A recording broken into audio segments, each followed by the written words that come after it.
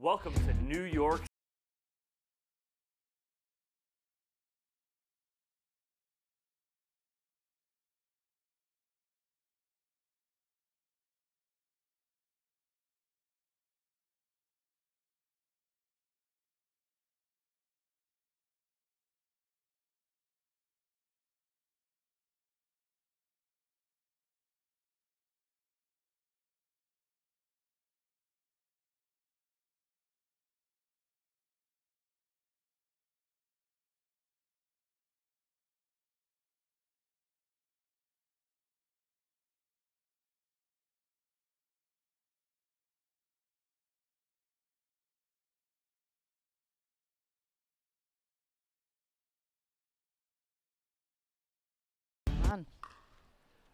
Good morning and welcome to New York City. We are here at the Billie Jean King Tennis Center at the Franklin New York City Open Head Pickleball pregame show. You hear that, Laura? I am Dominic Catalano. Alongside me right now for the moment is Laura Gaynor from USA Pickleball. Thank you for joining me early on this morning, Laura. I appreciate it. This is incredible. So, I mean, we're starting off a historic event here in New York at the Billie Jean King Tennis Center, the mecca of tennis in the United States, and it's pickleball takeover for the next 4 days. It's going to be a great time here, starting off with singles today. So in our pregame show, we're going to talk a little bit about our singles, and we have our seeds that we're going to show you guys right now. In the men's side of the draw first, they are all just getting underway here at Flushing Meadows.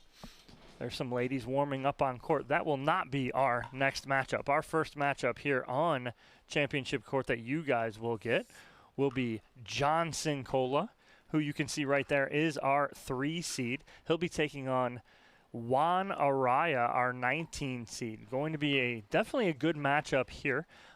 Skull U Paddles Juan Araya. They are out there in their booth, and so Juan's pulling double duty out there in his booth selling paddles, and then now here on championship court at the New York City Open. As you can check out our seeds on screen, J.W. Johnson and Zane Navratil take the 1 and 2 seed. Cincola here about to take court, our 3 seed.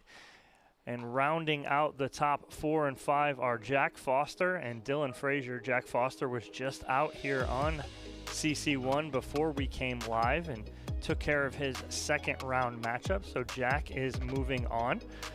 So as we move forward now, we want to check out possibly our women's seeds here for the day. The ladies will be starting off shortly as well. Your 1 seed, Irina Terashenko. Saw Irina in the hotel yesterday. I asked her if she's going to practice. She's like, no, I'm not going to practice. I'm going to see the sights. So she was seeing the sights yesterday, but she's on court as our 1 seed today. Georgia Johnson, our 2. Lauren Stratman and Anna Bright, 3 and 4. And Annika Cooper rounds out our top 5. So Laura, how has your time been here so far? I know you said you're leaving tomorrow, but first and foremost, introduce yourself to everybody and what your role is with USA Pickleball. Yeah, so I'm very excited. I've been with USA Pickleball now for, almost 3 years. And just as you named off all these incredible pro players, we have an incredible lineup here in New York. And so I lead media relations for USA Pickleball and also social media strategy and content. So I love getting the chance to be here at this incredible venue, getting to talk to these pro players. You'll see us capturing some videos, posting it on the APP social media channels, official APP tour, as well as, of course, at USA Pickleball. So continue to follow us there. And of course, this is a qualifying tournament as we head our hashtag Road to Nationals and make our way to as well the beautiful venue of the Indian Wells Tennis Garden. Yeah, and that's where I met you first this year at Nationals. You suckered me into riding some some post-game or post-day write-ups all week. I got you a lot of hot chocolate. It was pretty cold. You did get us a lot of hot chocolate in the booth. It was chilly at night, so myself and Cameron Irwin, we appreciated that. So, but yes, and it's all leading up to Indian Wells. So yes, the New York City Open here this week is a golden ticket event. So all of your gold medalists will qualify for Nationals this year at Indian Wells. And I always had a soft spot, for Indian Wells, and now being here and seeing this, and I'm sitting in the booth right now, and my view is our court and then Arthur Ashe Stadium right next to us. I mean, it really doesn't get much better than this right now, and been in town for a day and a half now and trying to see some stuff. But this is the mecca of pickleball, or pickleball right now, but and tennis. So we're excited to be here and appreciate everything that you guys are doing with USA Pickleball. Anything coming up through the pipelines with USA Pickleball? You had anything special you can share with us? Yeah, no one listens, so it's fine. Well, June's a busy month. We have our indoor national championships coming up as well, which is in Hoover, Alabama. And then we'll finish out the month at the Newport Beach championship, which is actually the Consumer Cellular USA Pickleball Newport Beach Championship. So that's a mouthful. I know it is. We love it, but yeah, so a lot of beautiful tournaments coming up, and this view in New York, it's just amazing to get the opportunity to be here. We've seen a lot of the players excited to get the chance to play at these courts at the venue. So Ken Herman has done an incredible job, and you keep seeing him, of course, walking around, working hard. So we greatly appreciate being a part of this. I'm waiting for the sweet tea because that's what Ken's known for. And it started all in Georgia, and that was all fine and dandy, but he's got sweet tea from every other place and under the sun now. And I don't know if he's got some New York sweet tea or whatever he's got running around. But, yes, Ken Herman, the CEO and founder of the APP Tour. If you're here on site, you'll see him sprinting past you at one point or another during the day. But, yes, we appreciate, you and everything that you do, Laura, for USA Pickleball, for the sport of pickleball. It just helps us, especially when you're bringing us hot chocolate in the booth when it's nice and cold. So, again, the matchup we have right here, as you see warming up, John Cincola, our 3-seed. He took out Frankie Two-Tone. I know Frankie. Frankie's a Florida guy in the first round, 11-4, 11-1. And then Juan Araya took out a 14-seed, Anton Goods, 11-2, 11-7. And this matchup here is going to be very interesting, because Juan Araya with a 19 by his name is a very misconceiving number. Juan is a very good singles player. He is one of the top pedal players in the world. So he comes from that world. He came up with his own line of paddles, which is Skull U that he's using right there. And so this matchup should be a good one with Cincola and Juan Araya. John Cincola from the Illinois area, using Pro XR now, part of that Team Pro XR. A big announcement about a half a year ago, about 6 months ago. They signed a lot of high-level players, and he is part of that team now too. So you did say that you are leaving, though, tomorrow, Laura. What has been some takes that you have gotten so far from being here in the short time that you've been here at the venue?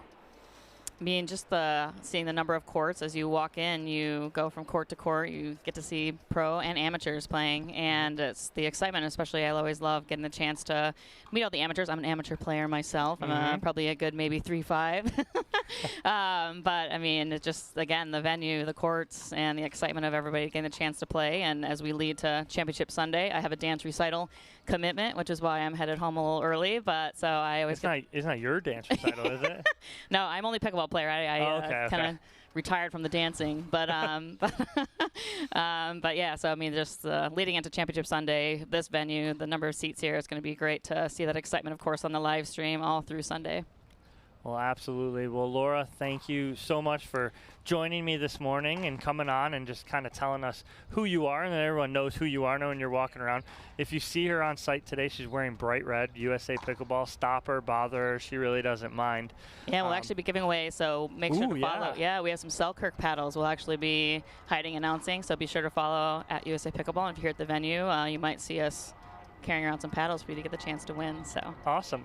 Well, thank you so much for joining us this morning, Laura. We appreciate it. And I'll head over to Susanna Barr, the pro. And quick shout out, of course, to Boxcar Productions, to all of you for putting this incredible on. You guys make it look so easy, and I love getting a chance to work with you all. Thanking Kyle already. Yes. We haven't even started yet, and thanking Kyle and Randy and the whole crew back there. So, but yes, incredible job always. It is a lot of work, and these guys do a great job. Here's the pro.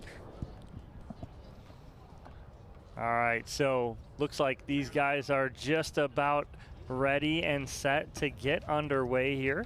This will be a 2 out of 3. a spot in the quarterfinals at stake here. So this is a second round matchup here for Cincola and Araya. Beautiful venue, great setting here in New York. And by my side, I am joined by pro player Susanna Barr out of Boise, Idaho. Susanna, thank you for coming today. Thanks for having me. Absolutely. So, you know, people would be asking, Susanna, what's Susanna doing in the booth with you today? Susanna, a former collegiate tennis player herself, knows a lot about the strategy of singles, a coach herself and teacher. So we're happy to have you here and get your insight on things. It's always good to have new insights on things, so thank you.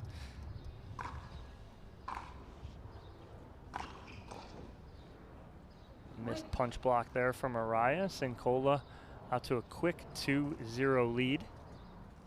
2-0. Side out.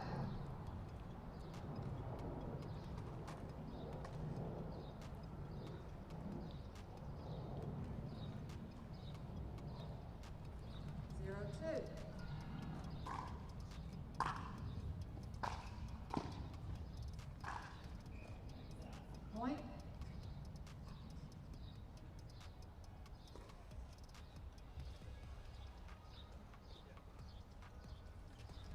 One, two.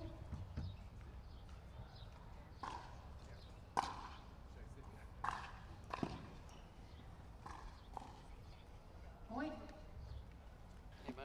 You put that on, please? All right, so Araya tying things up here 2-2 2-2.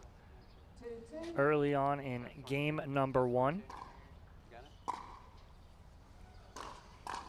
I'm putting this out here for a reason. Ooh, nice roll forehand there, Susanna, Yeah, from that Juan was Araya. really nice.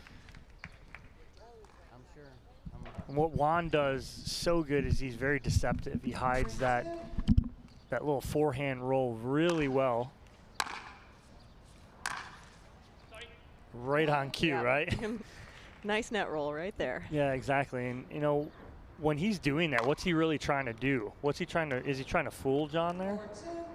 Yeah, I mean, he's trying to deceive where he's going, but he definitely saw an opening down the line. And he keeps going to John's forehand right now, which is a little unusual. John might be expecting him to go to his backhand. And there's that, it's almost that reverse, right? Like he's thinking he's going to go to his backhand, he goes to his forehand. Side Tries out. to shape that one on the backhand side by Cincola, but side out. But Araya takes a 3-point lead here in game number 1. 2-5.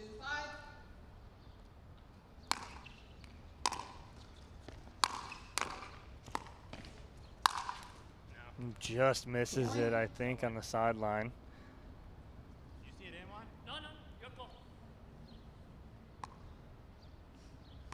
Juan almost thought it might have been in, but he respects John's call. John called it out. I missed you. Yeah, that one just wide there. I saw some blue from up here. If I can see it, Yeah, that's it was definitely out. 4-5. John rolling back here within 1. That was So- a nice backhand volley right there. So Susanna, talk about too what John Cincola serve. He has a spin serve, right? Yes. And so with that spin serve, John is one of the better players that has a spin serve. He gets a lot of action on that.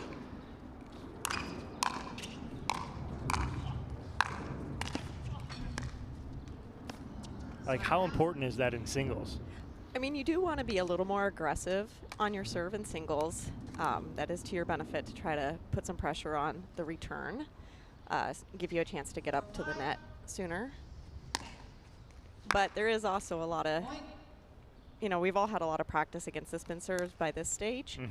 There's a lot of information out there on how to read them. So they're not quite as effective as they were, say, 6 months ago. Right. Well, you're totally have an advantage because you get to practice against one of the best spin serves in the game and your son, Porter Barr. Yeah, he can still get me.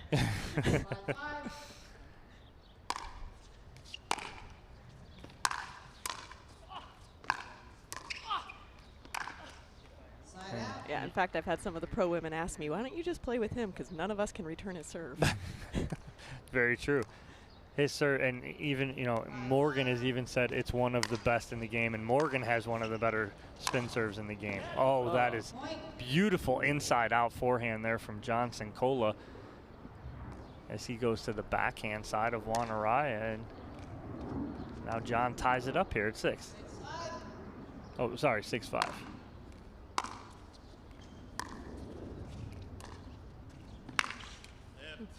out.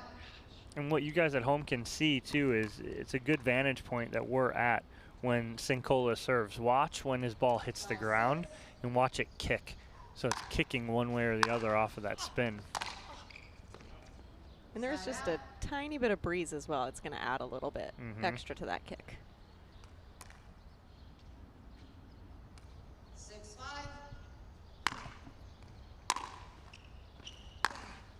Oh, that's a nice ball. Cincola on his heels there. Makes it look easy right there, but that's a very difficult shot, isn't it? It is very difficult. And he placed it perfectly. 7-5.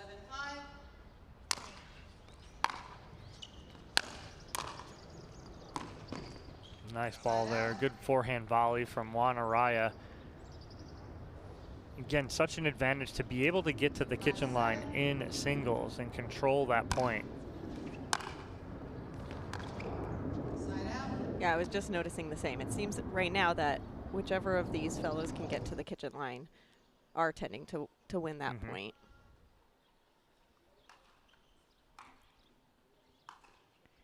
That's a nice two-handed backhand from John Cincola. And that one, I do think that serve gave him an advantage. That serve kicked a lot, and Araya's return was a little short.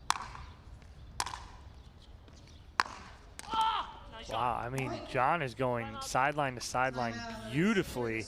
He takes a 9-5 lead here in game number 1. And Susanna, what are you seeing from John that's giving him this advantage? After Araya went up 5-2, Cincola's rattled off 7 straight. Yeah, I mean, I do think, his serve is starting to kick a little more. He's able to keep Araya back. And when John gets up to that kitchen line, he's definitely taken advantage. At the same time, his passing shots right now, he's settled in. Some of it could have just been nerves at the very beginning.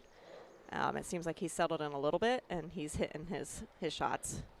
Yeah, it seems to me he's hitting, he's staying within that. Talk about, especially in singles, staying within a foot of the sideline, right? If you can stay within a foot of the sideline and get your opponent fully extended, it just creates so much problems for your opponent that, and that's exactly what it seems like he's doing with Juan, too.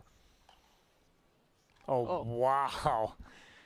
And that one was extra tricky because with the kick serve, the spin serve, what you're looking for is not just the direction it kicks, but the depth of the ball. So that one was really short. It actually bounced pretty close to the kitchen line. That's a good read from Araya. He was sick of Cincola going down that forehand side.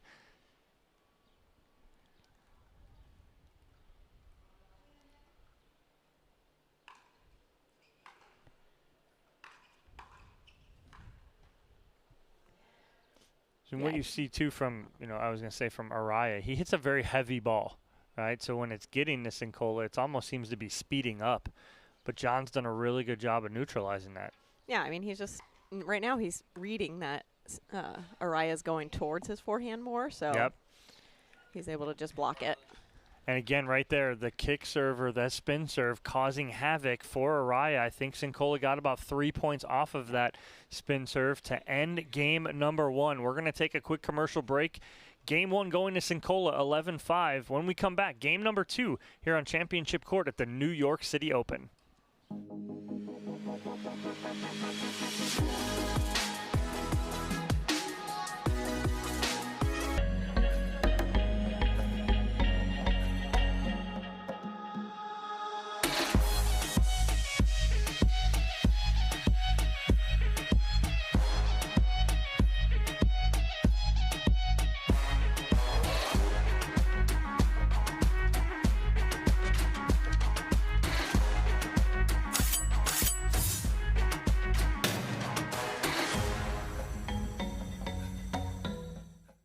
Consumer Cellular has the best customer service. They care about the customer. The best price with the best quality. The prices, the coverage. The coverage is great. It was the same, if not better. Consumer Cellular provides the exact same premium coverage as the nation's leading carriers for half the cost. Switch to Consumer Cellular and get talk, text, and data starting at just $20 a month. It's like 4 scoops of ice cream for the price of 1. Switch today and get a 100% risk-free guarantee. Call or go online.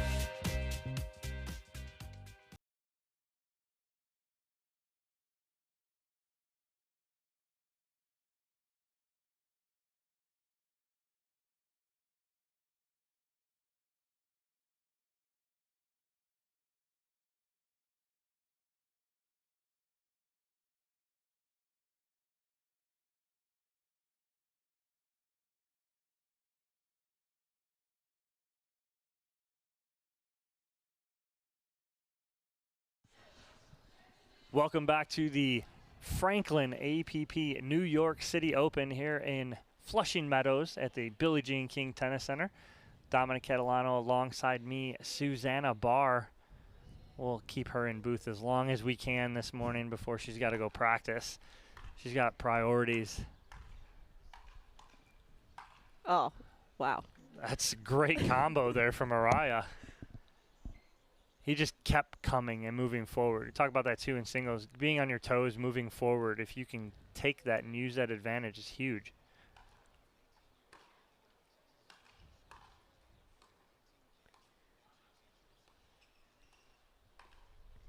Nice job by Araya what right I there. expect to see is Araya coming up a lot more up to the kitchen line in this match.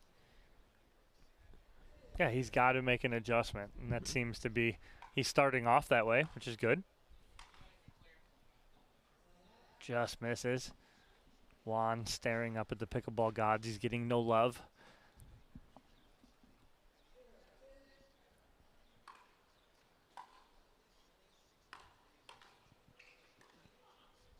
Oh, wow. That's too good. What a backhand there from John Cincola. He goes hard cross court.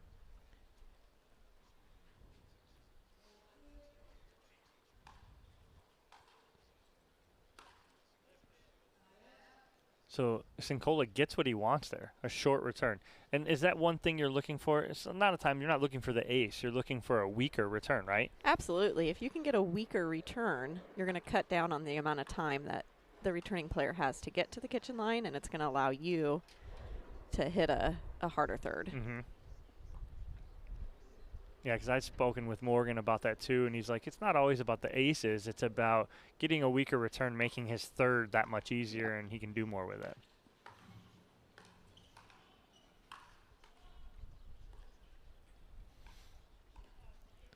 Nice ball. Nice point from Araya. Gosh, the game is changing so much, Susanna. You're watching the shape that these guys can put on this ball, so much more like tennis in the creation of shape on balls. There's that forehand volley again. We've seen it a few times now from Araya. It's almost he's almost jumping as he's hitting that forehand. Mm-hmm. At one stage, he even jumped a little bit over the kitchen.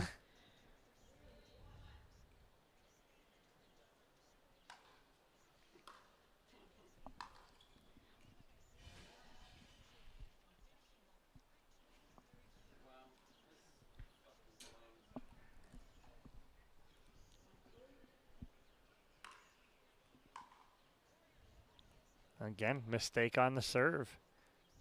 So if you can get one or two, Cincola had 3 in game 1, but you get 1 or 2 mistakes off of your serve, there again, right there. That was exactly what he was looking for. Not the ace, but the weak return. Yeah, that ball was in the middle of the transition area, and he's able to cut that time down, come in, and rip that forehand.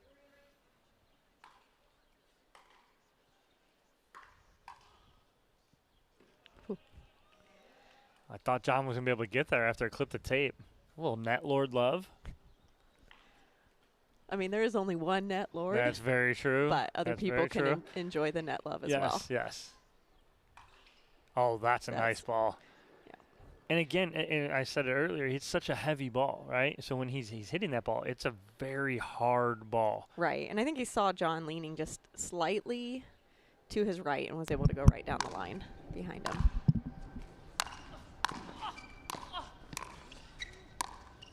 Side out. We haven't heard much from Juan as he looks up into the booth. He's a very animated player. He's a lot of fun to have here out on championship court. Nice ball right there. Inside out from Cincola. I remember having Juan at the APP Punta Gorda about a year and a half ago. This is like his first pro event. And he took Tyson, gave Tyson everything he can handle. But he was a character on court, just bantering back and forth with Tyson. Side out. And Tyson can banter with the best of them, Yes, so he that would have can. been fun to see. Yes.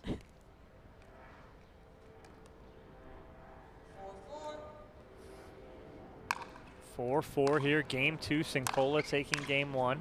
Ooh. Uncharacteristic unforced air there. Mm-hmm. Especially on a ball up at shoulder height for Cincola, able to get on top of that, but tries to do a little too much with it. Side out.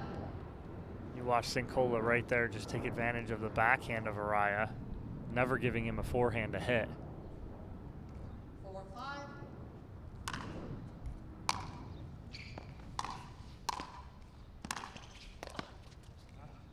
Side out. Well, first and foremost, Araya had to play that last ball.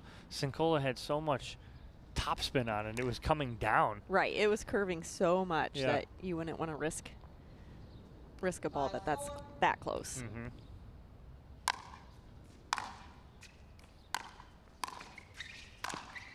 That was a really nice point.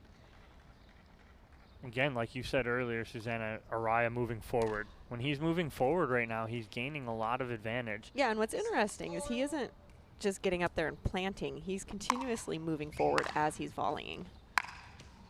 Side out.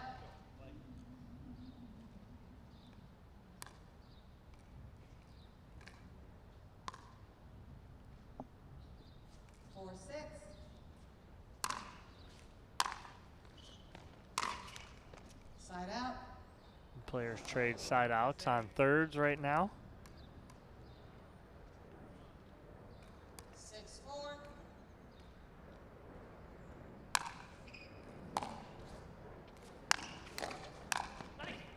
Nice job by Araya. And again, we talk about all the time is being able to take those balls out of the air, right? And you cut down the time your opponent has to react to your next shot. And that's what Araya is doing very well here in game number 2. Point. Time out here. Number 1 here from John Cincola, your 3 seed, as he is down 8-4 here in game number 2 to your 19 seed, Juan Araya. Araya trying to force a third game here with a spot at the quarterfinals at stake here. What do you think, Susanna, Cincola needs to change here going on here in game number 2? I mean, I'd like to see Cincola not giving Araya so many balls that he can volley out of the air. Mm-hmm. He needs to get back to pushing the balls cross court more, making Araya run laterally instead of allowing him to run forward. I think, too, you know, Cincola great at playing that little cat and mouse game. Get Araya maybe into a couple cat and mouse points, see if that works. Yeah, I mean, especially if he can get the ball to bounce, which is what is not happening right now. So, yeah, if he can start to throw in some dinks, throw in some drops. Side out. Well, good return right there from Cincola right out of the timeout. Good timeout. You don't get a refund for him, use them, right? Exactly. 4-8.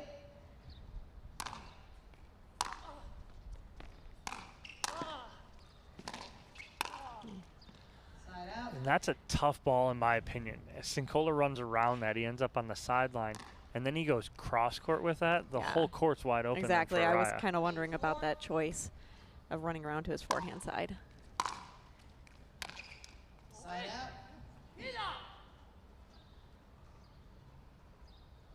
Again, trading side outs here.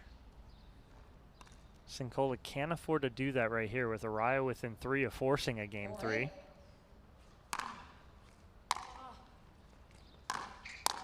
There it is. Oh, he missed it. Yeah. He had what he wanted.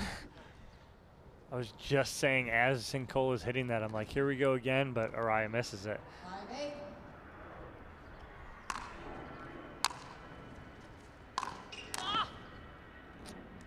Nice ball there again from Cincola. But again, he took something off that. And so as that ball's getting to the net, it's kind of dipping down. So. And I also think the return from Araya wasn't quite as strong.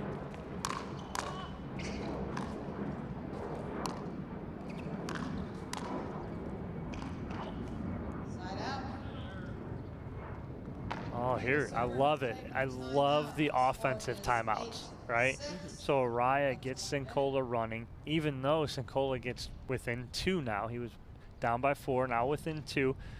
Araya regrouping and getting his thoughts, getting his bearings. What do you think of the offensive timeout? I think it's a great choice, especially right in this moment.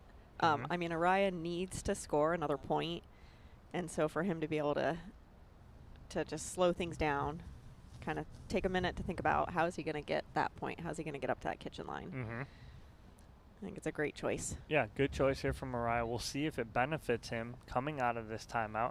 Again, thank you guys for joining us this hour, and this match brought to you by Skechers. So Skechers, our sponsor for this matchup here. John Cincola taking on Juan Araya, the 3 seed versus the 19 seed here at the Franklin, New York City Open. A shot at the quarterfinals on the line here. See if we have any updates. No one has moved on to the quarterfinals yet on the men's side.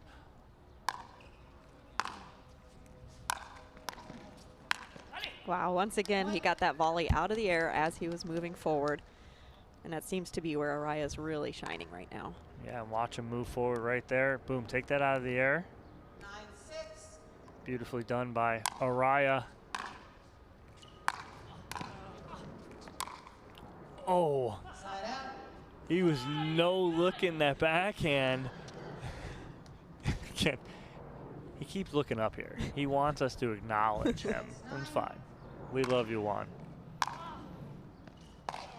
Yeah, that was a great return. That kick on that serve was pretty intense, but Araya was able to get a nice return off it.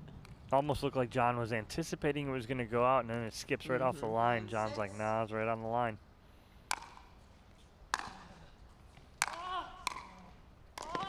Oh. Juan yelling things that not many of us could understand, but perfectly fine. Probably a little safer for him in that aspect too. 6-9.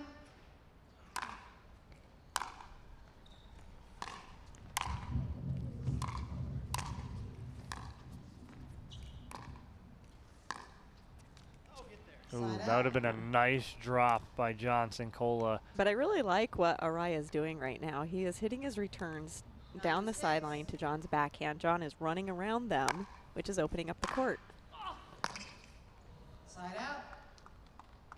It's a good catch right there, Susanna, because Juan is doing that very consistently. He's trying to talk John into hitting the backhand, but he's not doing it. Ooh, it was unfortunate. Side out. And right as we say that, he went to the Cincola forehand. And I actually thought, why are you doing that? But it worked out in his benefit.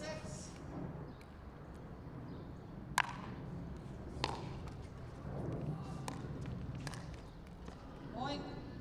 John wants that one back. Right choice going to get that out of the air, but I think he reached a little too far. He's got to let that get a little closer to him. Yeah, and I think he actually had a nice little opening right down the line in front of him with that ball. Oh, Ooh, that's we're a going to the third nice game. ball right there from Juan Araya, going right down the line. He takes game number 2, 11-6. We're all square here at 1 game apiece at the Franklin New York City Open. We'll take a quick commercial break. When we come back, game number 3 here on Championship Court.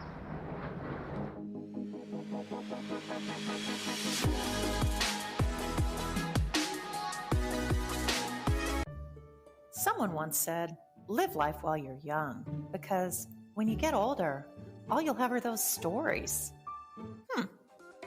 We don't think so. What we do today, that's tomorrow's memory. This is our time to do what we love, to learn new things and meet new friends. It's the beginning. This is game time. This is Generation U. Hank, a digital platform to find people like you. Consumer Cellular has the best customer service. They care about the customer. The best price with the best quality. The prices, the coverage. The coverage is great. It was the same, if not better. Consumer Cellular provides the exact same premium coverage as the nation's leading carriers for half the cost. Switch to Consumer Cellular and get talk, text, and data starting at just $20 a month. It's like 4 scoops of ice cream for the price of 1. Switch today and get a 100% risk-free guarantee. Call or go online.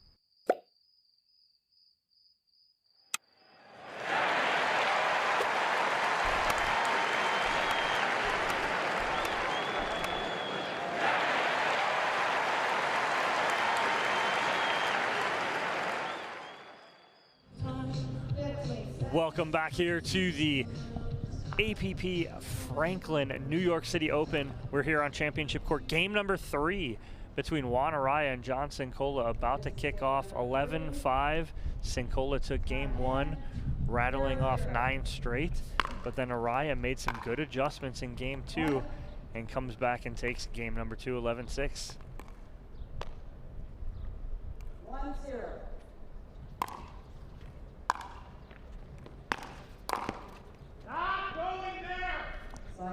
So just in case you guys couldn't hear, John Cincola yelling at himself, stop going there. And that's exactly what you were talking about, Susanna, is he keeps going to the same spot right there. He's going right to Araya's forehand, allowing Araya to volley it out of the air. Another close ball right there, but that ball being called in by Cincola. Cincola, the center of a online debate over the last 3-4 days. We'll get to that in a minute.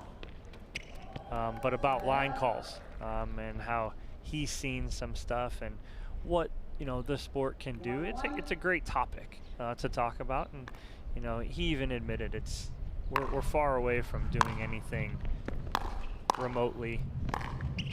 Oh,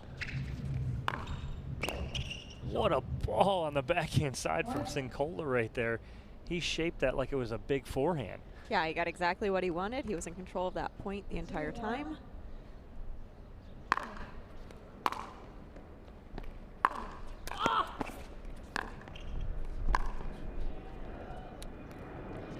Oh my goodness. That was tough. Let's see here. Oh yeah, that ball hit the corner. The ball was definitely in. Yeah, it looked like Cincola was watching it to see, and sometimes when you're watching it so closely, you mishit your actual shot.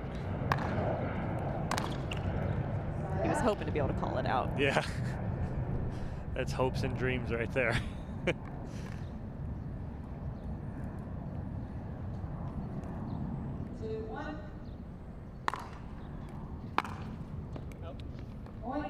know, the kick serve, or we keep calling it a kick serve. Yeah. It kind of It's is, but it's a spin serve in pickleball. Yeah, But it does that- kick. Yes, but that goes right into the body of Araya right there. Again, A couple of them. causes 2 errors, and Cincola takes a 5-1 lead here. Players will change ends at 6 in game number 3, so Araya is going to take this time out.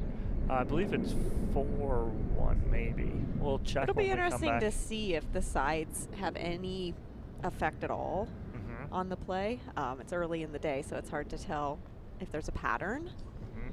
But definitely when they switch sides, we'll be able to see if there is any kind of visual or weather happening down there. Yeah, it seems like so far the side that Cincola is on right now, the near side, seems to be the favorite side. Yeah, exactly.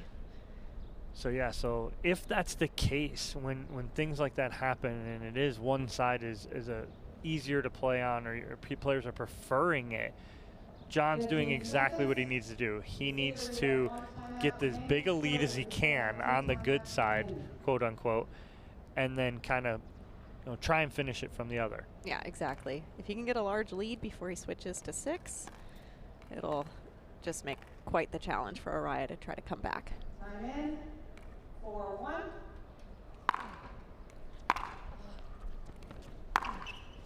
That was a nice passing forehand. And it was 4-1, now 5-1 here. Just almost slices through that last ball. Side up. John's commentary to himself too, if you're ever near him when he's talking on the court, it's hilarious. He's telling himself the basics. He's last one right there, over the net.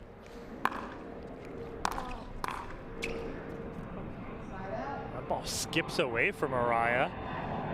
But I think too, he was almost caught up where he wanted to take that out of the air, but he couldn't, so he had to back off it. Right, and that's a little bit what we were talking about, that Cincola needs to get that ball a little lower. Try to not allow Araya to get the ball out of the air. Oh, and right on cue with the net lord in booth, Cincola gets the end change. That ball clips the tape and just drops. Yeah, there was nothing Araya could have done in that case. No, he's staring at the ball right there on the replay going, are you kidding me? But a 6-1 lead here for John Cincola. Susanna, what does Juan need to do to get back in this third game? Well, he definitely needs to take a minute, which he is. But he needs to think back through, what was happening in game 2 that allowed him to win pretty, in a pretty dominant fashion. And so if you can kind of get back to that, I think he was having a lot of success when he got John to run around his forehand or run around his backhand. And then, again, get up to that kitchen line and try to volley as many balls as he can. All right, so we'll come back in. Cincola up 6-1. Our next matchup here on Championship Court, Ryan Sherry and Rafa Hewitt. So we're going to have a good one here after this one as well.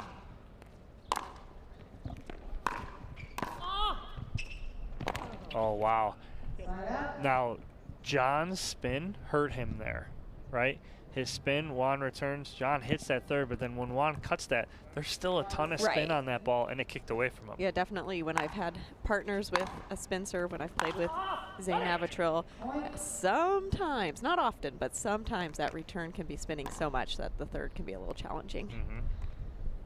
2-6.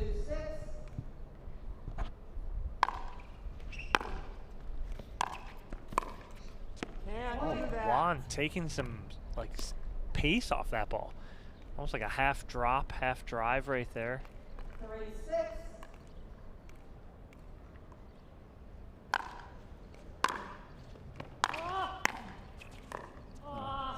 Again, and I don't mind it though, but what's happened is Juan's trying to move forward, but Cincola's picked up on that, so he's hitting balls lower now. Yeah, Cincola's done a nice job of getting the balls down at Juan's feet.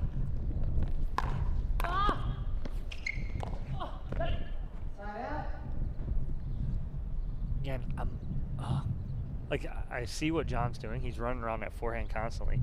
It's just, I don't know if that's going to last all day long. It's a lot of movement.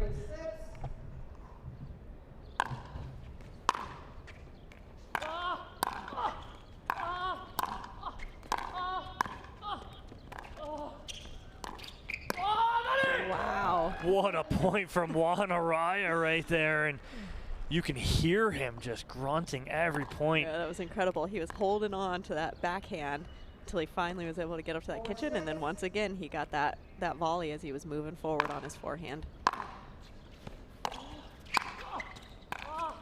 Side out. But he's got to be able to score a point when he gets the serve. Yeah. 6-4. Oh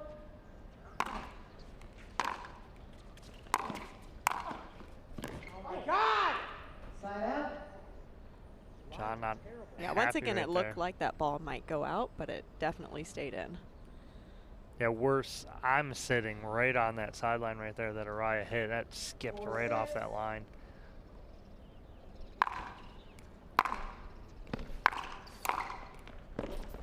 Side out. Not many balls going to come back when you get John a ball up shoulder height right there.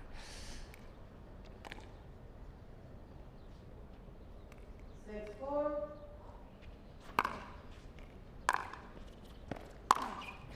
Go! Wow. Now, when he can do that with it, there's no chance. Right, I was a little surprised that Juan did not come up a little bit further onto the left side of the court when he knows 7-4. that John's running around to his forehand. Almost egging him into trying to go down the line there. Yep.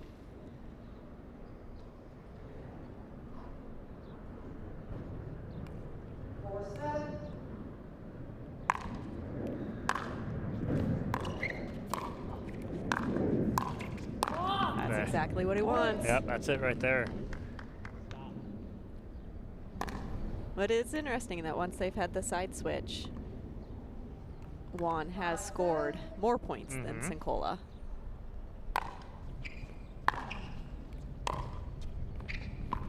Oh, that ball just died off the paddle of Araya, and he is now within one. It's a 5-1 run here for Araya on the end change. Oh my goodness. That is unbelievable from Araya. Just watch how smooth he is as he comes up to hit this inside out. That one wasn't even a volley. No.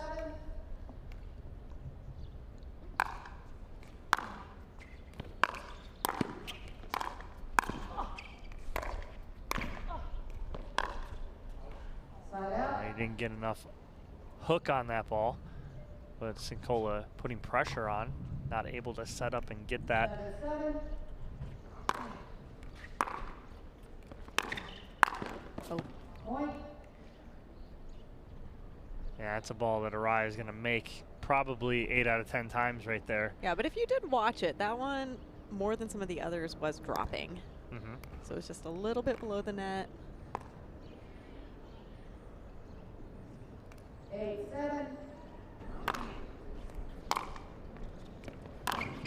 Oh, and it's exactly what you were saying. Araya leaning a little more towards the left.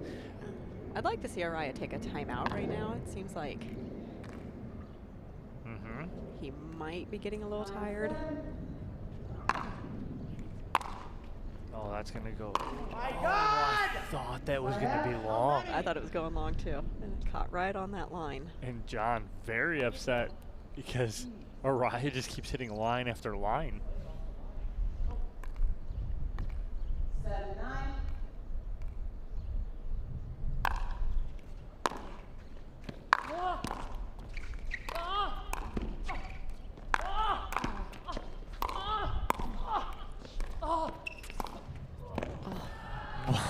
Wow. I mean, some great balls from Araya, but better blocks from Cincola. Just getting that last one out of reach of Araya.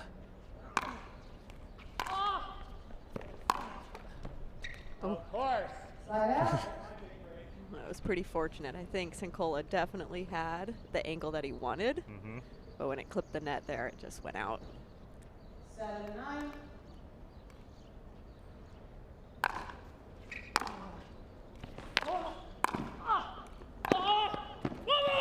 What a get from Araya right there. I mean, he was on and outside the right sideline, and then he's able to get this backhand and curve it back in.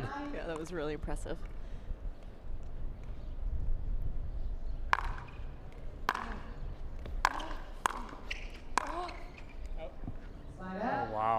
got something he could handle a little bit, but tried to be a little too perfect with it.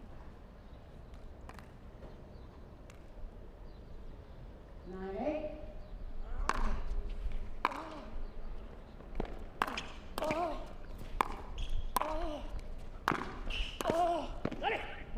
Great shot and control there from Araya.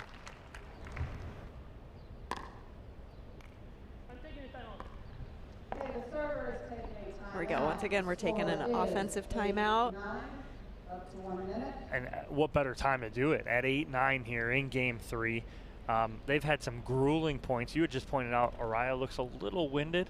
But right there, that's the time to call that. Both of his timeouts this game have been offensive timeouts. And again, why is that? Why would you take that at that point? He just wants to regroup. I mean, you know, in pickleball, you need to be able to score points, and you score on your serve. And so if he can just refocus here, you know, it's so close to the end, hopefully he can get a point or two. He's pulling a little Jack Foster there in the corner, towel over his face, trying to gain his thoughts, but Juan will take most of the time out. He will wait for that referee to call him back in, and then he will come back. So let's see if he can even this score up here. Down by 1, 8-9 in game number 3. Time in. 8-9. Both of these gentlemen looking for their second win of the day. Slide out. A good volley from Cincola right out of the timeout. 9-8.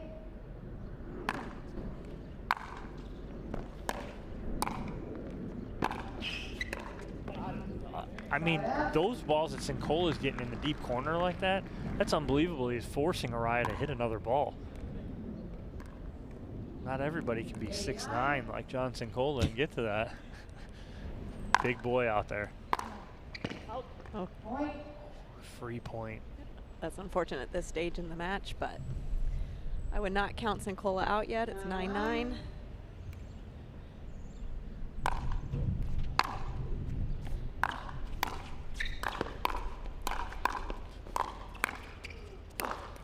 Wow. I mean, really. I mean, John handling everything that Araya brought right there. Yeah, there was some incredible gets by Cincola, but Araya was definitely moving forward, getting what he wanted to finish the point.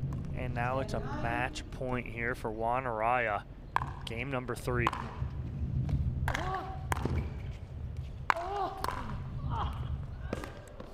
Oh, 2 bounce, no good there for Araya, so Cincola fights off 1 match point. Yeah, I really like when Cincola can get that ball in the kitchen, force it to bounce.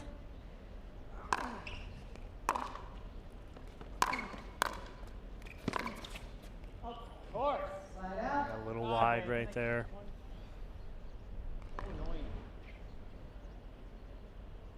Yeah, just puts a little too much on it. Match point number 2 for Juan Araya. That's a good leave.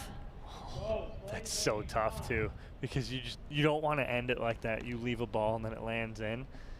But good decision from John Cincola.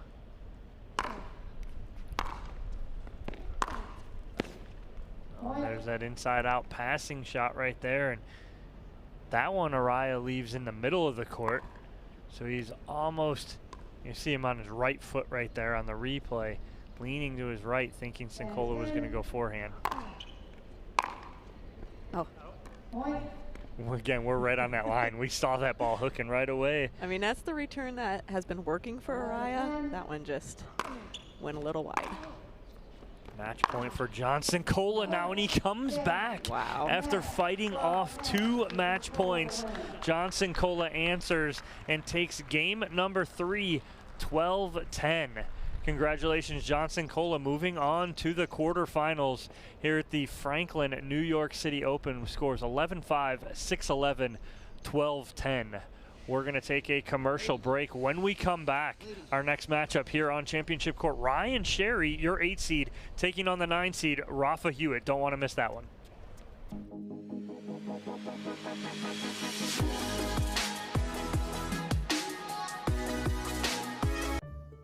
Someone once said, live life while you're young, because when you get older, all you'll have are those stories. We don't think so. What we do today, that's tomorrow's memory. This is our time to do what we love, to learn new things and meet new friends. It's the beginning. This is game time. This is Generation U. Hank, a digital platform to find people like you. Consumer Cellular has the best customer service. They care about the customer. The best price with the best quality. The prices, the coverage. The coverage is great. It was the same, if not better. Consumer Cellular provides the exact same premium coverage as the nation's leading carriers for half the cost. Switch to Consumer Cellular and get talk, text, and data starting at just $20 a month. It's like 4 scoops of ice cream for the price of 1. Switch today and get a 100% risk-free guarantee. Call or go online.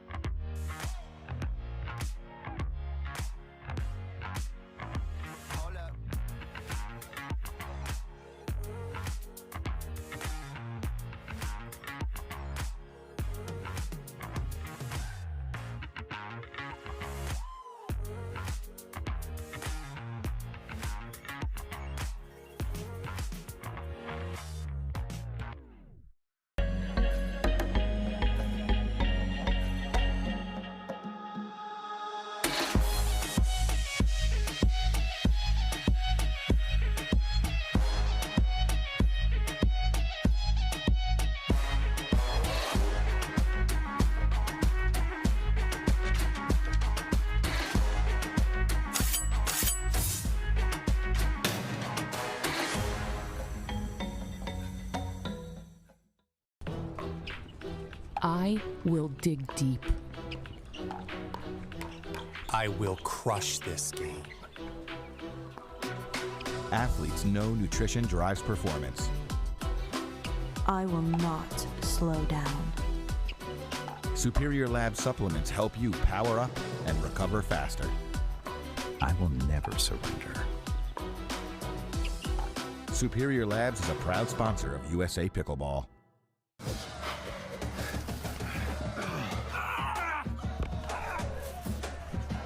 Working out doesn't have to be this complicated.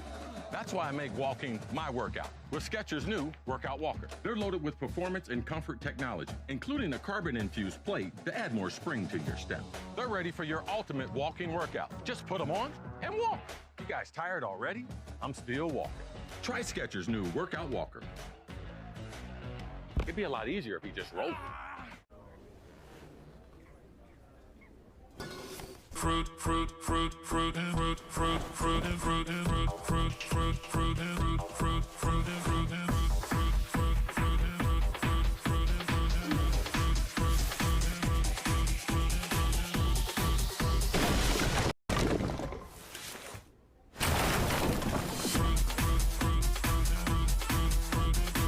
Fruit Smash Super Hard Seltzer with real juice. It's party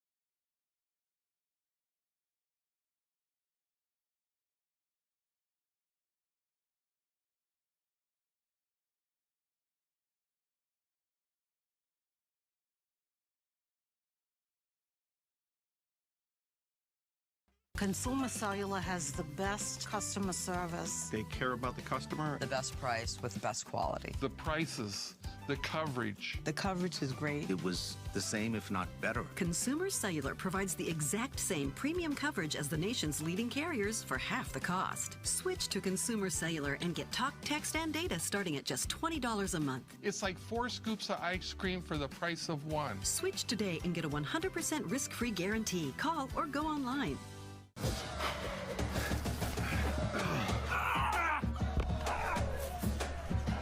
Working out doesn't have to be this complicated. That's why I make walking my workout with Skechers' new Workout Walker. They're loaded with performance and comfort technology, including a carbon-infused plate to add more spring to your step. They're ready for your ultimate walking workout. Just put them on and walk. You guys tired already? I'm still walking. Try Skechers' new Workout Walker. It'd be a lot easier if you just rolled.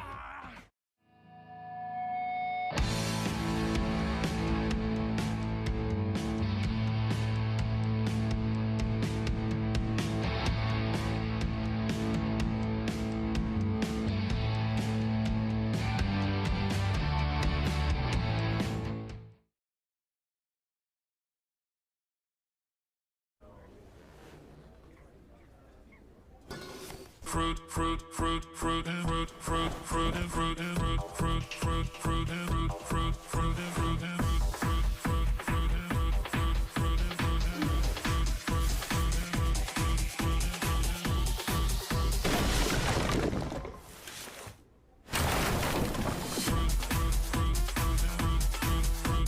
and Fruit Smash Super Hot Seltzer with real juice. It's party juice. I will dig deep. I will crush this game. Athletes know nutrition drives performance. I will not slow down. Superior Lab supplements help you power up and recover faster. I will never surrender. Superior Labs is a proud sponsor of USA Pickleball. The Franklin Pickleball New York City Open here on Championship Court. Ryan Sherry taking on Rafa Hewitt, your 8 seed and 9 seed respectively.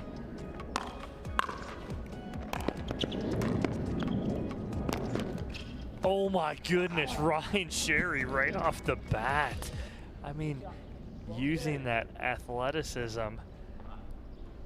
He doesn't look at Susanna right off the bat, but he is a very fast man. He can move.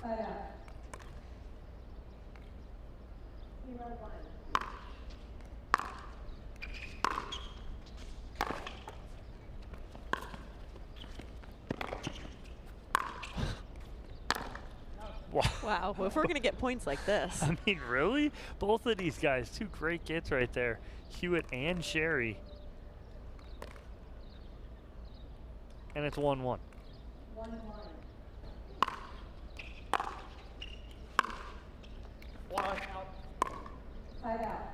Sherry calling it wide, and Hewitt putting his hand up going, yes, it was out.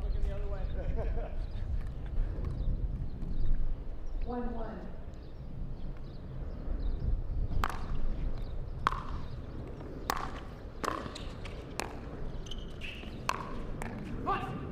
Nice ball by Hewitt. Couple good gets, because I thought Sherry had ended that point about 2 shots ago.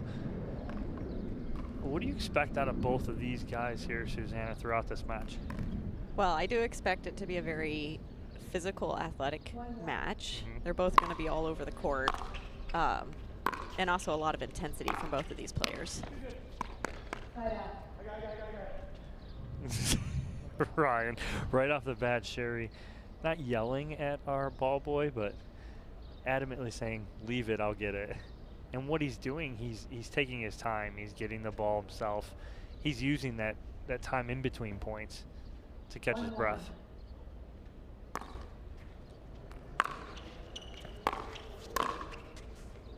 Just wide. Ryan talking to the ball boy on the side, just going, don't worry about it, I got it. You can have a seat. Yeah, Ryan's known for definitely taking his time in between points, which is not a bad strategy. No, and we saw it in St. Louis a couple weeks ago on the women's side. Paris Todd takes her time in between points, and it's not a bad thing. Regroup. No, there's nothing wrong with it. That ball kind of, I think it surprised Caught Rafa. him right in the chest. Yeah. I mean, if he'd been able to block it the way he was trying to, it would have been a great shot, but definitely caught him off guard. 4-1.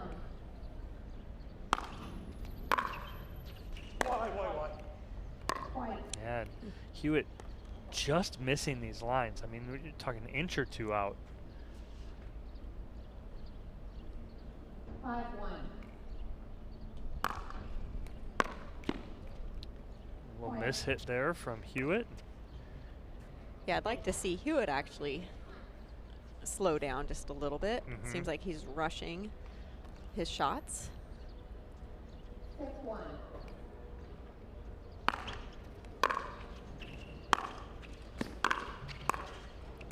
Wow, that's great control at the kitchen line from Ryan Sherry. He's head nodding, walking back to the baseline. Feeling really good right now. Great touch. 7-1. Wow, great wasn't two-handed great. backhand from Ryan Sherry. And timeout here from Rafa Hewitt. A big let's go from Ryan Sherry as he takes a commanding lead here in game number 1. Susanna, what is it that Rafa needs to do? Because what's happening, in my opinion, he's very subdued right now. I don't think that's the kind of player he is. No, I mean, Rafa likes a fast game. He likes a lot of energy. You know, I think if he can get even just 1 or 2 points to go his way, we're going to start to see him get really fired up. And you got Ryan Sherry out there using that new Yola paddle. They are here. They got a tent. And check out those Yola paddles here at the Franklin, New York City Open. Rafa Hewitt with team head. I believe using that new Radical that they came out with right before the US Open.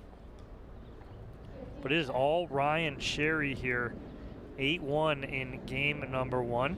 Yeah, I'd like to see Rafa extend the points a little bit. It feels like he's trying to go for a little too much right now, and he's making some unforced errors. Server, you have 2 timeouts remaining. Time in. 8-1.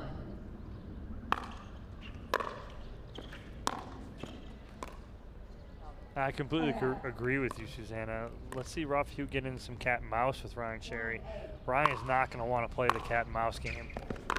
That's a nice passing shot right there from Hewitt. Yeah, Hewitt's a lefty, but he's also one of the players that you sometimes want to avoid his two-handed backhand.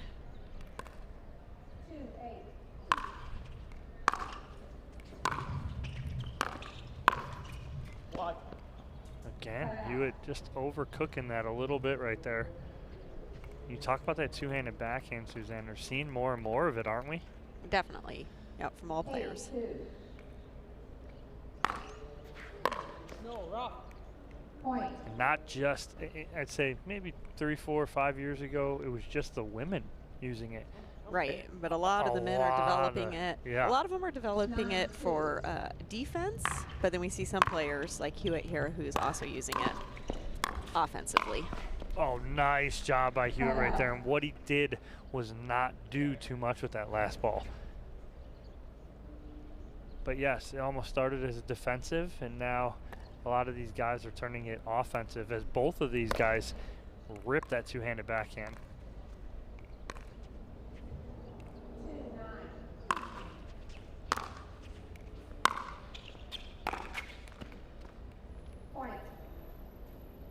Hewitt inching back in here.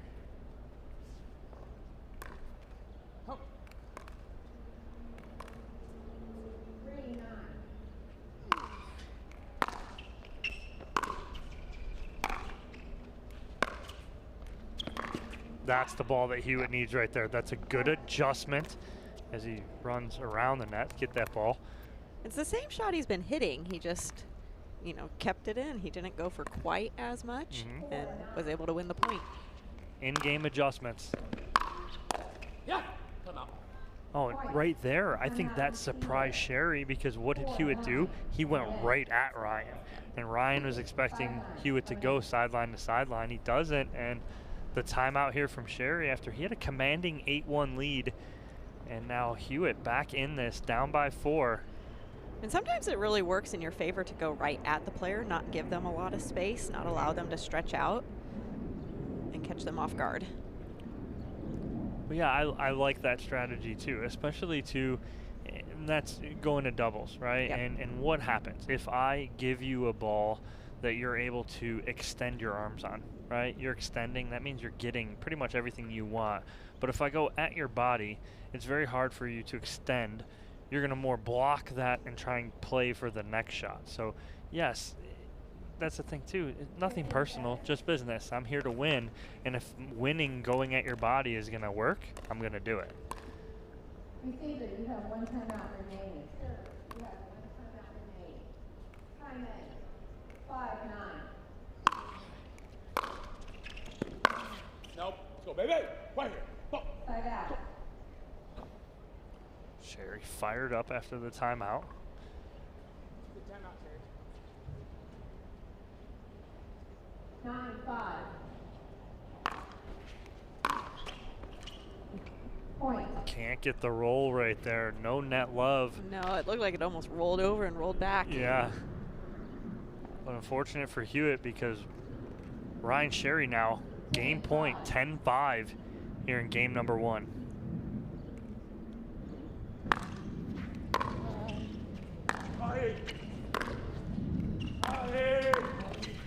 Oh, what a play by Hewitt to save a game point right there. Full sprint forehand from Hewitt on the move and able to control that. Made it look easy, but that's a very tough shot. 5-10. Oh, he almost had it. Yep. He's going for the around the post. Just a little too much. Hard enough to hit it around the post, but hit it around the post on a full sprint Right, like if you're that. running like that, yeah. That was a nice return. Yeah. There's that two-handed backhand. Right on cue. And Sherry went with a little float serve there, and what Hewitt was able to do was get it at its apex, almost hit down on it. And Hewitt has a very short backswing with his two-handed backhand. And that's what Hewitt can't have right there. Can't lose opportunities to score. Oh, nice forehand there from Ryan Sherry, and he will take game 1. He is fired up here after this forehand. As you can see right here, bouncing his way to the kitchen line to shake hands with Rafa Hewitt, but he takes game 1, that being Ryan Sherry, 11-5 here on Championship Court. We're going to take a quick commercial break. Game 2 coming up next here at the Franklin New York City Open. The Franklin New York City Open, brought to you by Rockin' Protein. Day 1. OS First. Superior Labs. Consumer Cellular. And Franklin Pickleball.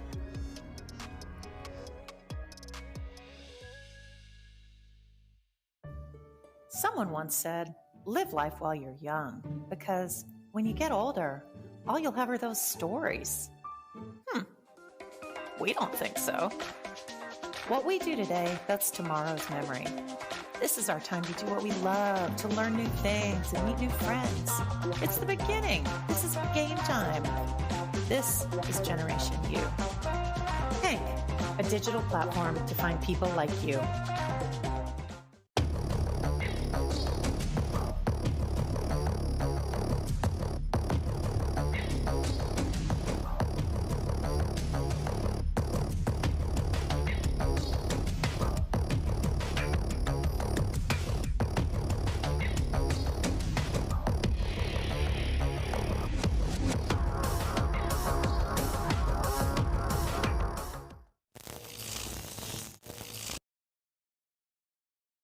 Consumer Cellular has the best customer service. They care about the customer. The best price with the best quality. The prices, the coverage. The coverage is great. It was the same, if not better. Consumer Cellular provides the exact same premium coverage as the nation's leading carriers for half the cost. Switch to Consumer Cellular and get talk, text, and data starting at just $20 a month. It's like 4 scoops of ice cream for the price of 1. Switch today and get a 100% risk-free guarantee. Call or go online.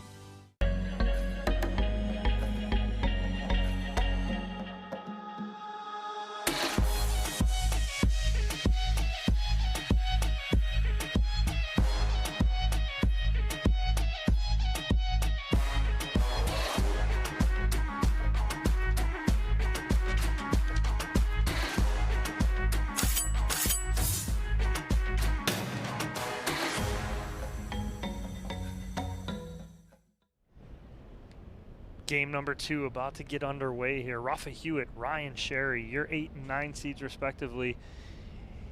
This match here brought to you by Rockin' Proteins. Check them out throughout the venue. They're out there giving away these protein drinks. Very good. Ooh.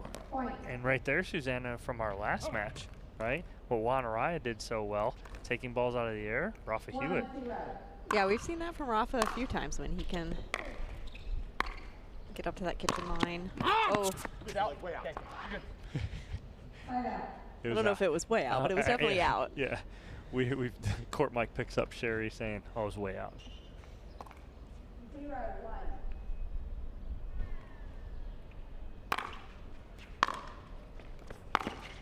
Wide. Out.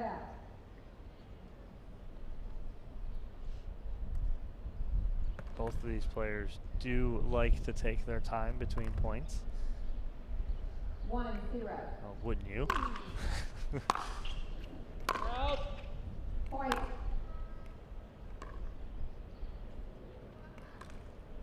Two, 0. Wide. Point.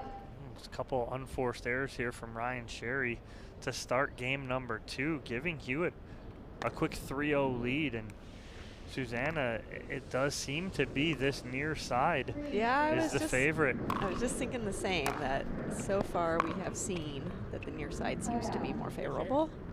Well, whoever has been on this side has been the most successful.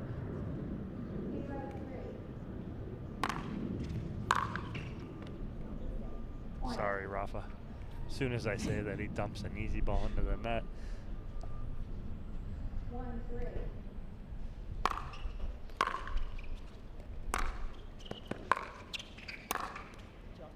Nice job of getting to the kitchen line there from Ryan Sherry.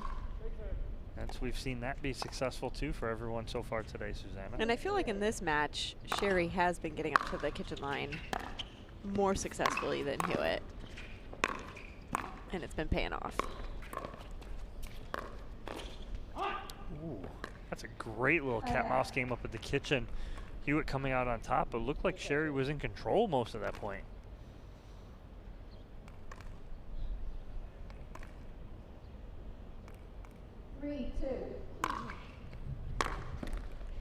Point. Might have noticed that serve also had a bit of a spin to it from Hewitt. He also can add some spin. Definitely got the return he was looking for in the net. You see most players have some sort of mojo. They're trying to get on the ball now. Wow, that's great point from Rafa Hewitt, fired up. And again, that's when Rafa's playing well, is when he's fired up. He's just that kind of player. You run into players like that all the time. You know, some that come to mind, Rafa Hewitt, Gabriel Joseph, talking about singles players, you know, Tyson McGuffin, you know, players like that that feed off that energy. And what Ryan Sherry trying to do is slow that energy down. But what does he need to do here, Susanna, to slow Rafa Hewitt down? It's not a trick question. You can go. Seems like a trick question at this stage because Hewitt is definitely getting the pace that he wants. I mean, I'd like to see Sherry get up to that kitchen line, really press Hewitt out wide and try to force Hewitt to hit some of those sharper angles that he likes to go for. And so far in this match, he's missed more than he's made. So I think if Sherry can force some more errors out of Hewitt, that'll slow him back down. Yeah, it seemed like when Hewitt was making mistakes in that game one, it was Ryan Sherry pulling him sideline to sideline. Yeah. And so if Ryan's going to get back in this second game, I think he does need to extend Hewitt as much as he can. 5-2.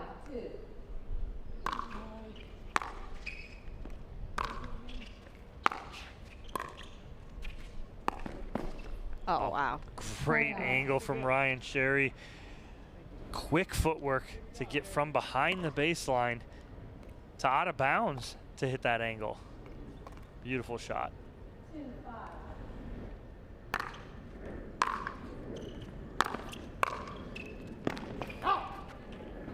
Again, like you said, Susanna, who's controlling that kitchen line? Hewitt does it really well here.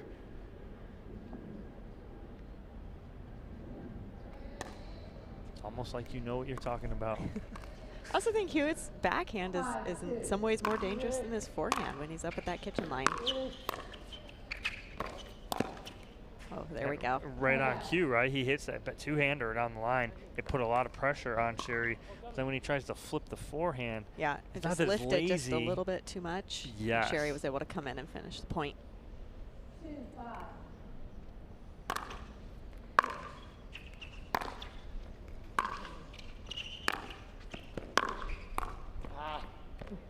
Yeah, now you bring it up and now I'm watching. Hewitt's getting so much more juice on the backhand than he is the forehand. 5-2. Oh. That was an interesting serve. Whoa. Rafa just dropping the little cut serve on us. Yeah, forced Sherry to have to hit that return on the run, keeping him out of position.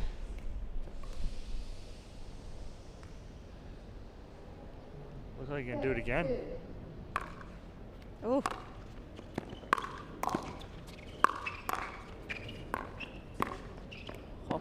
So what's happening too is Hewitt's spinning and he's cutting with the backhand. Yeah. So it's almost doubling it up. And you watch the kick on that last one. The kick on that was impressive. Unbelievable. I think one of the only reasons it didn't work as well is because it was going down the middle, which allowed Sherry to just stay in the middle of the court.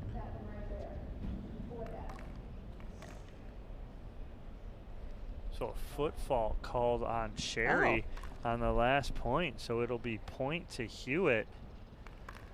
Let's see, Hewitt going back to the backhand. Ooh. And holy That's the one. cow. Right there, if you can push it out wide like that. I'm expecting a timeout here from Sherry, possibly to think about this serve a little bit. No timeout. 8-2.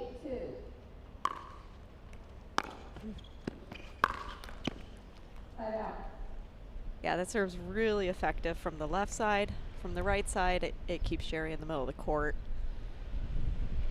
2-8.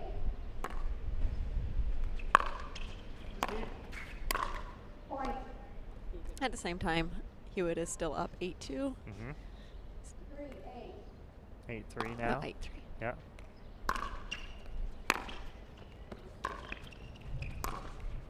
Nice job right there by Sherry, being very fleet of foot on the kitchen line right there, avoiding it. Yeah, it also allowed Sherry to really, he could have hit that ball any direction he wanted to hit. Oh, wow. Watch Sherry come up here.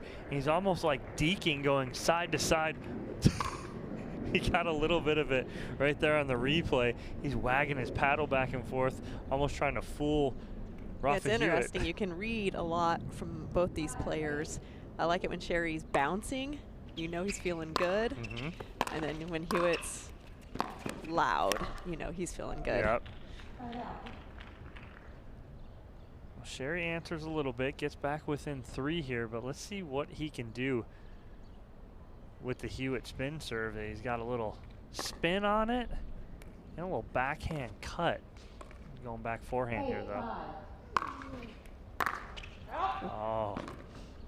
And honestly, that could be really beneficial because Sherry's maybe like, am I going to get the spin serve? Am I getting a regular serve? Right.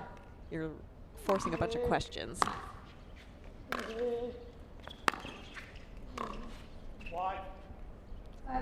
And I know you mentioned it, Susanna, with Rafa and him almost preferring and us seeing that his backhand's more successful.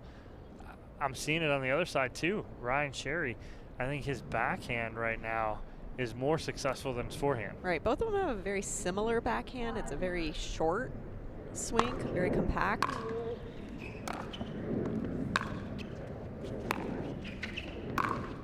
Oh. And what do we know? Because that's a great forehand right there from Rafa Hewitt. Yeah, exactly. On the move. Topspin forehand winner for Rafa Hewitt. 9-5. A nice adjustment to the serve, but Hewitt was still able to capitalize on it. Yeah. Timeout receiver. 10-5. 1 minute. So timeout here from Ryan Sherry, down 10-5 in game number 2. It's all Rafa Hewitt. He all of a sudden in game 2, why did he wait so long to bust out that little kick serve that he's got going on with that backhand? I know, it's working. It's very effective right now. I mean, you can definitely see how this spin serve is probably almost more effective in singles than in doubles because you're pushing players out pretty wide, leaving the entire rest of the court open for that third shot. We talked about the last match. Talk about a little bit again. You have the benefit of working with one of the best spin serves in the game, your son Porter. He's documented it. He showed it. He's not hiding it from anyone. Right. He tries to teach people it, yep. which is awesome of him in the first place. But no one can match what he does with it. Yeah, what are you looking for on it, though? I mean, he's always innovating on it, but you are looking to see if you can pay close attention to the spin of the ball and ignore to some degree what the paddle's actually doing. You know, watching to see which direction the wrist might be facing. What was... He just hit it flat, which again I think is... He just ripped the two-handed backhand But Sherry serve. doesn't know what's coming. Right. That's 3 types of serves that we've seen now from Rafa Hewitt in game number 2, and it's given him that game 11-5. So we're all tied again here in this matchup. 1 game apiece. We'll take a commercial break. When we come back, game number 3 here on Championship Court.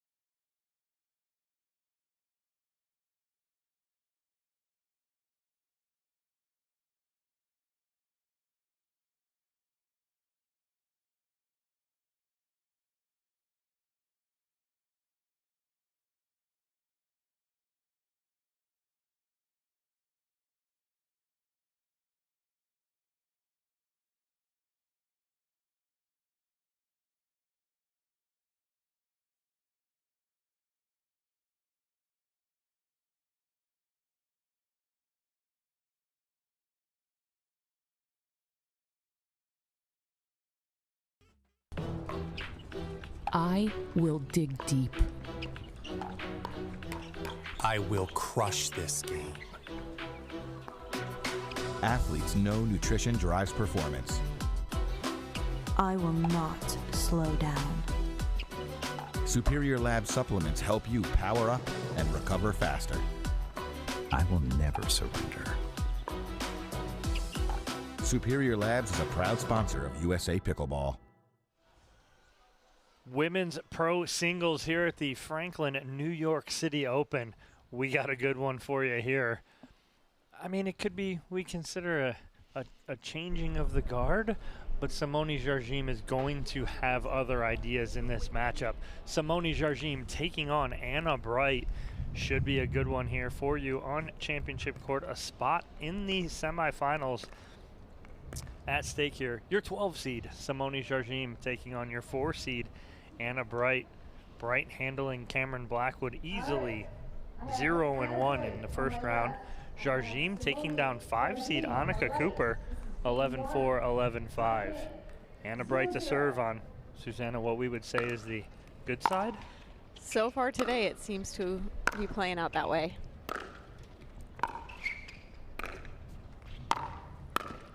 Nice control by Anna Bright, and this match brought to you by SunMed here on championship court at the Franklin New York City Open.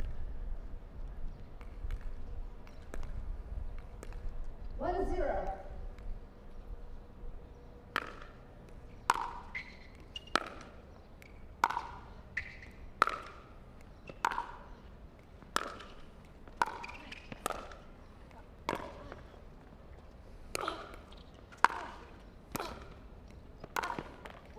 Great job by Anna Bright controlling that kitchen line.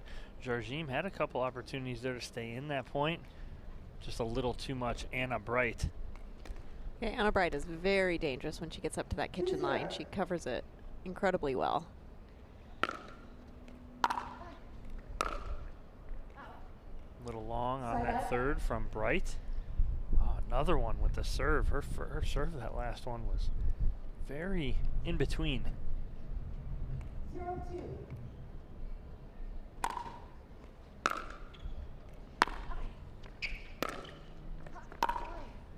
Oh, great ball from Jardim on her heels at the baseline, goes cross-court forehand winner. Bright can't get to it. 1-2.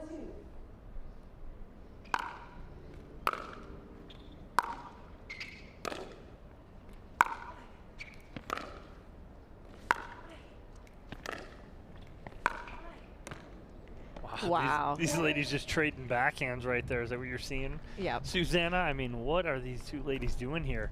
Just trying to go backhand Yeah, to that was backhand. impressive. Simone finally was able to get that ball to drop low enough.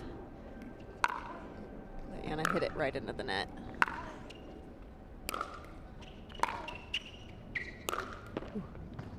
And Jardim just throwing that lob back up just to get it back up and over.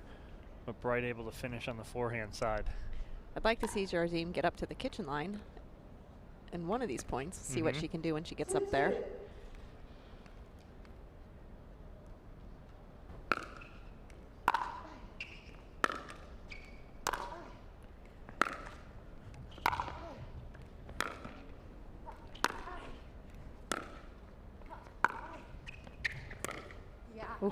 Yeah, and it's right now it's who can get there first.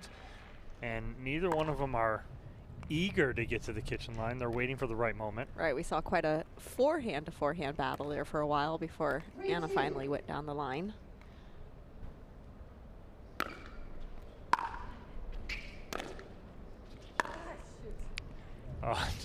Jardim almost wanted to call that out, but it hits the line and she's like, oh, shoot. Yeah, I haven't had a chance to play down on this court yet, but it does look like the lines potentially skip just a little bit.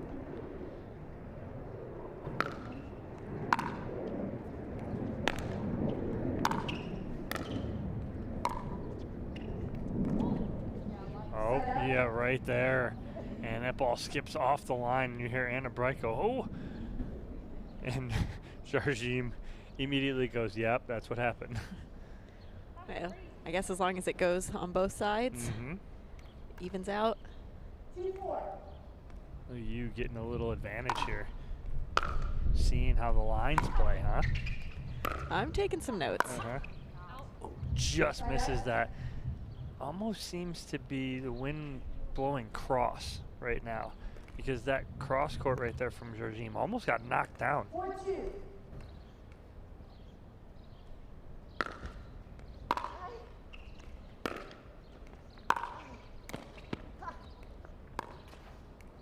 That was a very smart shot.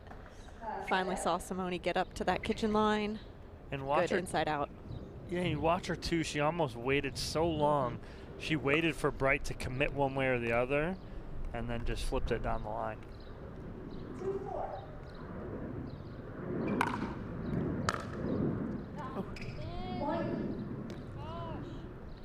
It's really interesting watching Anna Bright's forehand, the amount of curve she's getting on her drives.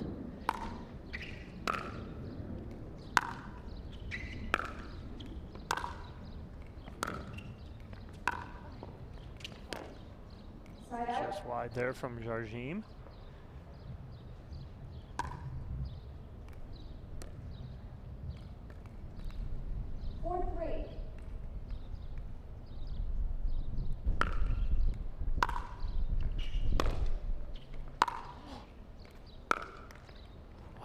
The shape she just put on that last two-handed backhand is incredible, isn't it? Yeah, exactly. That's what I've been seeing up here. Both her forehand and her backhand side.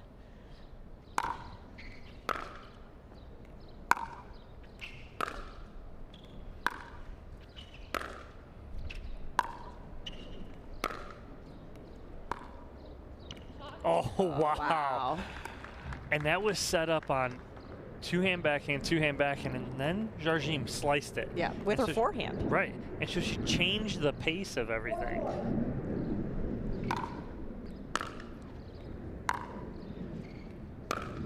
Yeah, that's where you see a little bit of experience coming into play there.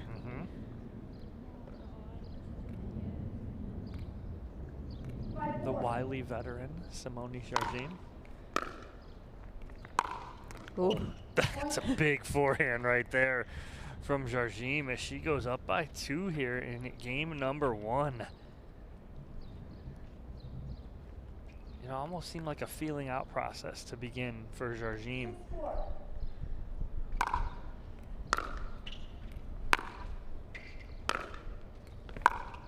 Wow, what a backhand there. Yeah, it's great to see Simone back out playing singles again. I think she played singles recently as well, but I don't know if she's faced Anna Bright before. You know, we saw her in Punta Gorda. Okay. I believe you played against Anna Bright in Punta Gorda too, didn't you? Did you play No, against not her? in singles. Okay. No, not singles, in doubles. You No. play against her in Georgia? Okay. I've played against her in Delray. Okay. Yeah. So Delray played against her? Yes. But I remember in the gold medal match, it was Anna Bright and Georgia Johnson who took on Simone Georgine and Corinne Carr. That's true. I was meaning in singles, but yes, they have faced each other in doubles. And you know, that was, I think, Simone's first taste of Anna Bright. Right. And it was incredible. Anna's coming out party that weekend. Yes. And, you know, from there, she's just continued to take off. Almost hit a lull after that. And I think it was almost a learning curve. She got really high, then kind of hit a lull, and now she seems to be getting back up, and like that uptick, which is good to see. But she's getting everything she can handle here from Georgine.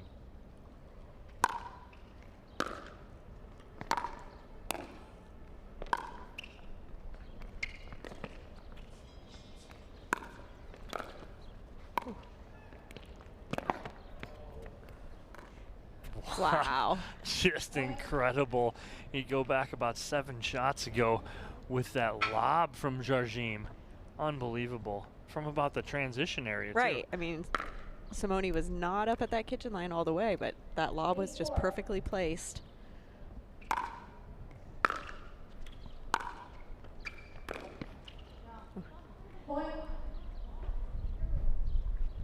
Yeah, a little wide from Bright. Georgine continuing to reel off points here.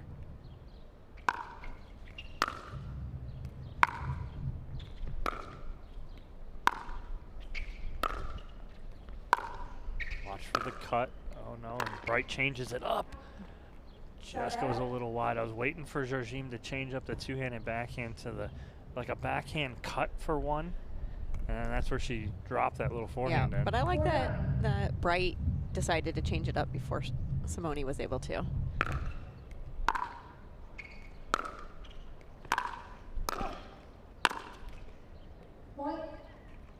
Talk about that too. You want to change that up between your opponent, right? You don't want to keep giving them the same thing over and over. Right, yeah. I mean, if they see the same shot over and over, they're going to be the one to change it up and take advantage of it. So it's whoever can see that opportunity first. Point. Timeout's been called by the receiver. Score 6-9. 1 minute. Good timeout here for Jardim? Yes. Excellent timeout. Try to keep Bright from getting too much momentum. It was just 9-4, now 9-6. Still has a commanding 3-point lead, 2 points away from ending it. And she's got 2 timeouts, so why not use one? Anna Bright ready to go. I think this is also a matchup where you're going to see 2 different paces. Anna Bright likes it fast, high energy. Simone's going to want to control the pace of the match. Yes. That's good to point out too. That's something, you know, what does Jardim do? Take your time. Take her out of rhythm, right? Yeah. Where Anna's going to want to go, go, go, get the ball, go, get the ball, go. Time in. 6-9.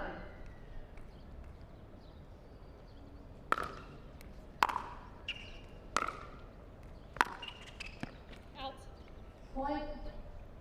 Just missing that wide right there.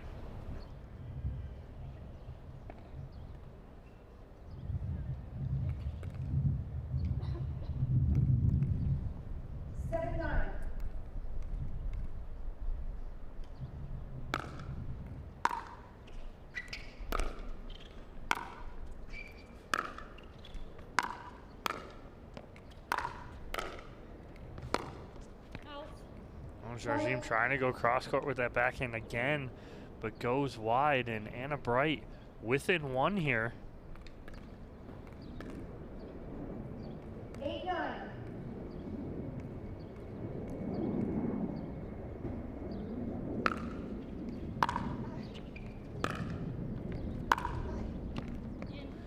Just gets the line right there, but we're seeing it, Susanna. Anna Bright's putting the pressure on. She's not getting into those baseline to baseline combats Right, anymore. when she gets up to that kitchen line and is in control of the point, she's much more successful.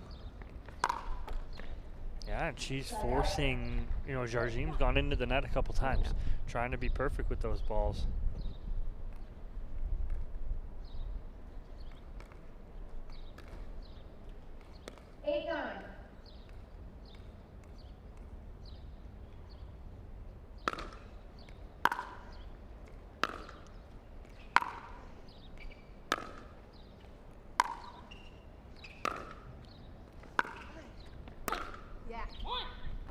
Well, Jardim called it in before it even got down. Good point again from Bright. Now we're tied at 9. It was just 9 for Jardim. Bright with 5 in a row here.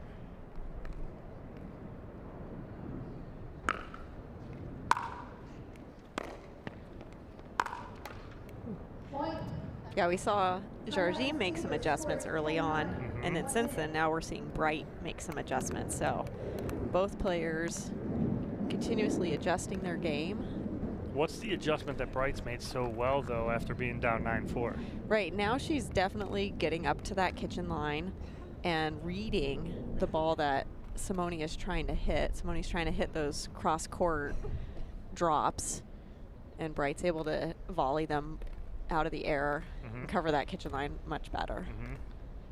I've seen she's putting that pressure on Jardim, and Jardim's gone into the net 2 or 3 times because of it. Forcing Jardim to try to have to hit a more perfect shot each time.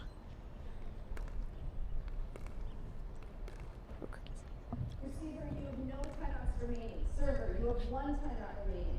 Time in. 10-9.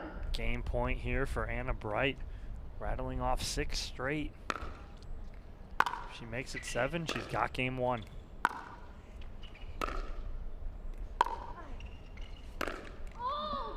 Oh, so Bright was doing exactly what she wanted. She was trying to get to the kitchen line, but she went a little too early, and it affected her backhand.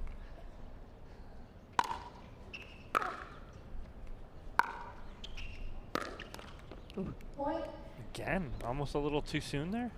Yeah, she's definitely trying to get up there, but when that ball's getting too close to her feet, she's struggling to get it over the net.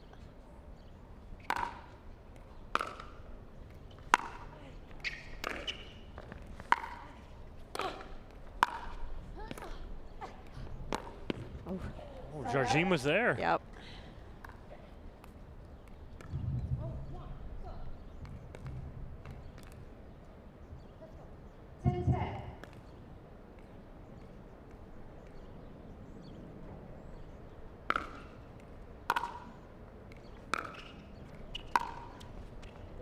Oh. Oh, and she tried to hit it. Yeah, Bright took a swing at it, but doesn't count unless you do hit it. And that ball sails long. So game point here again for Anna Bright. Game point number 2.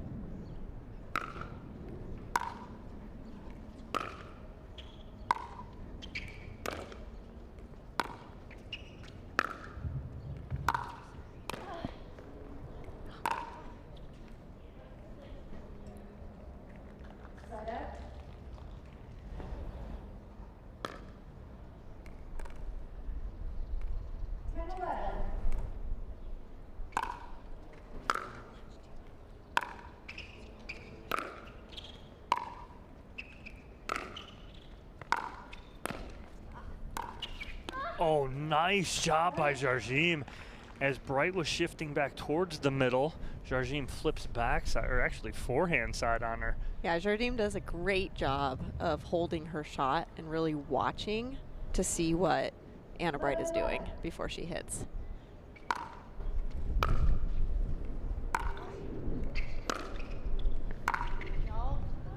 Side up.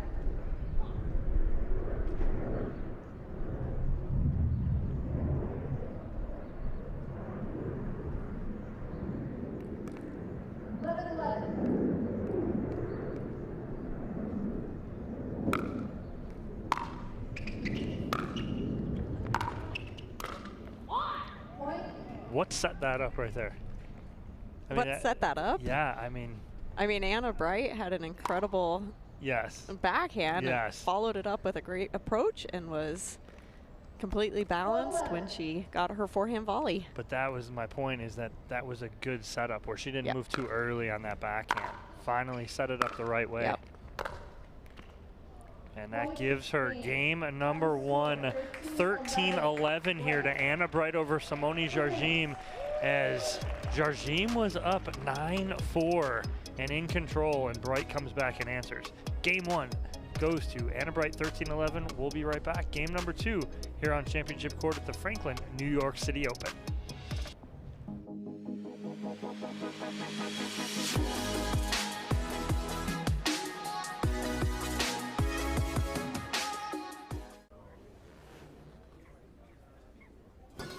Fruit, fruit, fruit, fruit, and fruit, fruit, fruit, and fruit, and fruit, fruit, fruit, fruit, and fruit, fruit, fruit, and fruit, and fruit, fruit, fruit, and fruit, fruit,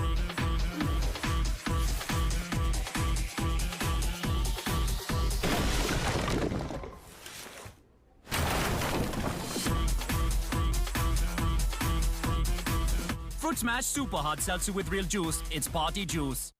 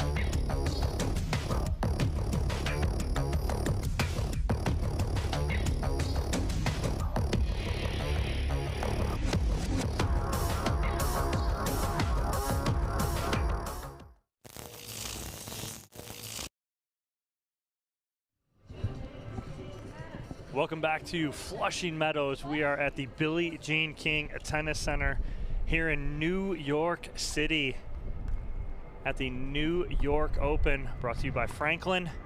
Dominic Catalano alongside me, Susanna Barr. Blessed to have you today with us, Susanna, taking time out of your practice schedule at the moment. I know you want to get some practice in later, but you're stuck with us today. Oh, this is so much fun. I appreciate being here. I mean, if I'm going to commentate, where else would I want to be commentating from? Right. Best seat in the house.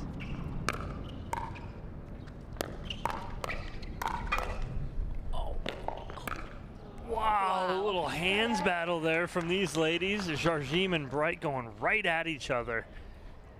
And that is one of the things I'd like to see from Jardim a little more in this game, is for her to get up to that kitchen line and try to press Anna Bright a little bit more. No, no. Wow. That is absolutely unbelievable on the forehand from Jardim here. Her head is like down facing the other way, and she just whips that back around for the forehand winner.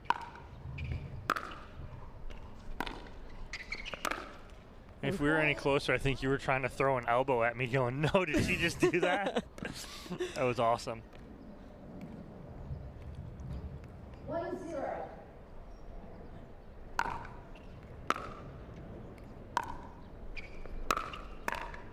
Oh.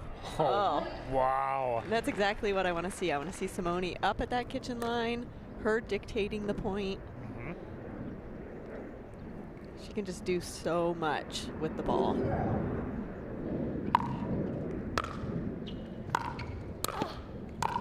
Oh.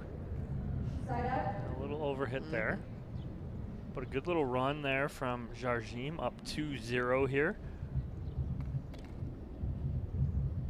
0-2.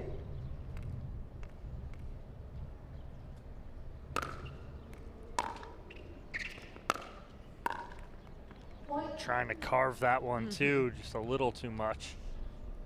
I like seeing Anna Bright hit a drop. We haven't seen her hit too many of those. She's mostly been trying to hit some passing shots.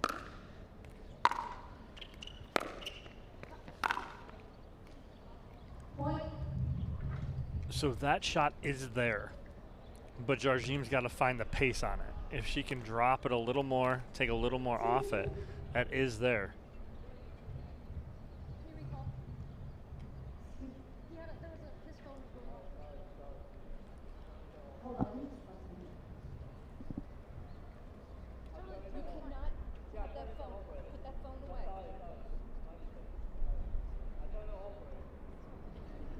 I'll recall the score. 2-2.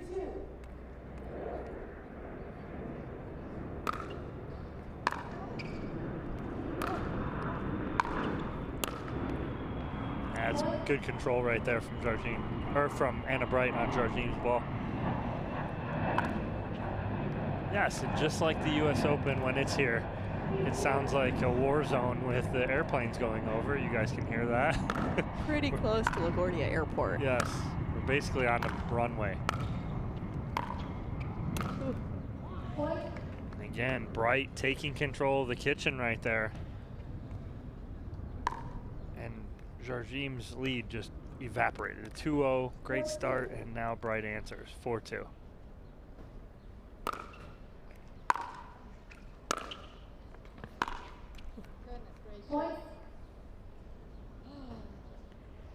I'd actually like to see Simone take a timeout at this stage. It's early in the game, but it seems like she could use a moment to regroup. Yeah, and it can get late in this game really quick on her. Bright rattles off a few points. Just like that. Still no timeout indicated from Jardim. She's going to try and roll with the punches here.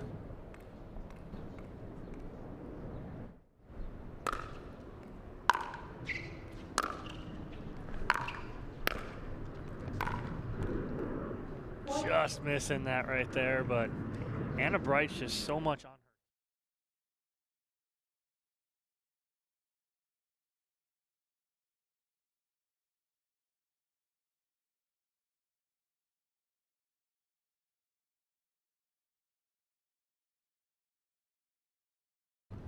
Oh, and you know, Jarjim's been kind of known for that recently, right? Right. When you look for the lob from her, if you get it, the next ball she's coming at you hard.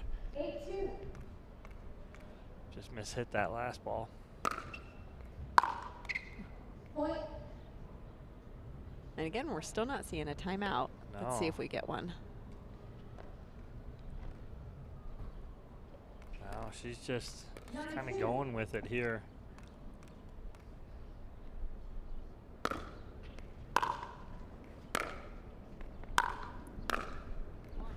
It's a great shot. And look at the bounce in Anna Bright's step right now. Yeah. I mean, she's racing back to the baseline to get the serve. 10-2.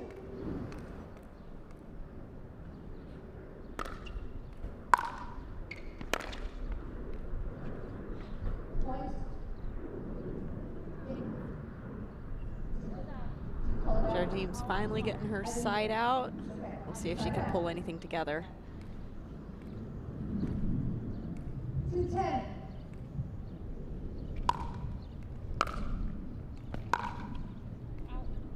Side out. And look, she's like just short of running to get the ball. Yeah, Anna Bright wants that fast pace, high energy.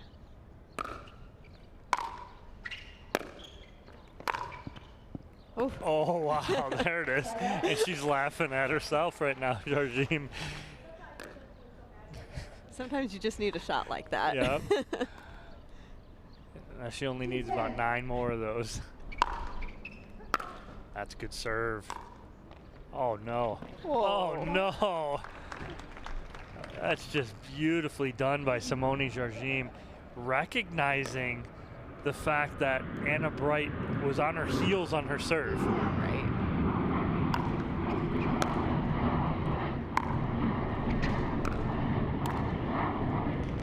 Nice job. Good point construction from Jarjim.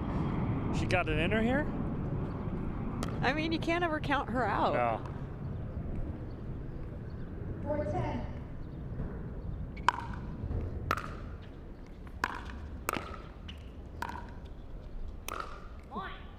Yeah, got that right off the line there, it looked like.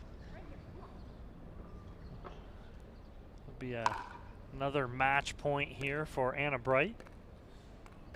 10-4. Number 2.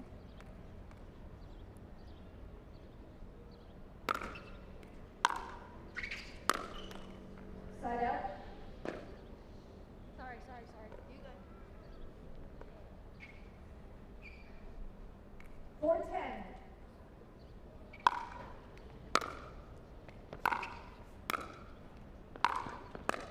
Ooh. Side out. Yeah, good gets there from Bright. Again, controlling that kitchen line. That'll give her a match point number 3. Ball rolls under the player's bench.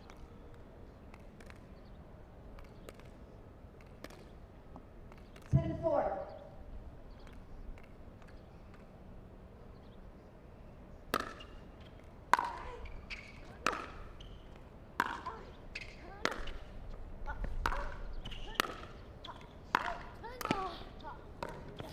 Oh, and Jarjim trying to take that out of the air to get Bright off balance, but unfortunately with the miss hit. Yeah, that would have been a difficult shot to hit, but Anna Bright just did a great job this match.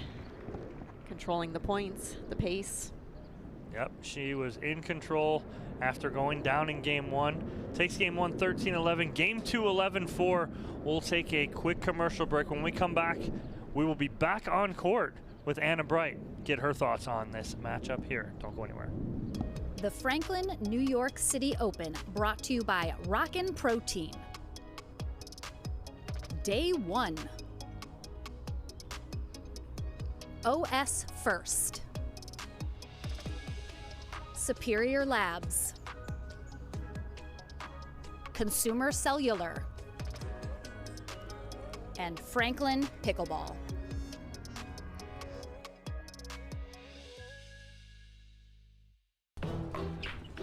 I will dig deep. I will crush this game.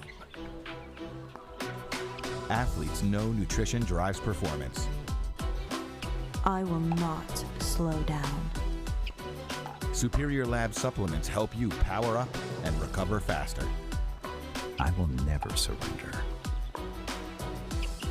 Superior Labs is a proud sponsor of USA Pickleball.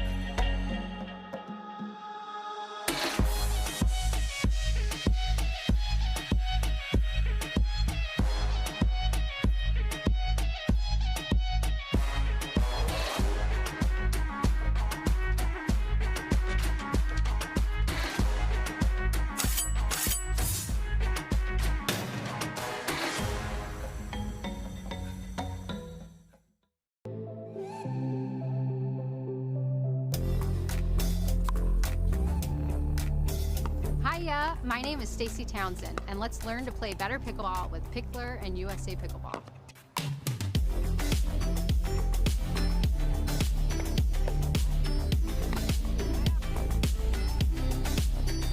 Learn to play better pickleball for free with Pickler and USA Pickleball.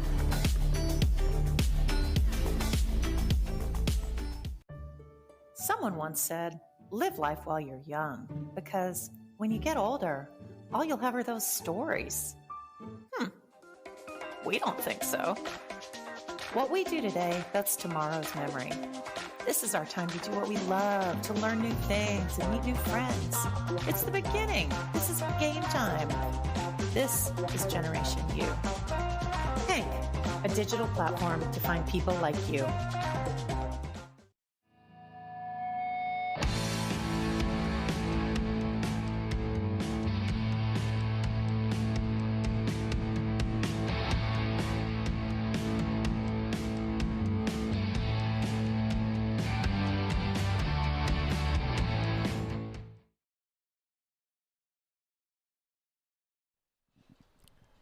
Back here on Championship Court, we have a great men's matchup for you here in the quarterfinals, trying to get into our semifinals. Federico Staksrud, coming off a very big weekend last weekend, taking on your 2 seed, Zane Navratil, who had his hands full with Kyle Lewis last game, winning 11-3, 8-11, 11-9. So your 7 seed Staksrud, 2 seed Navratil, about to throw down here on Championship Court. A spot in the semifinals at stake.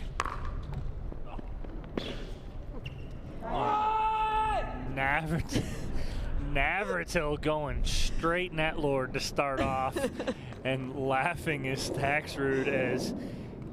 I mean, impressively, Staksrud almost got the ball back over the net.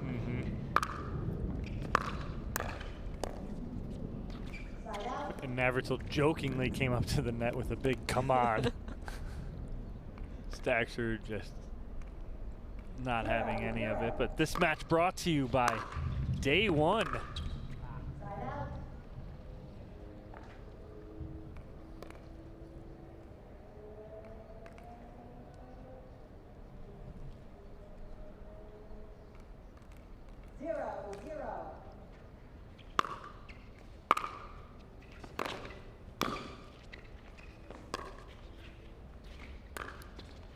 That's a good ball from Staksrud, and what you watch him do here is Navratil throws that ball up, he lets it bounce, get to its apex, and he gets something on that ball. Yeah, and Staksrud also was watching to see which way Zane was leaning.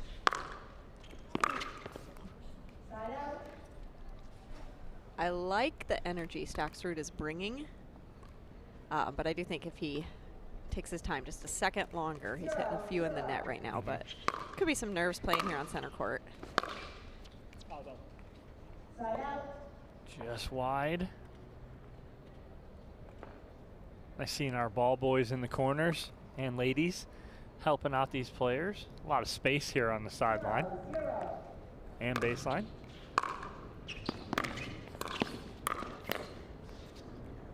Nice, and Staksrud giving Navratil a little taste of his own medicine. Navratil, one of the best at playing balls out of the air and not letting his opponent set up.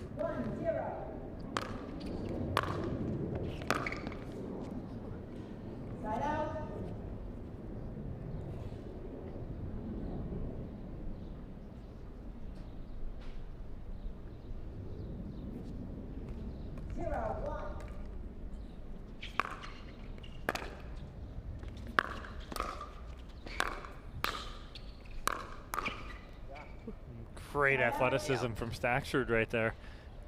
Yeah, he was making some very quick adjustments on the fly there. And you got to talk about Zane's serve. He had quite the kick. I mean, I don't have to talk about it, but we can talk about it. And we will throughout this match, because we've seen, too, Rafa Hewitt utilizing it. John Cincola, the first match, utilizing it. Navratil, again, another one of the best in the game at utilizing that spin serve. 2-0.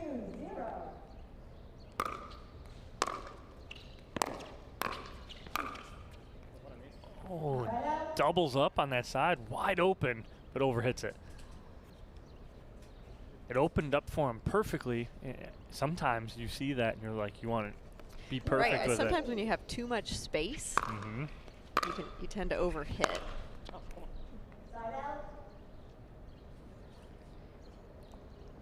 I love the fact that we have ball boys out here.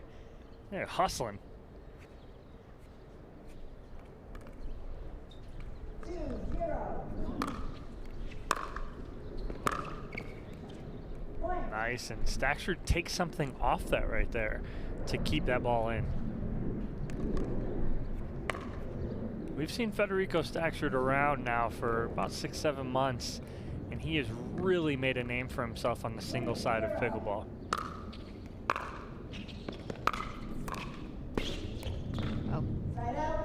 Got off-footed there a little bit. Kind of tripped up a little bit. Those white lines will come up and grab you. 0-3.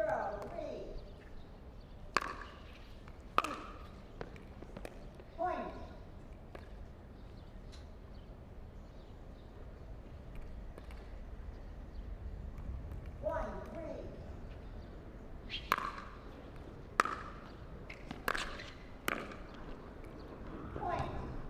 Navratil controlling the last 2 points, getting back in this after Stackford took a 3-0 lead.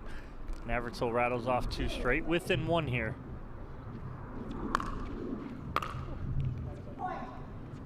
That was a tough serve. Yep. Good spin serve, good kick into the body of Stackford. And really, in all the last 3 points, a lot of it did come down to Navratil's serve setting up the point.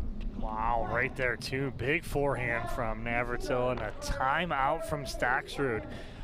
Okay, so in between matches, Porter was texting you, so he obviously is listening. Let's talk about it again. What are some things you're looking at and looking for? You mentioned it earlier, from the spin serve. It's the direction of the spin, correct? Right, the direction of the spin coming off your hand. Correct. Somewhat ignoring the paddle, but on top of that, you know, where you can get really tripped up, one of the things Navratil does well is he changes the depth and the pace of the serve as well. So you don't know if it's going to be short, you don't know if it's going to be deep, and you don't know how fast it's coming. Right. And that's all good points. And what happens too is, and what, again, I keep referring to Porter because you're sitting next to me, but what he does so well is he tries to hide his spin, not physically, but tries to kind of cock his wrist in different directions, because that is the key. Regardless of where you swing your paddle, it's the spin of the ball. Yeah, and with the new rules from this year, you know, you can't hide the ball anymore, but you can still try to deceive. Oh, and Stackford with the miss-hit winner. But a good timeout, had to slow Navratil down there.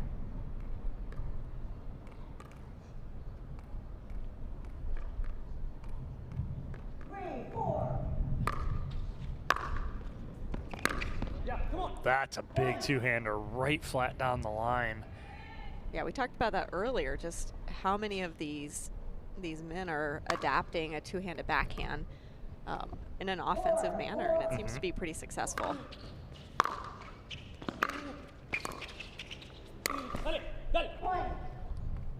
Wow, and right after the timeout, Stackford a little bounce in his step, and he's rattled off 2 straight to take the lead back.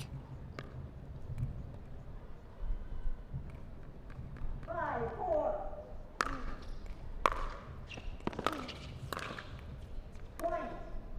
The idea there for Navratil, I think he reached a little too far in. Let it get to you and be able to create that angle. But Yeah. he's trying to react quick. So Right. I mean, he did have what he wanted. He just was reaching just a little too far. Wow, these are great this is a balls. good timeout. Yeah. A good timeout here from Navratil as Staxrud has just reeled off points one after another here to take the lead back here in game number 1 over the 2 seed Zane Navratil 7-4. So now on the flip side of that, what does Navratil need to do now to slow down Staxrud? Because he's giving him opportunities, but what's he need to do to change that? Yeah, I'd like to see Navratil hit a few more, just some approaching shots, some making Staxrud go lateral. He's allowing him to really approach in, but if we can get him moving from side to side, perhaps he's going to get a few more of the volleys that Zane wants. Yeah. You talk about that when you got a player moving more forward, they're coming, they're on their toes, they're ready, they're anticipating. If you can get them more on their heels or flat-footed moving laterally, it takes them out of sorts. Yep.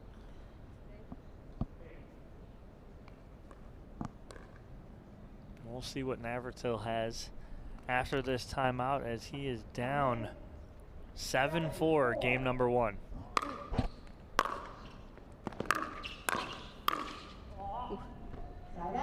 Oh, and Staxrud missing an opportunity there as he goes wide and long with that last two-hander.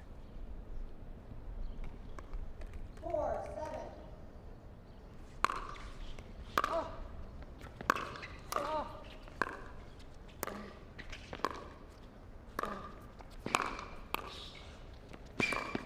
Oh, that was a great point. What a shot there to end it from Navratil as Staxrud tries the drop here. Yeah, Navratil just saw the perfect opportunity to get up there and finish the point. Get up to that kitchen line.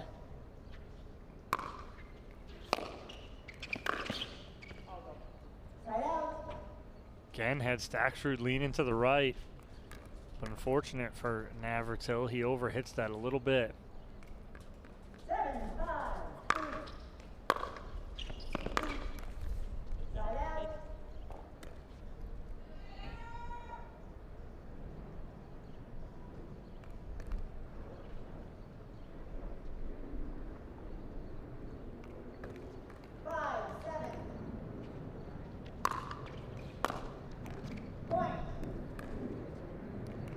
Staxrud can't have that right now. You just had Navratil on the ropes up 7-4.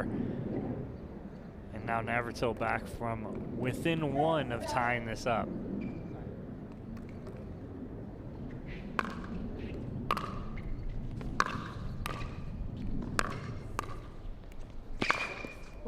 Side out. Navratil coming to a screeching halt. Yeah, I mean, he had his opportunity. He saw he wanted to get that ATP around the post, but he just couldn't quite get there. It was a very awkward return from Navratil right there. Kind of just slapped through it on the forehand. It ends up working, though, because nice and deep.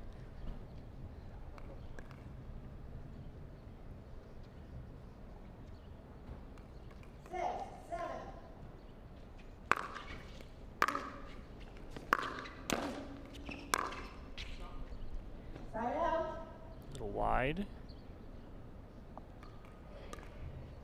Staxrud needs to answer. Been on 7 for a while here.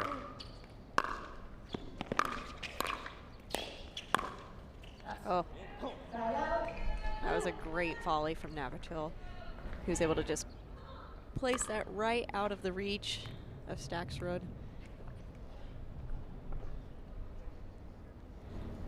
We've had quite a few side outs here.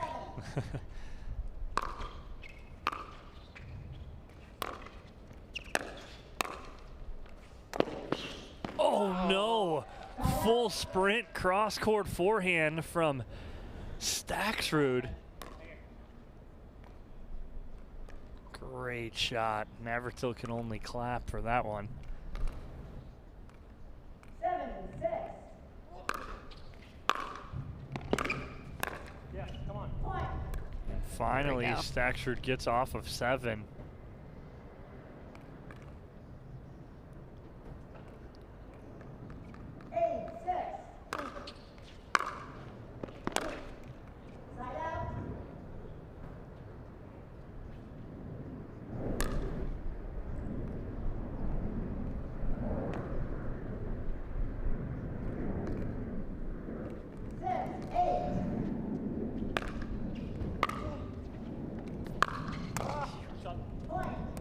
It's just good pressure by Navratil right there. The ball's hit so hard.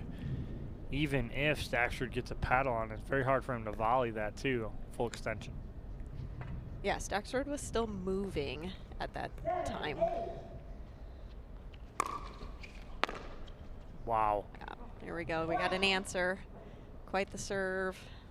And you talk about the depth of that too, right? Right. So that put a lot of pressure. Yeah, the last two serves were very deep. On top of the spin, creating those returns that Navratil's just able to capitalize on.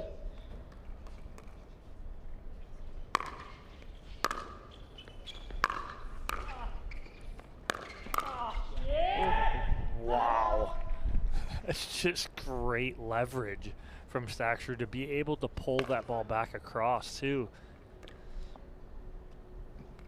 Like he meant to do it. Yeah, because from up here it definitely looked like he was not going to go that direction at first. Side out.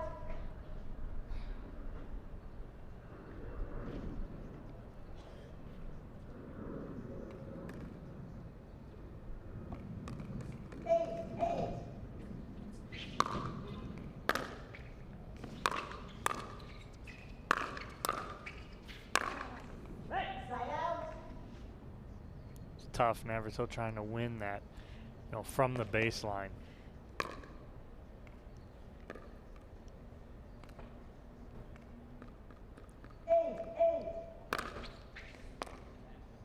Side out.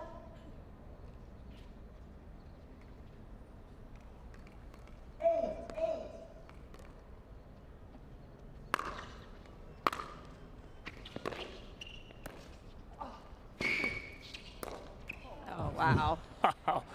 What a get from Navratil just to get this back up and over.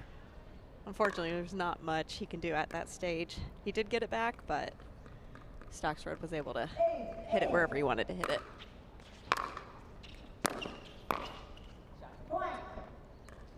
Staxford gets his lead back ever so slightly. 9-8. Side out. I think that was there. Oh yeah, If he gets it's that up and definitely over. the right idea. That's coming right down the line at us, and it looked like Navratil was still pinched in that middle. 8-9.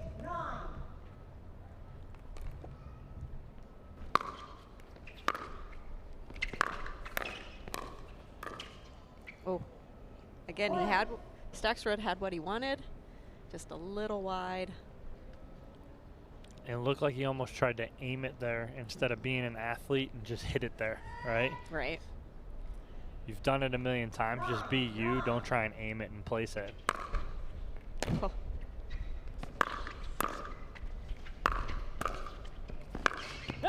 Not only was there kick on the spin serve from Navratil, but I think it hit the line Yeah, it looked like too. it hit that baseline, and we have seen these lines skipping just a little bit today. You can tell Austin and Regina all about it. Of course.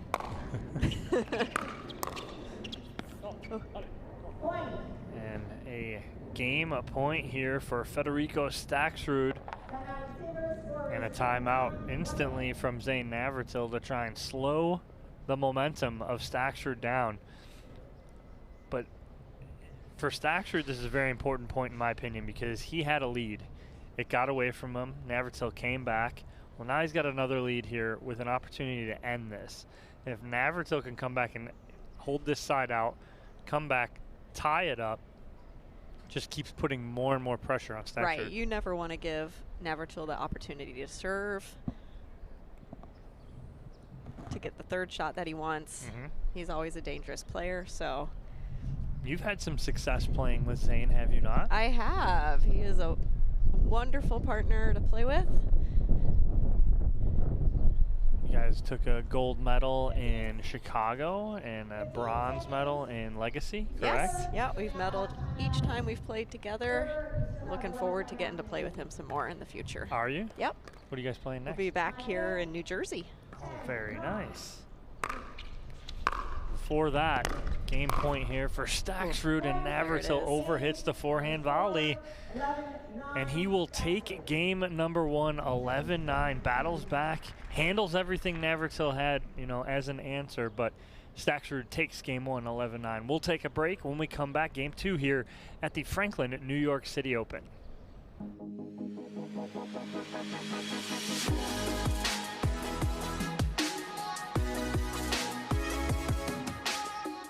Consumer Cellular has the best customer service. They care about the customer. The best price with the best quality. The prices, the coverage. The coverage is great. It was the same, if not better. Consumer Cellular provides the exact same premium coverage as the nation's leading carriers for half the cost. Switch to Consumer Cellular and get talk, text, and data starting at just $20 a month. It's like 4 scoops of ice cream for the price of 1. Switch today and get a 100% risk-free guarantee. Call or go online. Someone once said, live life while you're young, because when you get older, all you'll have are those stories. We don't think so. What we do today, that's tomorrow's memory. This is our time to do what we love, to learn new things and meet new friends. It's the beginning. This is game time. This is Generation U. Hank, a digital platform to find people like you.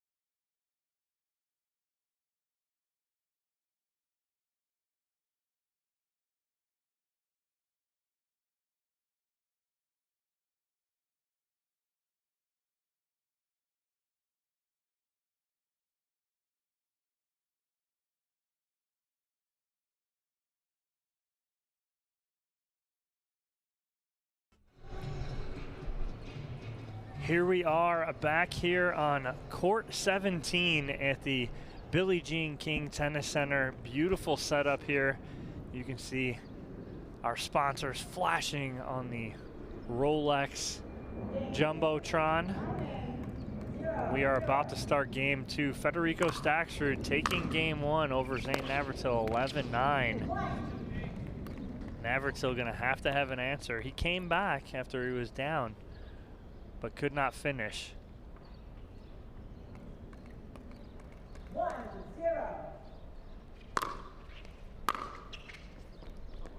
Point.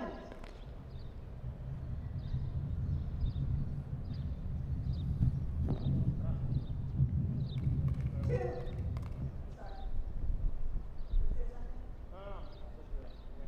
2-0.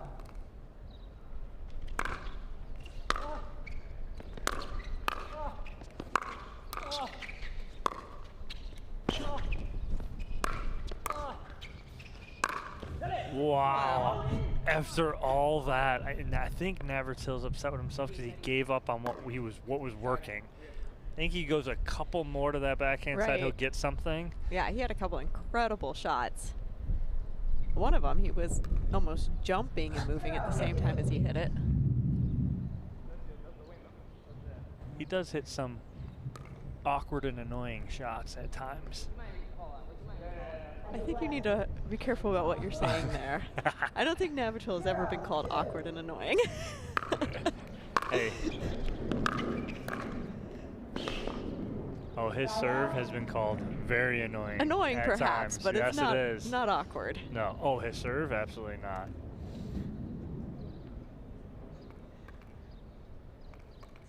2-0.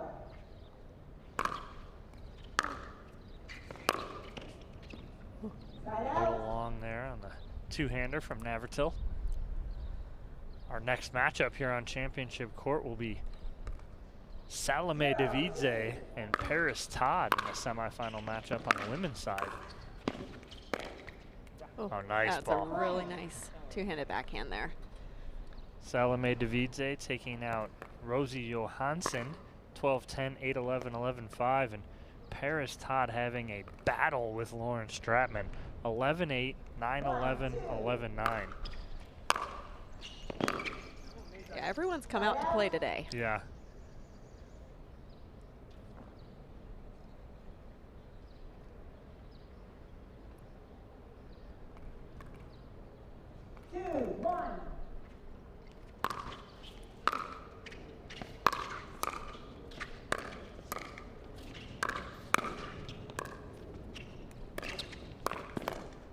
Oh. I mean, that was just a hope and pray scoop there from Staxrud as Navratil about to light him up. Staxrud in the air hitting that. One thing we're seeing is Navratil is really trying to overpower his shots, but Staxrud is right up there, able to volley most of them back. Yeah, Staxrud's hand's just so good. Even being new to the sport, you cannot take away all the years of racket experience in tennis. Nice two-hander, controlled two-hander there from Staxrud as you just push that right down the line.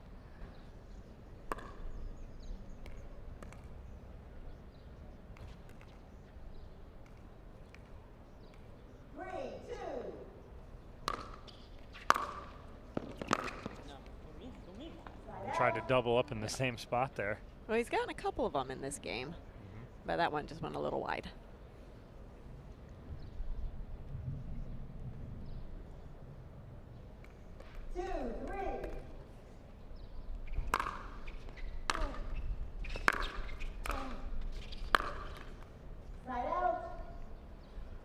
And talk about not letting your opponent extend. You see Staxrud on that ball from Navratil.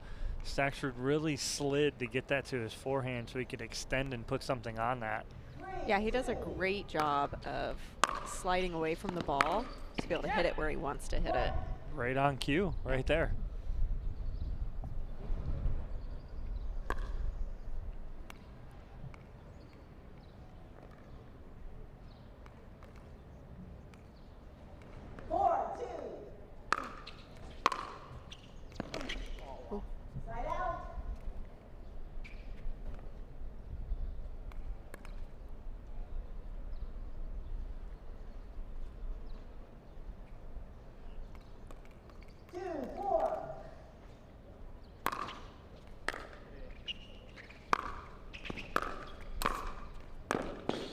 Oh. There's no way that that ball got over incredible. the net. That's the highest point of the net, too, and he's able to get that up and over. And again, we saw him almost slide into that ball, able to keep very balanced, an open stance, so he could just place that ball down the line. These young kids are amazing. Same player. Yeah, he's same player. But we've seen numerous players today have that opening right there. The Staxrud just overhit, and they're overhitting it instead of taking it just a little off that. Ooh. Wow, what a get on the serve, though, from Staxrud. Yeah, that was definitely set up by Zane's serve.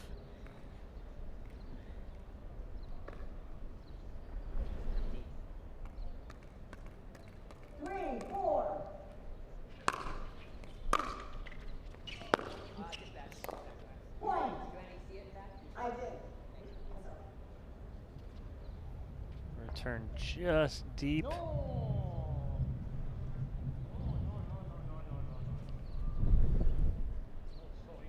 And Staxrud, a little upset. He looks up at the replay that's playing above. It's so tough to see.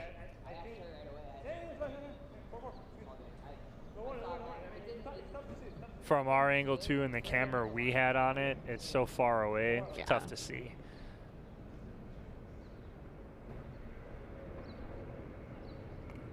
But Navratil did the right thing. He asked the ref. Ref agreed. Agreed.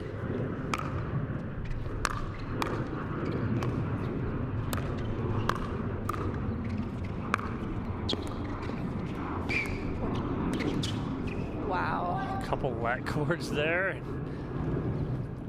Wow. And timeout here from Staxrud. Yeah, I think that's a great idea to take a timeout right now. I think there's some frustration still over that last call. Yeah, you got frustration over the last call, frustration over this point, and Navarcle's taking a 5-4 lead.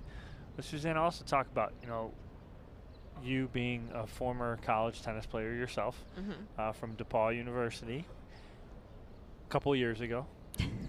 What does it mean to you? You know, Navarcle, college tennis player, Staxrud played in college.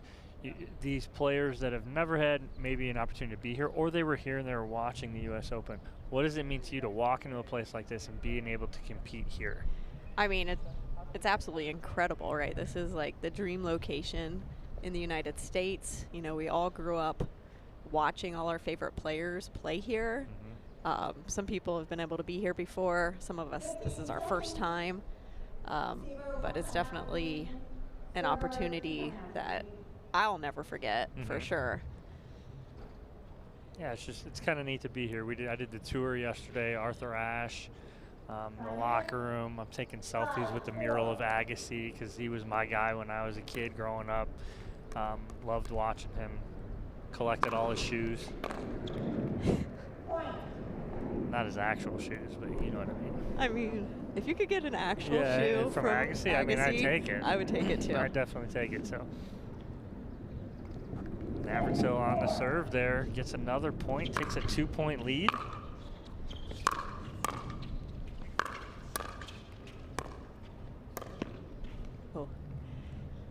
And that's a little wide right there. He had the right idea, but you could see even before he hit the ball that the face of his paddle wasn't quite lined up to stay in.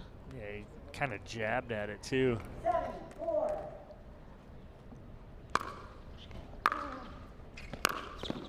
Right out.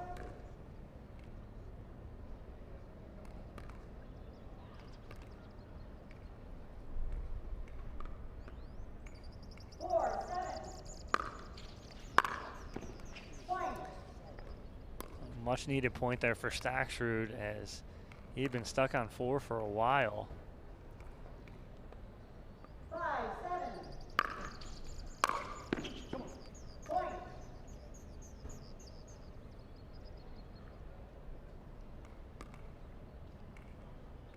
6-7.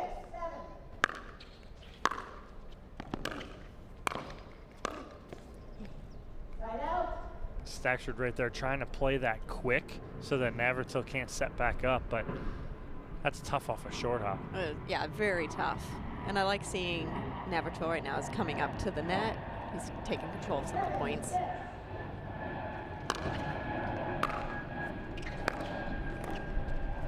Oh. Well, that's a big flying Navarcle right there, punishing that overhead. Check that ball.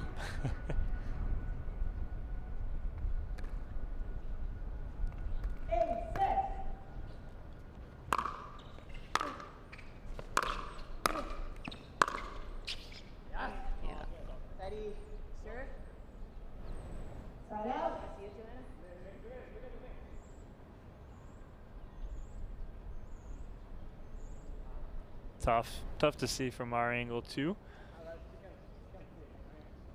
She said she saw mine though. Oh, you saw it?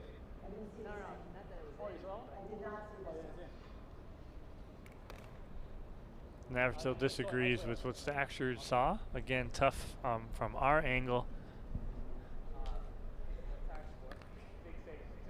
6-8.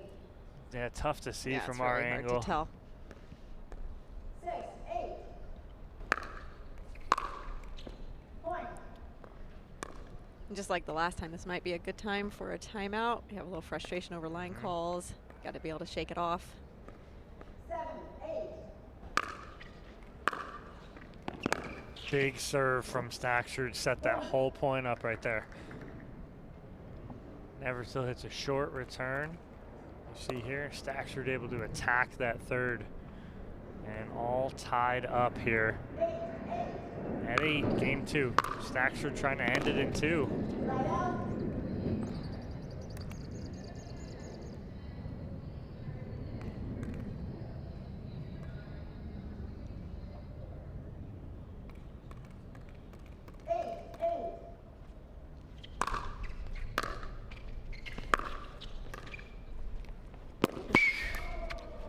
Wow. Just to get to that ball is incredible. The speed of these players, the athleticism is so impressive.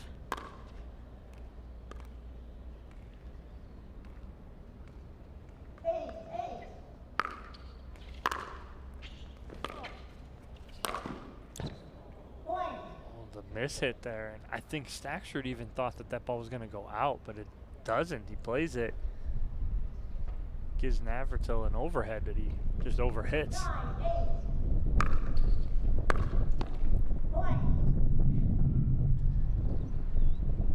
And a miss hit on the return of serve from Navratil. Timeout as you hear the paddle drop.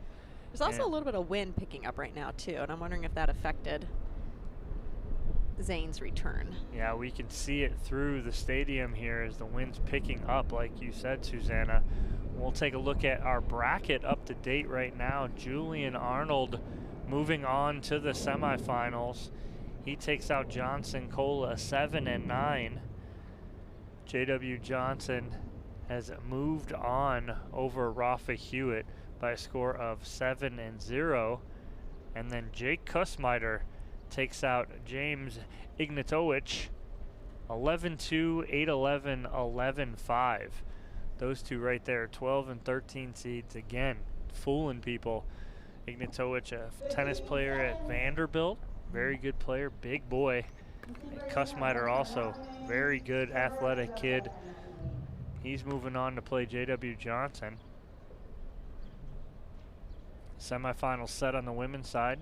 Bright and Tereshchenko will take on each other, and Paris Todd and Salome Devidze, which is the match we'll have up next here on Championship Court, but it is match point for Staxrud, but Navratil having none of it.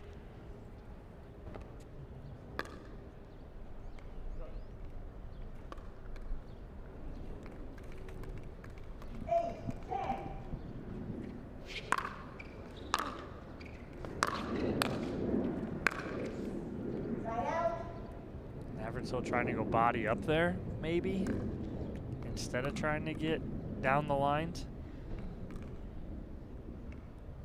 It's match point again for Staxrud. Wow. On off the tape. Nothing that Navratil could do right there. And Staxrud will move on, taking this into, so Staxrud moves on, and he will play Julian Arnold in our other semifinal here in men's pro singles. 11-9, 11-8 here on Championship Court. We'll take a quick commercial break and hear from Federico Staxrud right after this. The Franklin, New York City Open, brought to you by Rockin' Protein. Day 1. OS First. Superior Labs. Consumer Cellular. And Franklin Pickleball.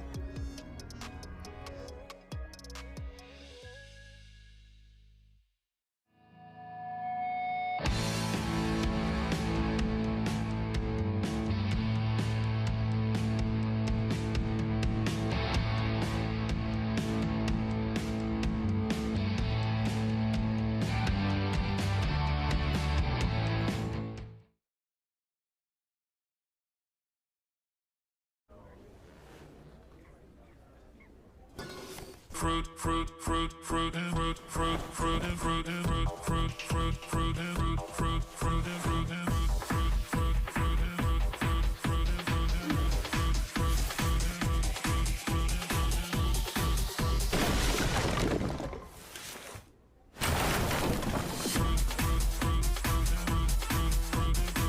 Fruit Smash Super Hot Seltzer with real juice. It's party juice.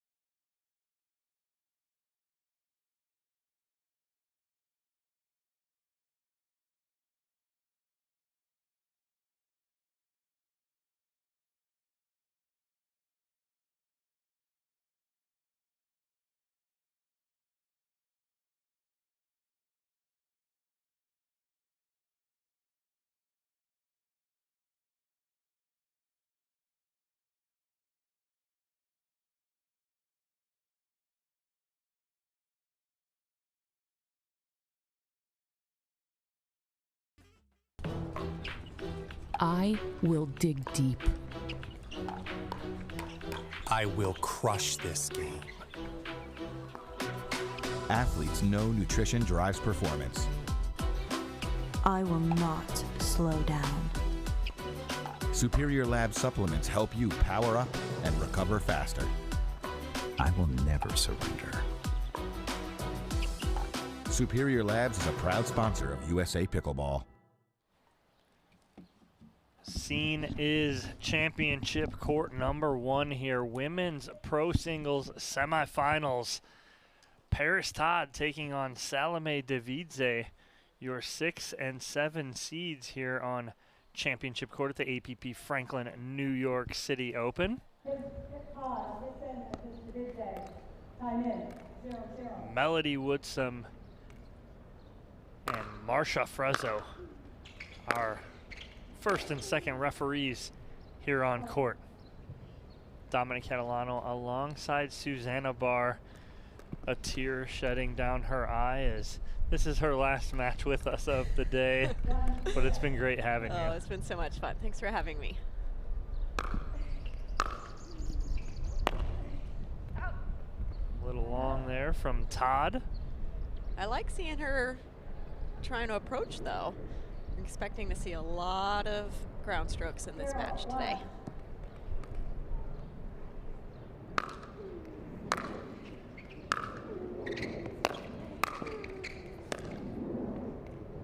Oh, it may be the second or third time I've ever seen Salome Devidze get to the kitchen line.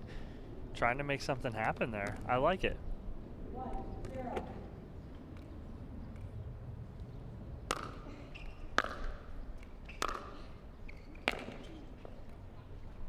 That's a good ball from Todd. She puts that ball away in a deep back corner. Yeah, she's also doing a really nice job of, we talk about shaping the ball. You can see a really short forehand, and she's getting a lot of curve on the ball as well.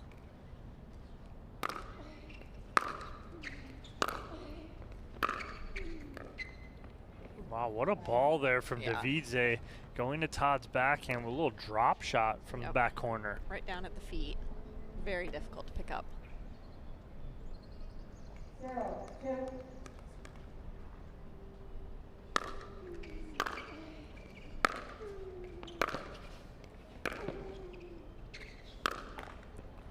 That's what Devidze does so well, ground strokes.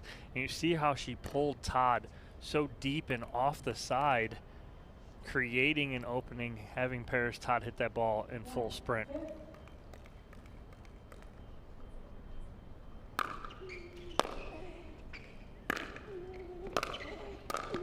Nice. Again, Devidze coming to the kitchen line now. Yeah, she's doing a great job following up on her amazing ground strokes, getting right up there and had the whole court open.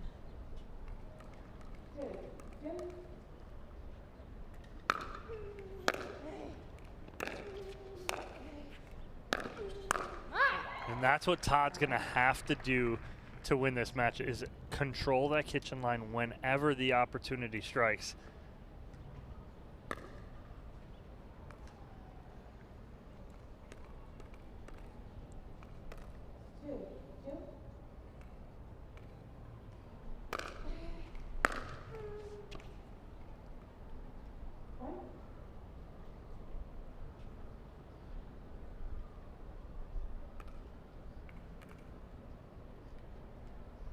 Free point there for Todd.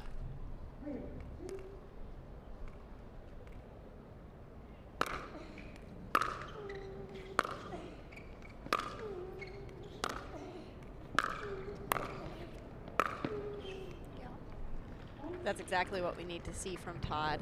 We need to see her get up to that kitchen line and really force Devidze to move.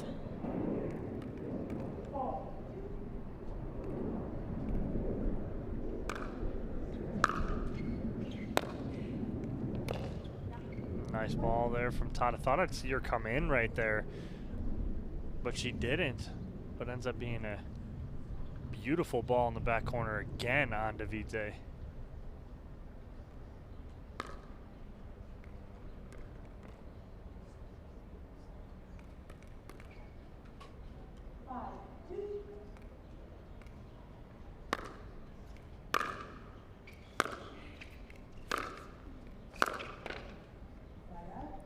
I'm liking seeing what Salome Devidze is doing now.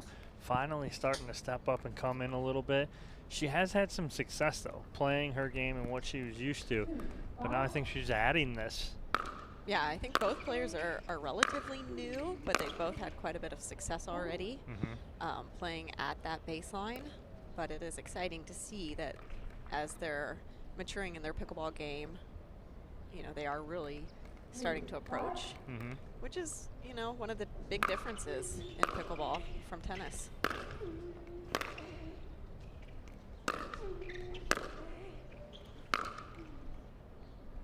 That's a forehand. Devidze is going to want back right there because that was just sitting there for her. Right, she does not miss those often. No.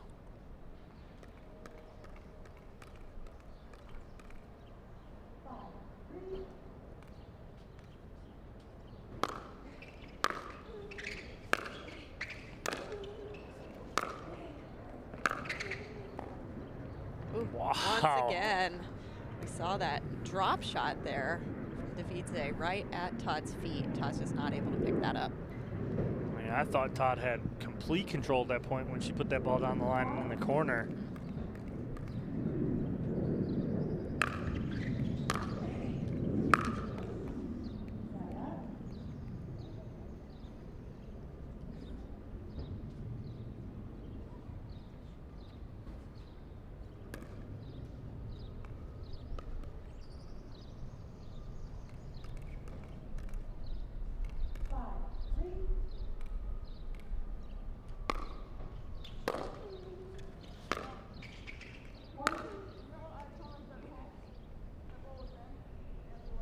So Todd called the ball out. We have a little bit of a challenge.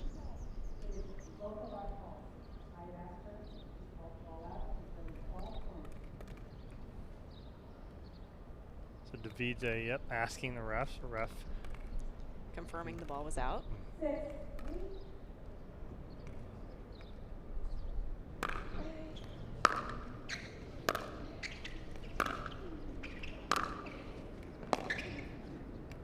a little mishit there from Devidze.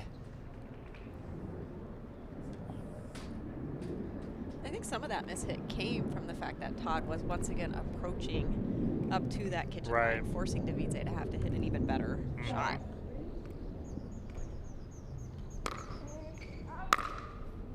A little wide on the serve now from Todd.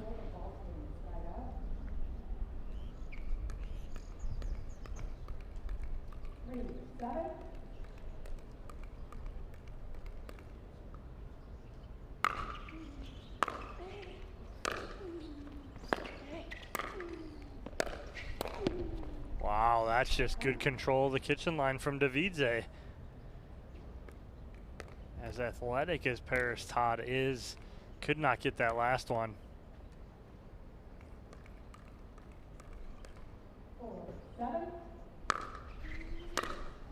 Wow, that was an aggressive serve. It was right at Todd's body. You know, we talk about the serve a lot in the men's game, but you know, it's definitely also a weapon in the women's game.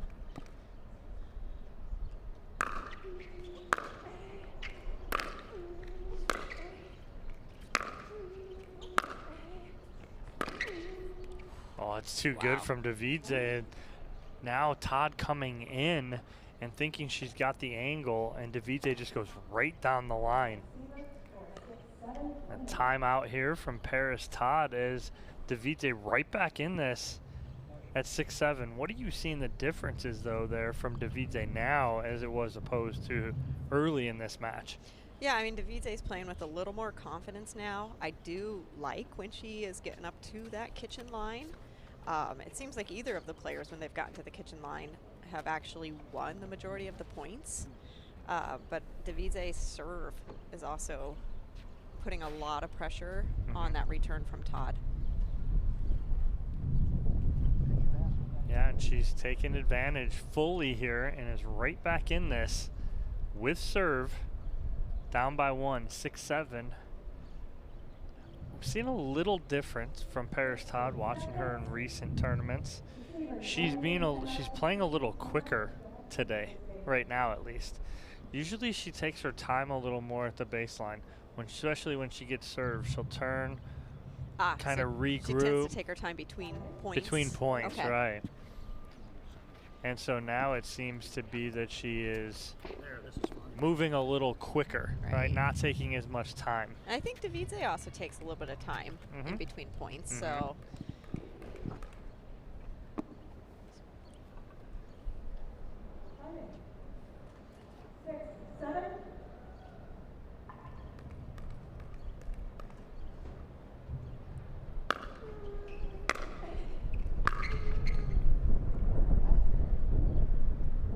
And sometimes, you know, you want to choose the pace based off of what your opponent wants. So if Devidze wants a more controlled pace, Paris might want to speed it up. Right. Just to try to keep her keep Devidze from being comfortable.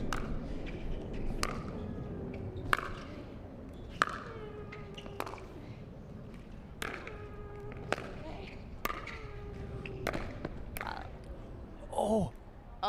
Devidze did not think that ball was coming over. Honestly, I didn't think it was coming over either. That was incredible. Wow, she just reacted and finally got a paddle on it, but it goes wide. 8-6 lead here for Todd.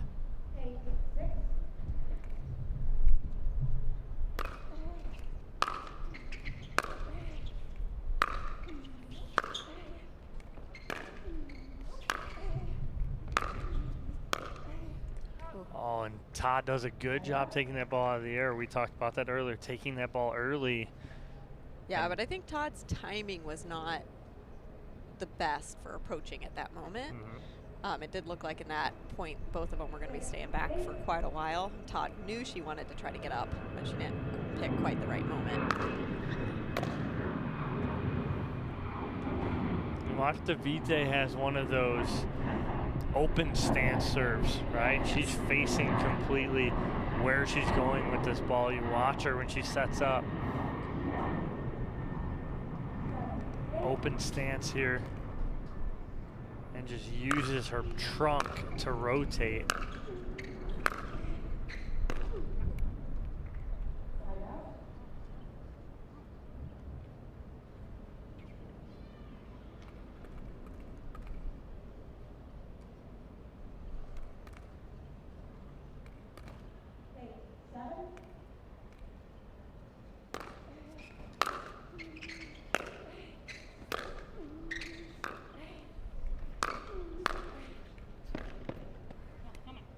Good job by Paris Todd again. Cutting off that angle, controlling the kitchen line there. She'll take a 9-7 lead here. Yeah, I'd like to see Devidze come up off her return. She's been doing well when she gets up to that kitchen line. Well, a miss hit there from Devidze on the return, and it is a game point here for Paris Todd. Game number 1 of semifinal number 1. Women's pro singles.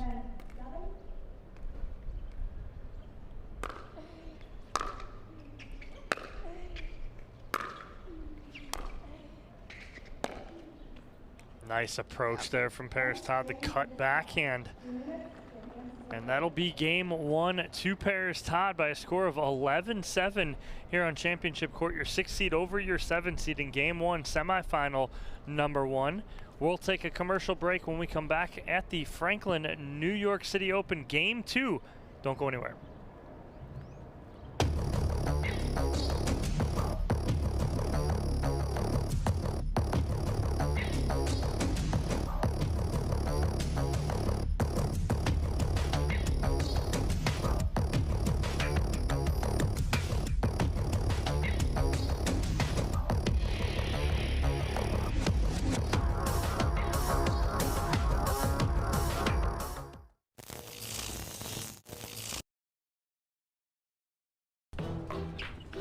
I will dig deep. I will crush this game. Athletes know nutrition drives performance. I will not slow down. Superior Lab supplements help you power up and recover faster. I will never surrender. Superior Labs is a proud sponsor of USA Pickleball.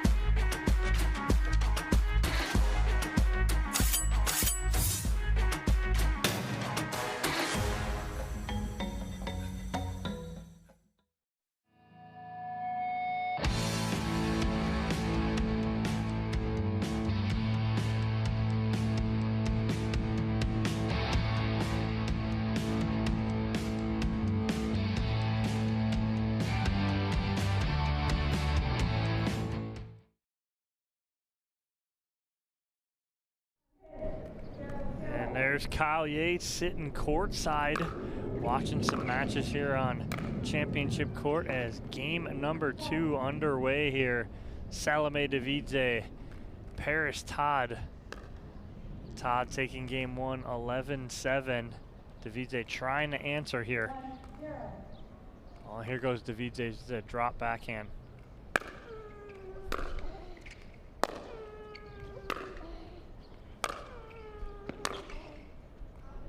We saw that drop backhand come into play at Legacy in Arizona. Yep. She pulled that out. No one even seen it. We're like, what did she just do? Right. I know. I like how some of these players are adding a few some variety into their serves. So you're not always sure what you're getting. Yeah, and that's the thing too with the backhand. As soon as that ball drops and hits the ground, she can do whatever she wants. Right. And she's done a really good job of, she drops this, she just rips that two-hander.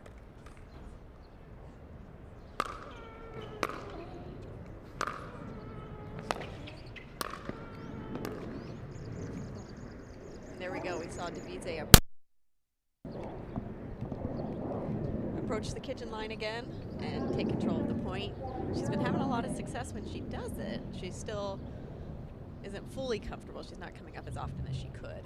But when she does get up there, she does a really nice job. Yeah, and a timeout here from Todd as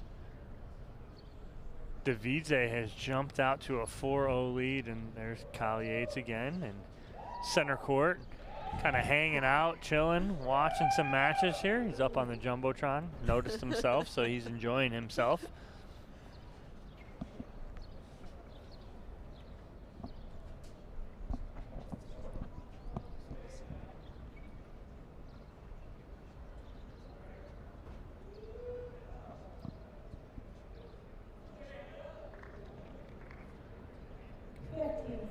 We got J.W. Johnson. He's watching as well. This is fun. You want to see yourself on the Jumbotron. Just come down to watch at center court.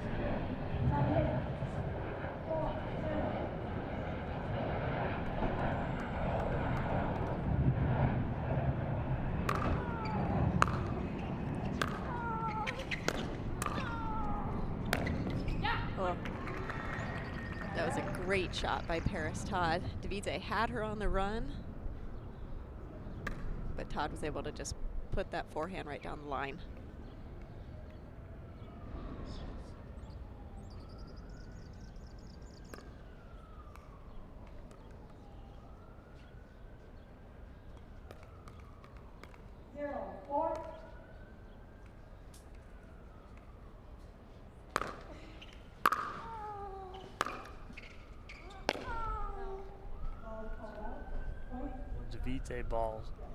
Devidze's ball called out by Paris Todd. I think Devidze not happy with the timing of the call. Yeah, it was a little, it wasn't actually late, it was just Todd was quiet.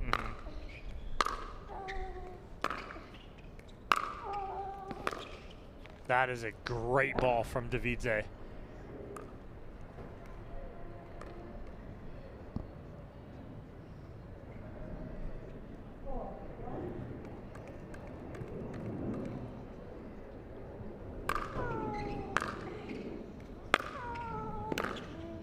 Whoa. Wow.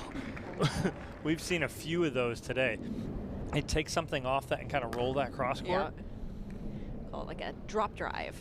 Kind of combining a drive and a drop is really useful in singles.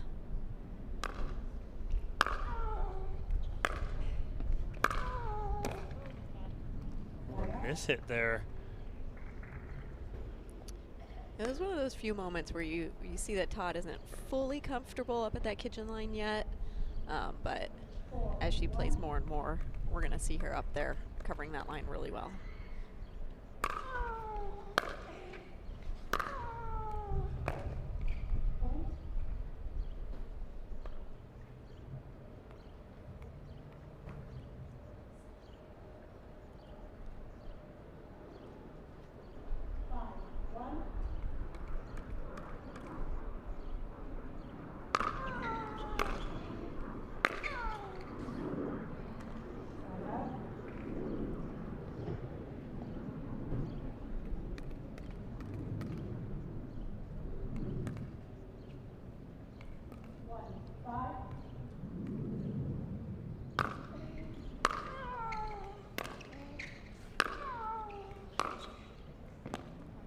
A great shot. Great placement by Todd. She recognized that Devidze was leaning in and was able to keep going down the line on her. You see she almost kind of inside out it, so it kind of skips away from Devidze. 2, 5.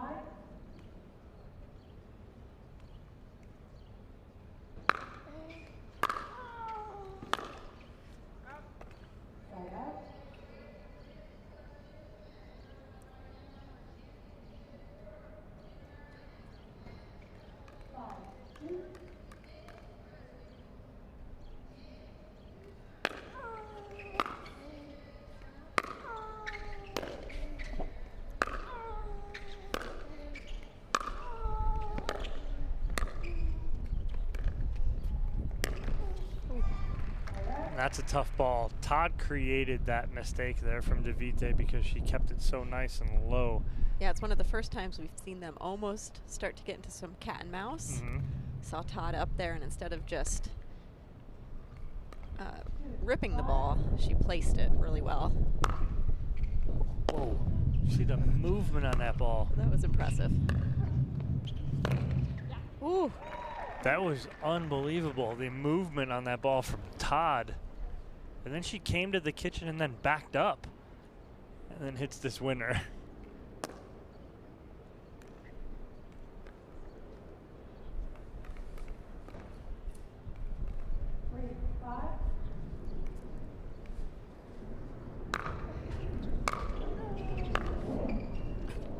Again. Some great movement. I mean, she's really interesting, and it's very deliberate. It's not just a normal shot. She's purposely adding some extra spin and extra shape onto her shots.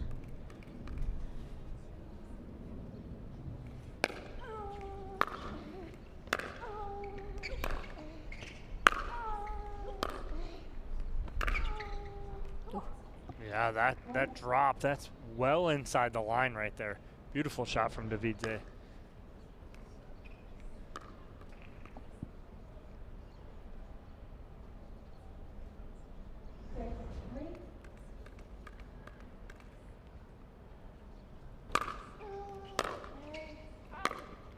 Yeah, just a little bit long. Devidze gets so much on her serve. And it's someone we see doing a timeout here from Paris Todd, and she's down 7-3 to Salome Devidze here in game number 2. Devidze trying to force a game 3 here, but what I was saying was you see Devidze with that open stance serve. Right. One player always comes to mind for me, a female player, is Catherine Parento. Okay. And she uses that open kind of serve. And it's not just, people kind of misconstrued it as, oh, you're flat-footed, this and that. But watch, Devidze does it so well, and so does Catherine. They use the trunk of their body, and they really get a lot of torque because they'll twist and hit at the same time, and it's just something that they're comfortable with. I mean, they're using their core strength. And the other nice thing with the open stance is they're able to make tiny adjustments to place the ball and it's a lot harder to read for sure where they're placing that serve with the open stance. Yeah, I like how you put that too. You can make tiny adjustments to hit different spots on the court. When you have a closed stance, it seems like you have to make bigger adjustments. Exactly, yeah. Might be able to generate a little more power with a closed stance, but it's not quite as deceptive.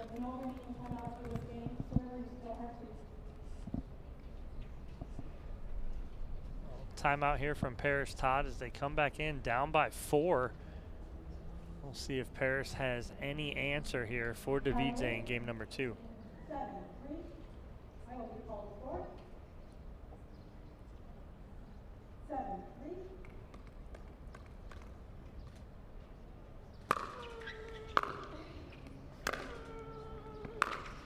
That's a nice job right there, and I think Devidze thought that she was going to come back cross court here.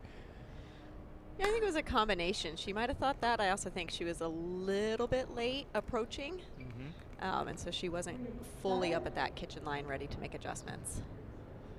A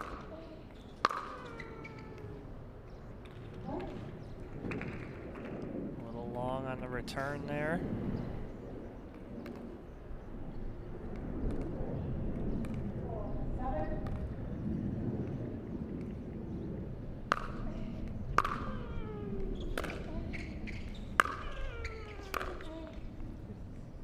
Throws Todd off just enough off the tape there.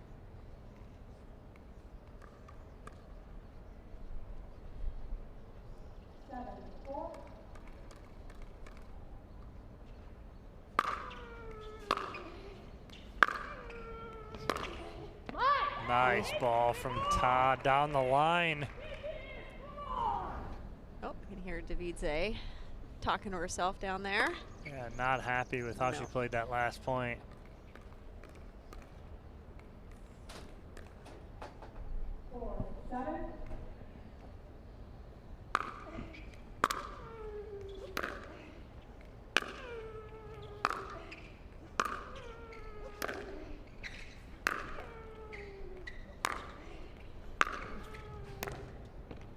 Nice adjustment from Todd. That could have thrown her really off the ball off the tape, but she really approached it nicely, took her time, and placed that next ball. Yeah, it allowed her to get right up there, take control. I think that's one of the challenges when you're not as comfortable coming up to the net and you get passed a couple of times. It can hurt your confidence even more in getting up there, but I'd like to see Devidze keep trying.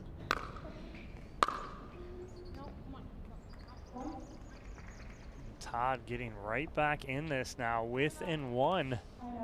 Timeout from Devidze. Very frustrated, tosses her paddle down on the bench, buries her face in a towel. You're over there coaching her, Susanna. What are you telling her right now?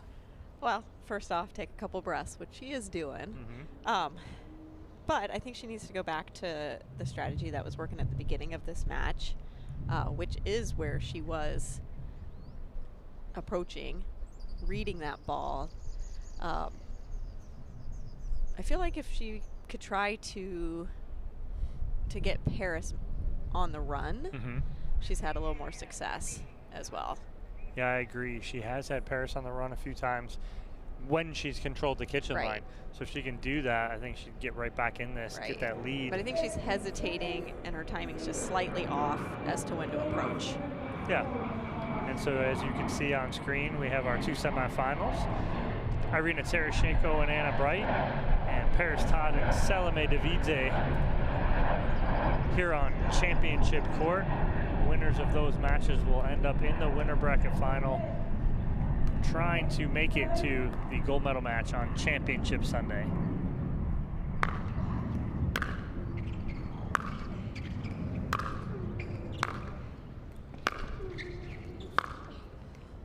Oh, wow. That was just too good. And again, we saw a lot of curve off the ball, off Todd's paddle. Good control, nice winner, and the fist pump from Paris Todd. We're all square here at 7.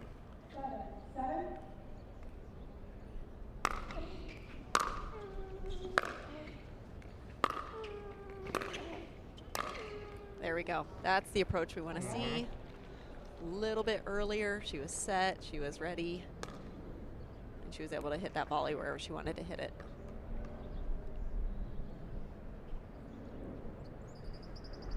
And we're going back to the two-handed backhand serve.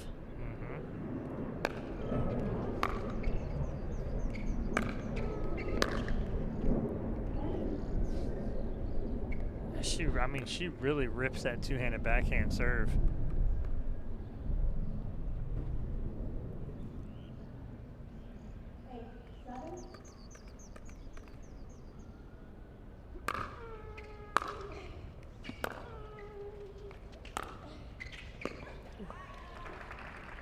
Good inside-out forehand there from Paris Todd. And on the top half of this bracket, Anna Bright has moved on over Irina Tereshchenko 2 and 5. So winner of this gets Anna Bright in the winner bracket final to see who moves on to Championship Sunday.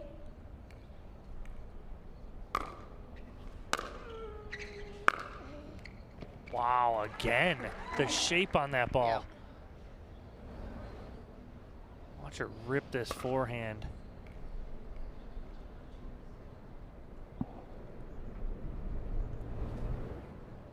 Todd is just so fast that she's able to run around a lot of these balls to be able to hit that forehand where she's getting the most amount of shape.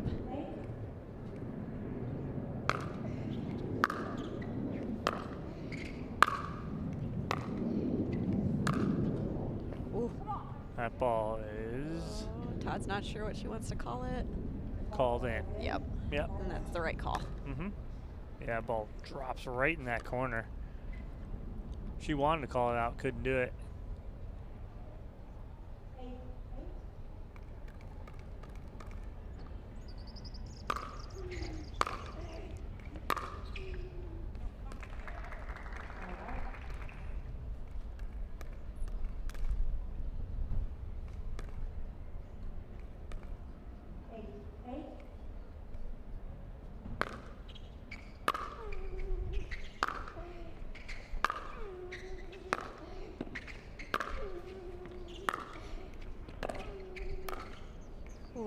Nice, and we saw Todd take like 2-3 steps in, back up, 2-3 steps, back up. She was trying to approach, just couldn't pick the right time. But I do like the drive she was hitting. They were a little loftier and they bounced pretty high, which kept Devidze pretty far back and on her heels.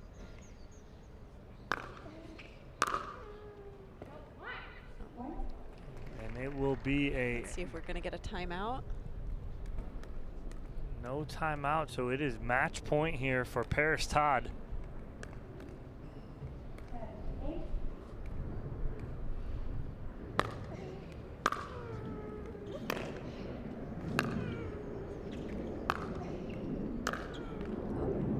There it is. Yep, game number 2 goes to Paris Todd. She moves on 11-7, 11-8, and will face Anna Bright in the winner bracket final. Congratulations to Paris Todd. Salome Devidze will drop to the bottom half, try and work her way out. We will take a commercial break, and when we come back, we'll hear from Paris and her thoughts on her matchup in the winner bracket final against Anna Bright. Don't go anywhere. The Franklin, New York City Open, brought to you by Rockin' Protein. Day 1.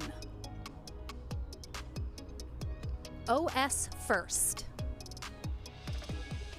Superior Labs, Consumer Cellular, and Franklin Pickleball.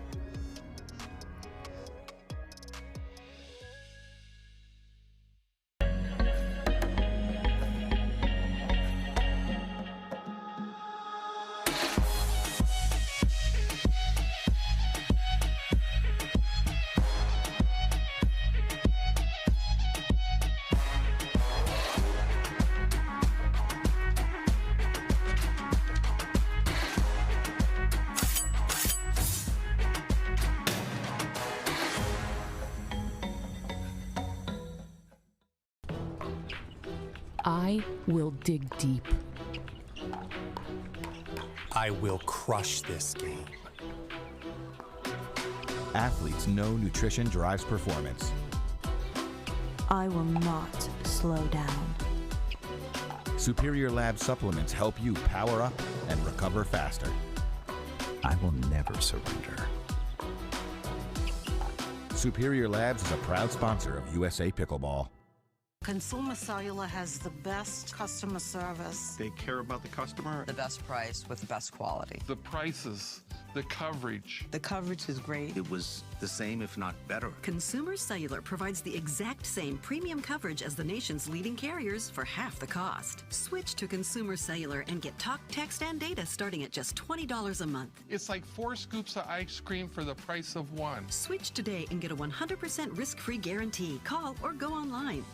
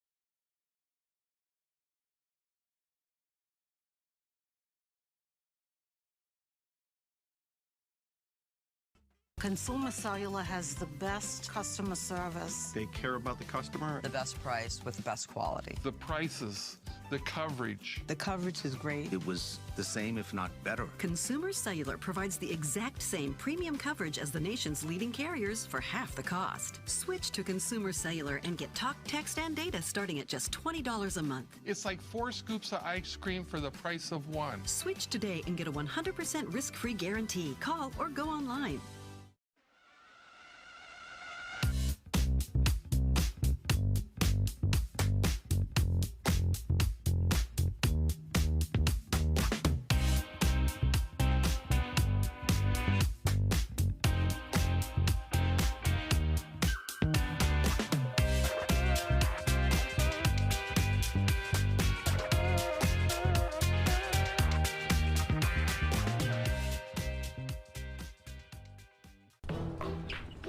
I will dig deep.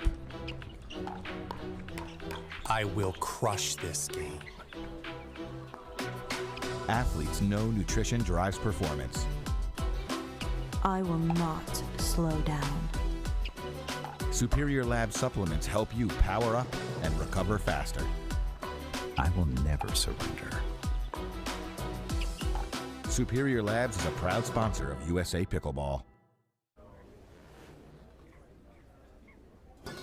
Fruit, fruit, fruit, fruit, and fruit, fruit, fruit, and fruit, and fruit, fruit, fruit, fruit, and fruit, fruit, fruit, and fruit, and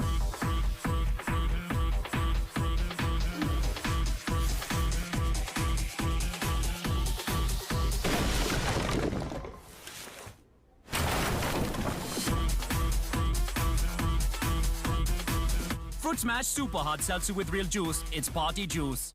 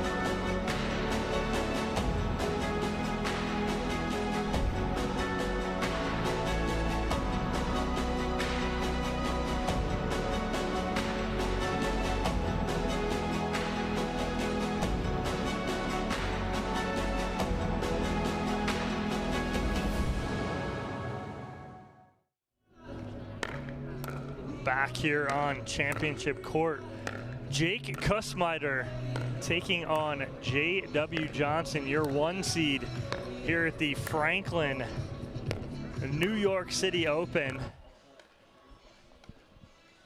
Thank all of our special guests, Arlene Guerrero, Amir Delich, Stu Upson, and Ken Herman for our interview we just did. Huge announcement bringing Skechers on board here in 2023 as the official shoe of the APP Tour. We appreciate all the hard work that all 4 of those individuals are providing, and organizations with Skechers, USA Pickleball, MLP, and of course the APP Tour. We do have a special guest with me that is just settling in to his seat as we speak. None other than, yep, that's him. That's him you hear, putting his headset on. That's it right there. He's got it. We're going to fix him here. He needs a little help sometimes, but we got him. That's what we do here. So we're going to go right there. There he is. And it is none other than the CEO and founder of the APP, Ken Herman. Ken, thank you for joining me. Dom, what a treat it is to be here. Wow, here we are. Championship court. I've got people making sure my mic is okay.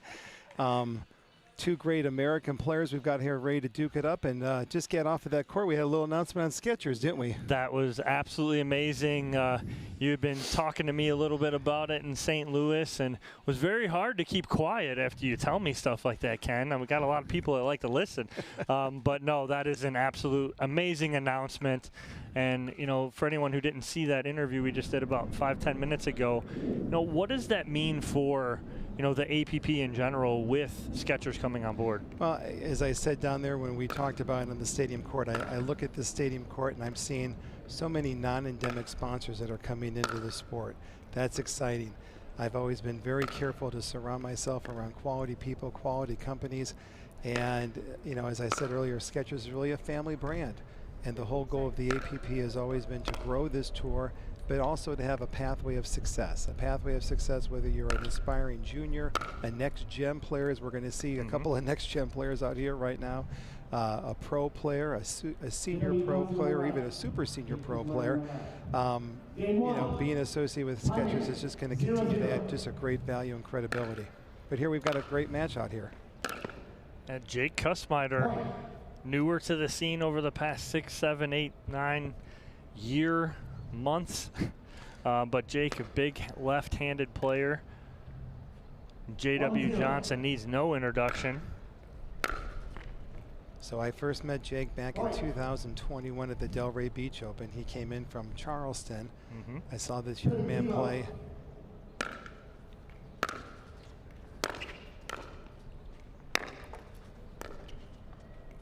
One thing that Jake does very well is he holds onto his line, takes the ball early, and he can change the direction. Being a lefty at any given time, he can pull the trigger, especially off that lefty forehand.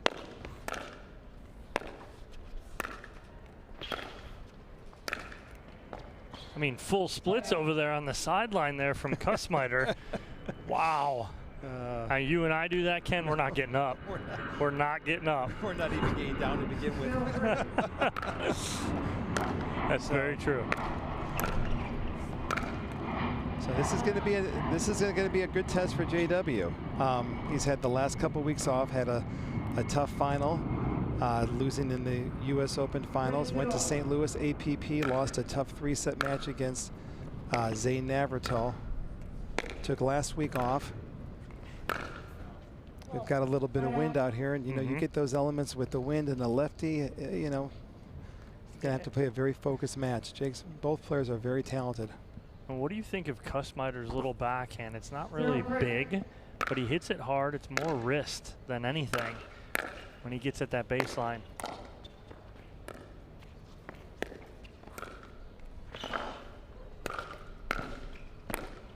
Great. Oh, too bad. Wow. Too bad.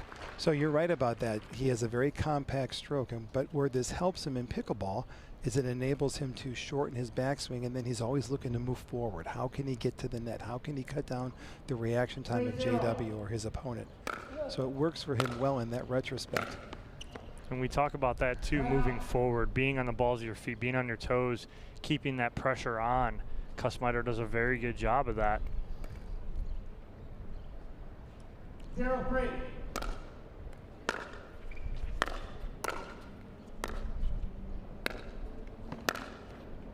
Just wide. One of the challenges, I don't know what Jake's doing off the development off of his backhand, but one of the challenges I would think he would have is if he doesn't continue to lengthen the follow through on that stroke being so compact, he could end up hitting some short balls. So I'll be curious during this match if that ends up being an exposure that JW can expose on Jake. That's a good ball right there from Kusmider. Runs around the forehand right there. First time we've seen him do that today.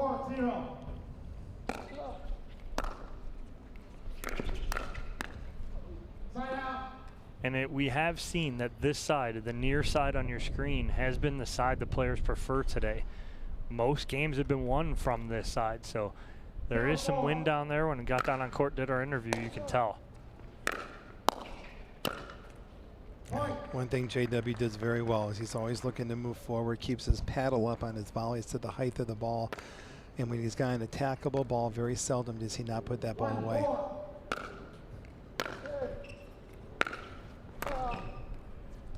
Nice job by Kusmider. And again, too, stand next to Jake. He's a long kid, and he can use that reach so well. And in singles, that's such a huge advantage, is it not? No. It is a huge advantage being able to do that. Plus, coming from a tennis background, one of the challenges that those tennis players always have is their pros always told them to cross and step into the ball. And as a pickleball player, you got to make sure you're doing an open stance on the volley. And Jake's been able to make that transition. And with being such a long-legged, youthful individual, he can straddle that kitchen line very well. One of the things I'm going to look at for JW to see how well he's hitting his serve, the depth of his serve, being able to keep Jake not from being able to get in and attacking the ball. I know that's going to be one of the things I'm going to be looking at during these early stages, is to see if JW's gained the depth off that serve to try to force him to not get in as tight. That was a little short there. Here he comes.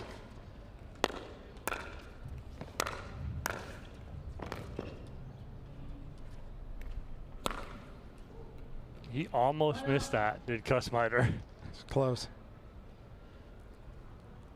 We'll watch it on the replay here. It actually wasn't as close as we thought. Ball was just hit with such authority. So you missed that, sir.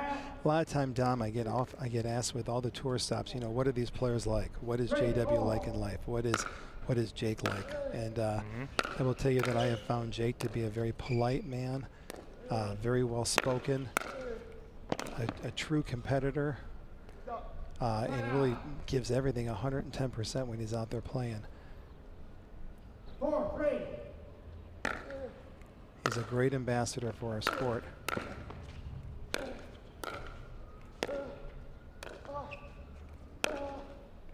Nice ball from Kusmider, but you would never think he's from Charleston, South Carolina. You'd almost think he's from like Newport Beach, California with his look. Surfs up, dude. It is. That's exactly it.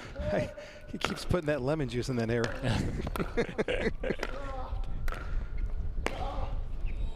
Yeah, he's gonna get it.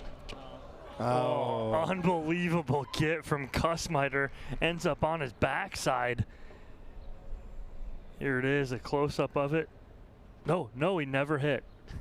3-5. JW's down by 2. That was one of the first backhands he really stepped up and attacked. I love how you talk about going from tennis to pickleball and that cross step on a volley, right? Crossover on a volley, and an open stance on the volley. After this point, I want you to explain what that difference is and why for pickleball should it be open stance. Sure. Well, in pickleball, you can't really step into the ball with your opposite foot as you do in tennis. You're always told to step into your volley. If you step into the ball, you're going to step in the kitchen line. So you've got to reprogram yourself, and that's probably one of the hardest challenges, is to go to an open stance volley where you can swing on the ball versus being taught in tennis to cross into the ball and punch it. Yeah.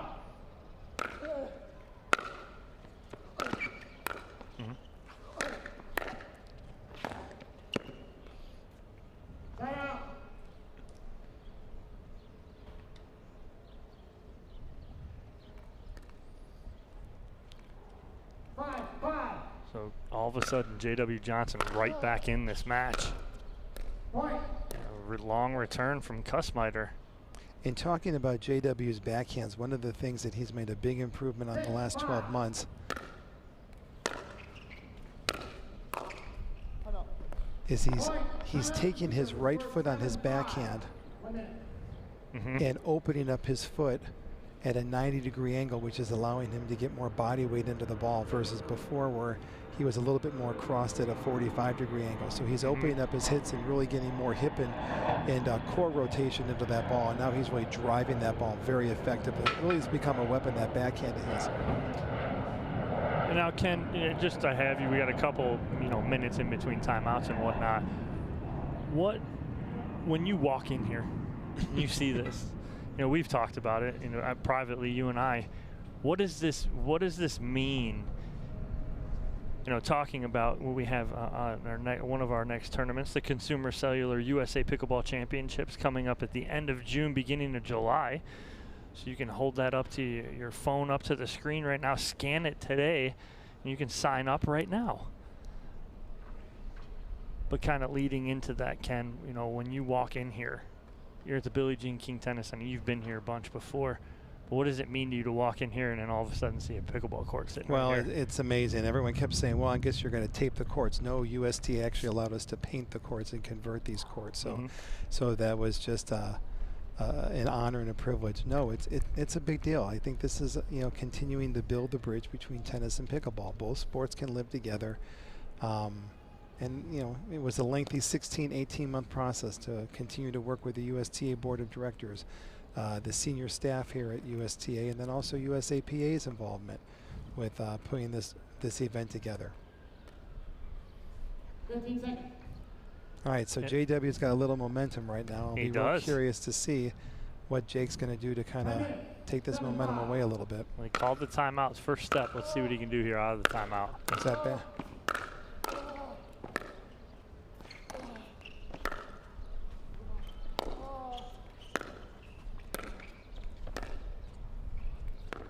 Oh, and that ball skipped on him.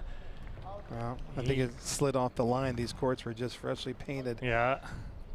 We've heard it a couple times today, but again, it's the same on both sides, so both players are playing. Johnson out to a 3-point lead here.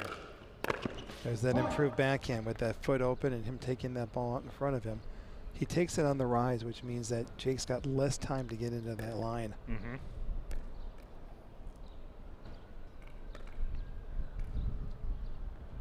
9-5 lead here for Johnson. A little wide on the serve. I don't mind that, though, at that point, trying to go for a little more right there. See if he can hold off now.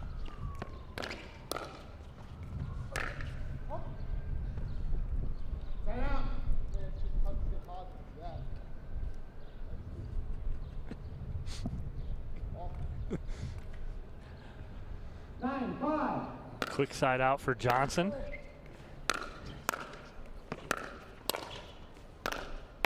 Yeah, so it looks to me, Dom, as if there's been a big change off of Jake when he's coming in. Earlier, when he was winning the game, his approach shots off the return were much deeper. These balls are all landing 2 feet behind the service line. He's got to do a better job, like right there, getting that ball deeper so he can get up there and get himself in a better position to hit a better first volley. Right, and like you said, J.W. Johnson's on his toes hitting that moving forward. Correct. He needs to put him on his heels.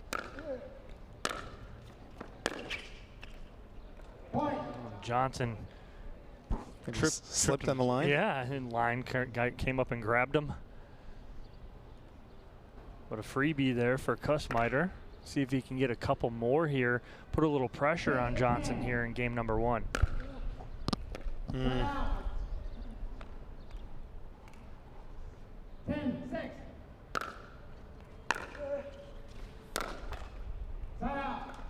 Almost. JW needed to move one more step away from that ball. He ran around it, but got it too tight into his body. He wasn't able to get down low enough.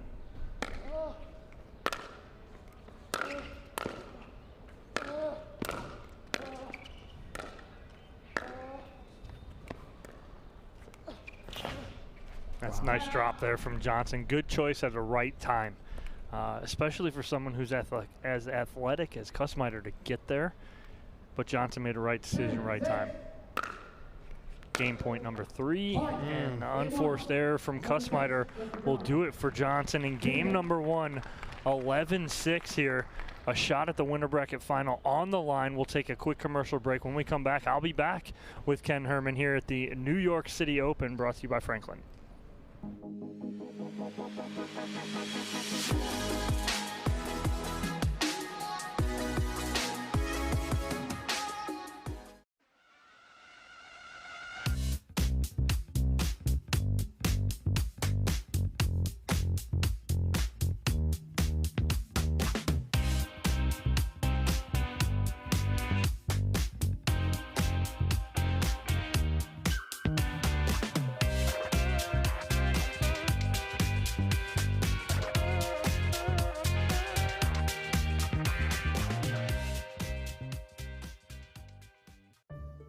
Someone once said, live life while you're young, because when you get older, all you'll have are those stories.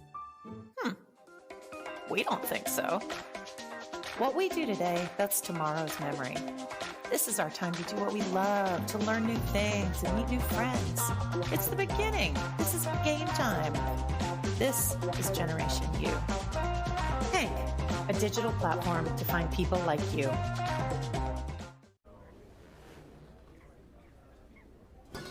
Fruit, fruit, fruit, fruit, and fruit, fruit, fruit, and fruit, and fruit, fruit, fruit, fruit, and fruit, fruit, fruit, and fruit, and fruit, fruit, fruit, fruit, and fruit, fruit, fruit.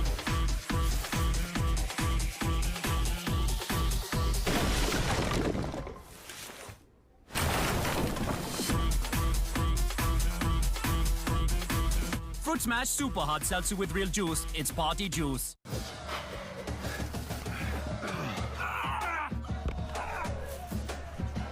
Working out doesn't have to be this complicated.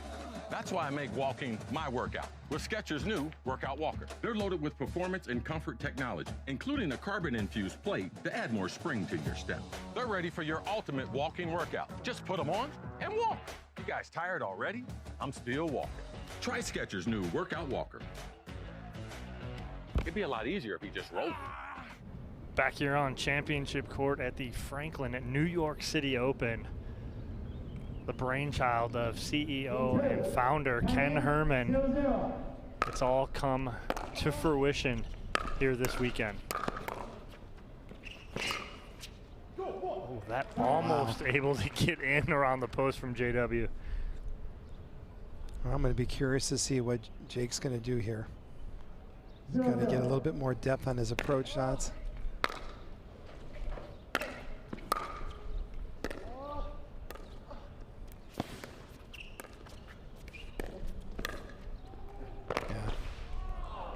And JW does it better than I think anyone, is he takes balls out of the air. And what he does by that, he doesn't allow his opponent to set up. So he takes balls out of the air, even if he has to reach in, doesn't get a ton on it, but his opponents are trying to recover. You see that out of JW too, Ken?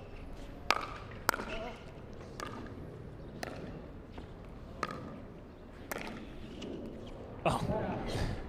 JW does three things very well that have been the biggest improvements with his game. The first thing he does is when you've got him on defense, he's able to take a defensive shot and turn it into an offensive situation.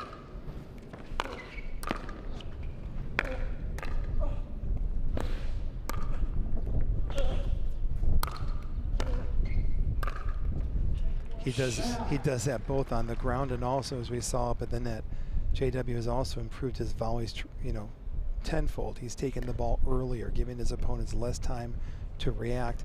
And I think the third biggest improvement off of JW is when he's approaching and coming on into the net off the return.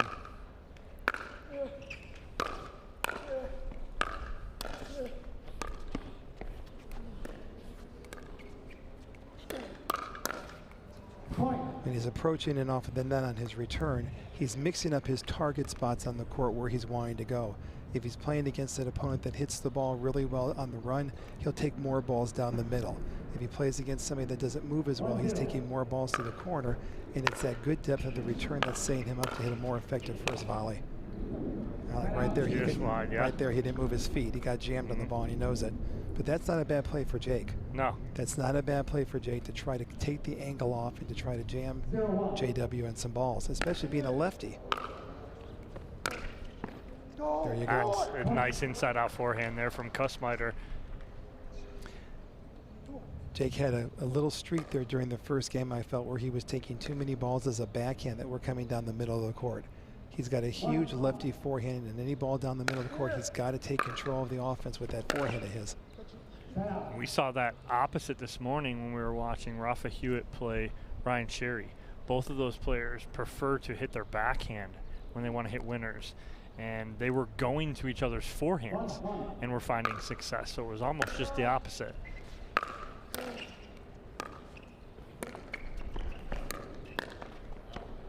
I love that about Rafa and Ryan, and I'm big fans of theirs, but you're not going to win the Franklin New York City Open by not dictating the point off of your forehand. Yeah. I don't think that Roger Federer is going to run around a forehand to hit a backhand. No.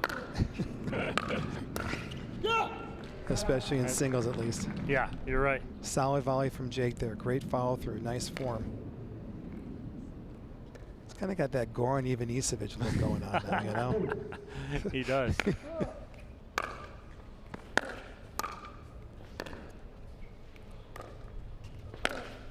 Yep.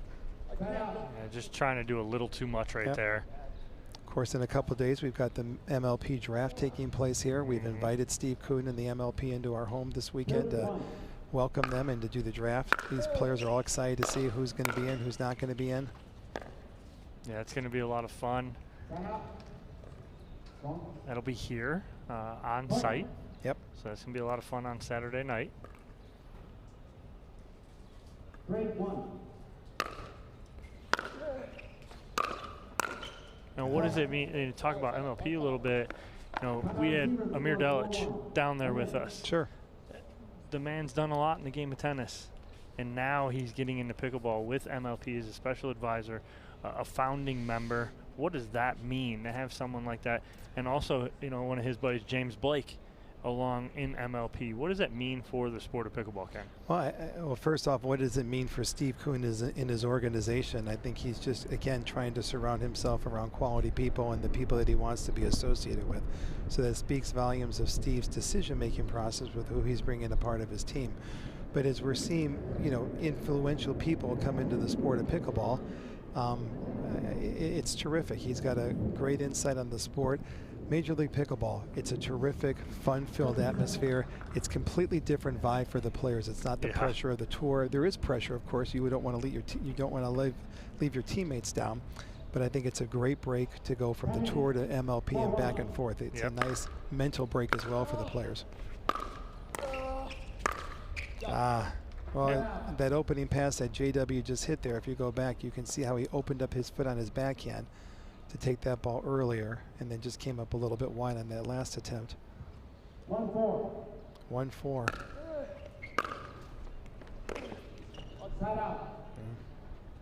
Ken, what was it? Was it 2017 or 18? We were sitting in the park in Chicago.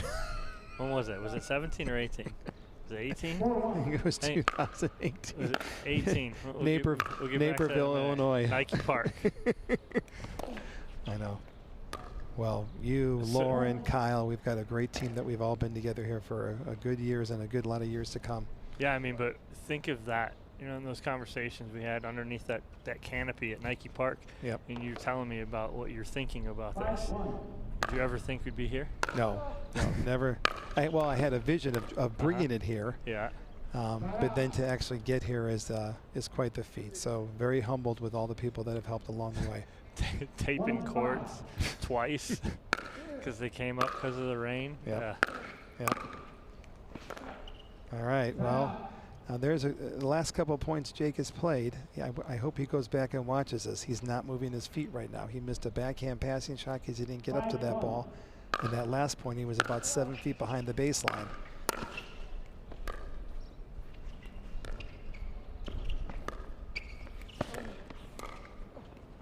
Yeah. It's just too good from Johnson when he's able to control the point like that. And it almost looks like he's playing chess and you're playing checkers. He can dictate so much and do so much with any ball he gets to. Do you see that out of JW when he's playing an opponent, Ken? I do see that out of JW. He's got great instincts.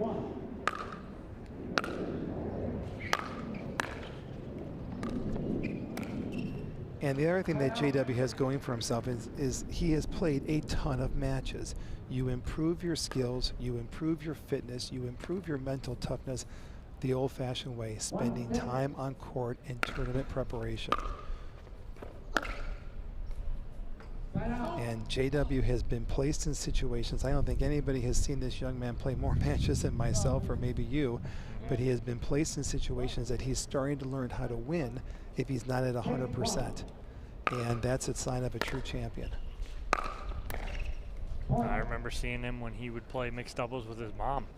And he would get to a point where Julie would have to tell him, take over, like be more dominant. And when he finally did that, I think that was like a turning point for him, because then it was like he started to come out of his shell. And for people who don't know JW, I see him all the time. You know, we're on tour. They live in South Florida. And when I get to see him, I always look at him now and be like, JW, I liked you a lot better when you were quiet, because now the kid is just showing his personality. He is. But that's just such a good thing about this, right? That's right. And you remember back when I was on the mic with you all, I started the buzz about the JW Dylan Frazier podcast. Mm-hmm. Yes, yeah. I still think we need to get that in the works. It would be if we had crickets on here. If I can get a cricket noise, that's what it would be like. But not anymore. It wouldn't be. I'd pay to listen to that now, because both of them have come out of their shells. Sure. Both of them are really good kids, quality, and they both actually have some personality. 7-1. 7-1. Big lead here for Johnson, game 2.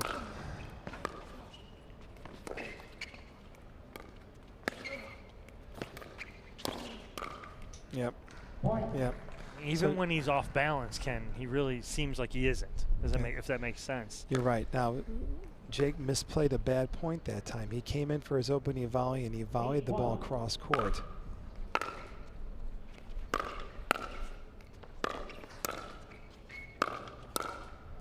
If you're going to volley, especially your first volley cross court, you've got to get the ball deep, you've got to get some pace, or you've got to angle the ball to be able to make your opponent move. If not, you leave too much of the court open.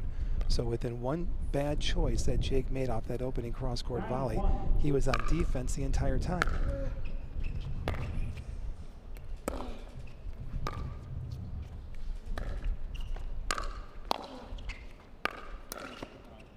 Just too good right now. He's just feeling it. And it's a match point here for J.W. Johnson, game number 2. 10-1.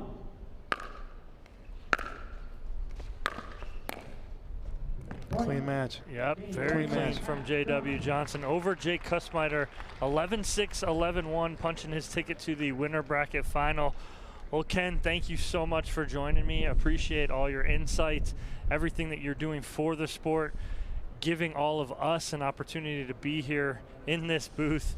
I can't imagine the people that have sit here before me. I played around yesterday with a couple interviews in the press room at Arthur Ashe, but it's very humbling to see and sit in seats like that, and that's because of you, so thank you, Ken. Well, on behalf of everyone, Team Intersport's been a huge, a great partnership with Team Intersport, working with them to continue to just bring the best pickleball experience to everybody. You know, here we are in New York, pickleball's grandest stage. Yep, can't beat it, Ken. Well, thank you very much. We'll take a quick commercial break. When we come back, we'll talk to J.W. Johnson on court and see what he thinks about winter bracket final coming up next. Don't go anywhere.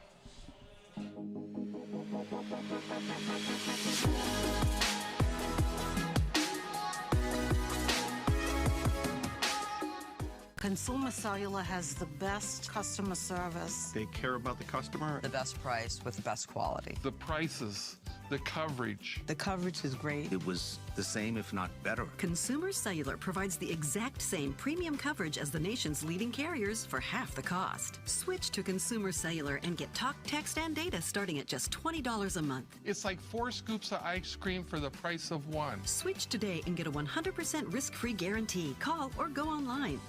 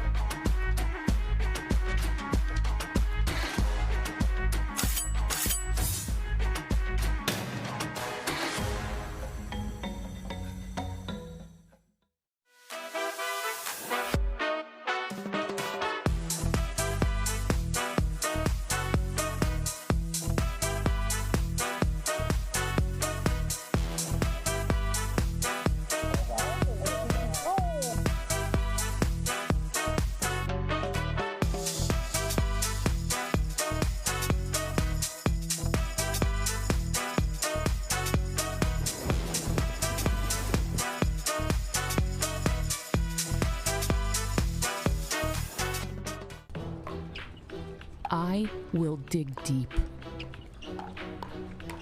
I will crush this game. Athletes know nutrition drives performance. I will not slow down. Superior Lab supplements help you power up and recover faster. I will never surrender. Superior Labs is a proud sponsor of USA Pickleball. Someone once said, live life while you're young, because when you get older, all you'll have are those stories. We don't think so. What we do today, that's tomorrow's memory. This is our time to do what we love, to learn new things and meet new friends. It's the beginning. This is game time. This is Generation U. Hank, a digital platform to find people like you.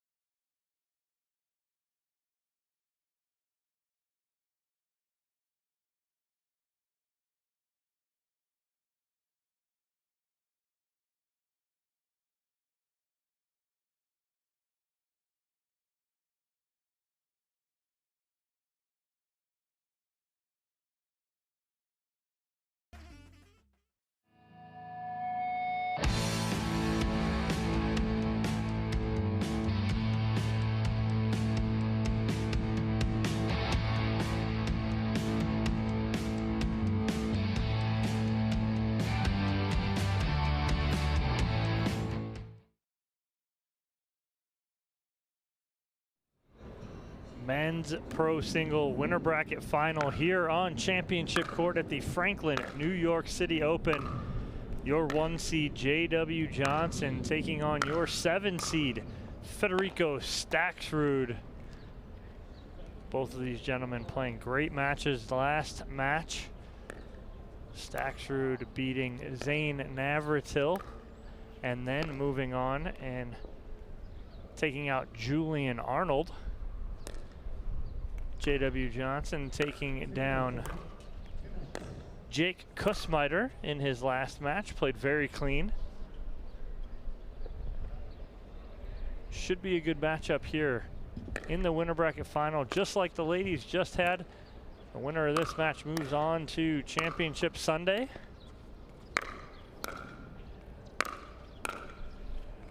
So winner is done for the day. Loser has to drop down and play that bronze medal match to see if they can earn a right to get back to the gold medal match on Sunday. I'm sure neither of those guys are really wanting to do that. So no, they want to be done as quickly as possible. Win this match.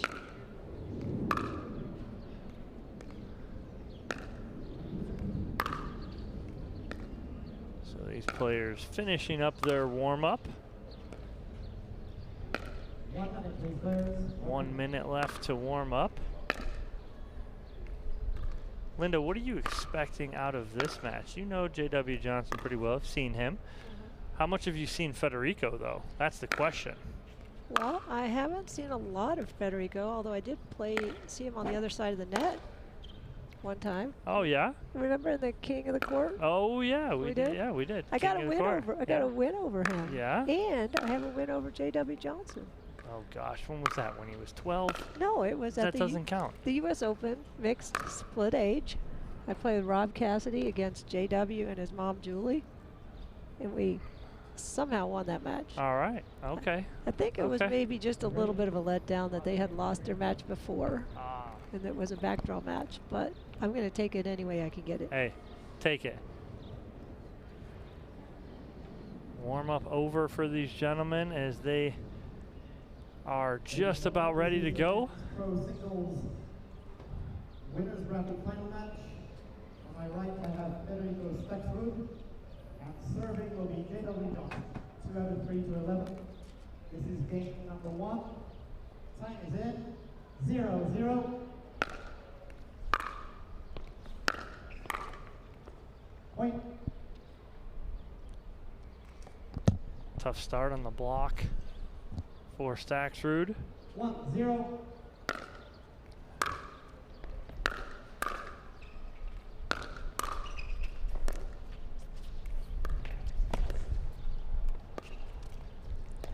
Seems to be getting windier down there on court too. It is a little swirly down there. 2-0.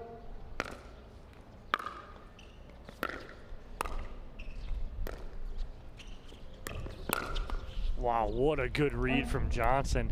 It was like he knew Staxrud was going to go down that line before Staxrud did. 3-0.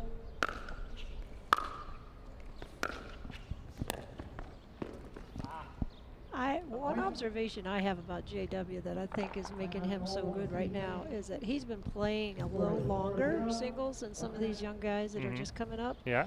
And a lot of them are still hitting predictable tennis shots, whereas JW has figured out in pickleball, you don't want to always go with that predictable shot. Yeah. And so JW's reading he's anticipating the predictable shot, like that one he was right there for. But he's probably going to do a little more of the slicing and the dicing and the going behind and a little bit more creative play. Yeah. And that's what JW does so well is he mixes up his game. And so he'll hit that drop, he'll play that cat and mouse, he'll hit the drive, play that way. And like you said, it's not that Federico is predictable, but he may be a little more than he wants to be. It's just because he's just newer to the game. Mm-hmm. Line out.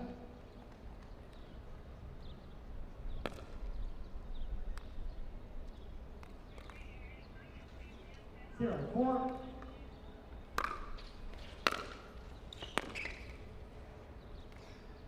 My Might have got a little bit of a bad bounce there. Uh-huh.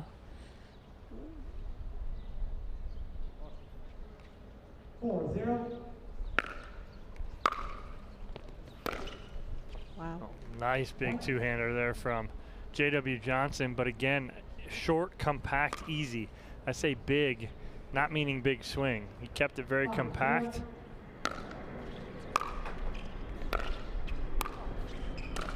Oh, a rare miss. Ambitious with that one. I don't mind it, taking that ball out of the air right there, but he's got to control it a little more.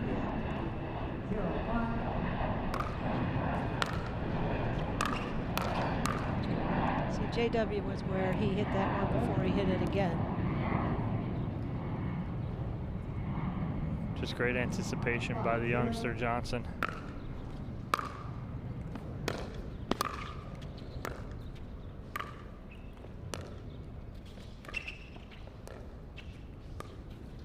So effective with those short balls. People think in singles all you got to do is just bang, bang to the baseline, try to get in the net. Those little short balls are really effective. And like you say, we didn't see any of that in the women's match. 6-0.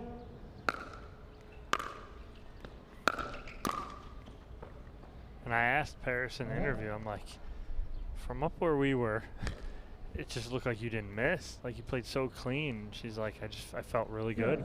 You know, I felt like I didn't miss much. I'm like, well, I can attest you didn't. 11-1, 11-2. It's a pretty clean game to me. 1-6.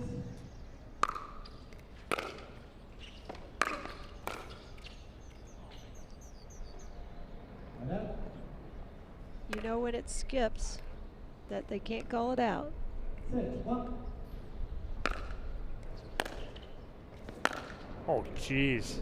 That's a great forehand. And that's Linda Thompson-esque right there. Back in my banger days, right? That's right. You used to be.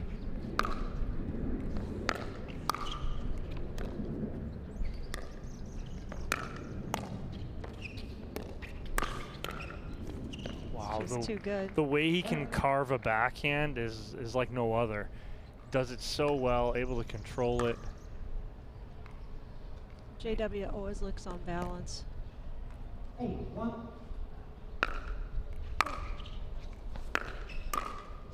Were you listening to Ken and I when we were talking about him? Because I said, I go, even when he's off balance, he's still on balance. You know what I mean? Like, obviously a figure of speech, but he just never looks like he's out of control. Right. He doesn't look uncomfortable. He doesn't look like he's struggling.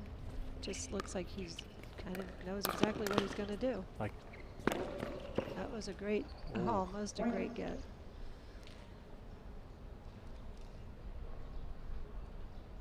I did hear Ken talking about the compact strokes, and I think that's even more important in singles because you're hitting every ball. So, you know, in doubles, you're going to hit a return, you come in, you're at net, you might not be hitting the next ball. In singles, you are hitting every ball. So if you take big backswings and big follow-throughs, it's harder to recover and get back in position and on balance for the next ball. Yeah. And it takes your body weight too far away. A big follow-through takes your body weight one way. Yep. You know, and so you want to keep everything as center and compact as possible to keep you be able to take off and move quickly in any direction. And J.W. Johnson does that with the best. So he takes game one 11-1. We'll take a commercial break. When we come back, game two, here this men's pro single winner bracket final.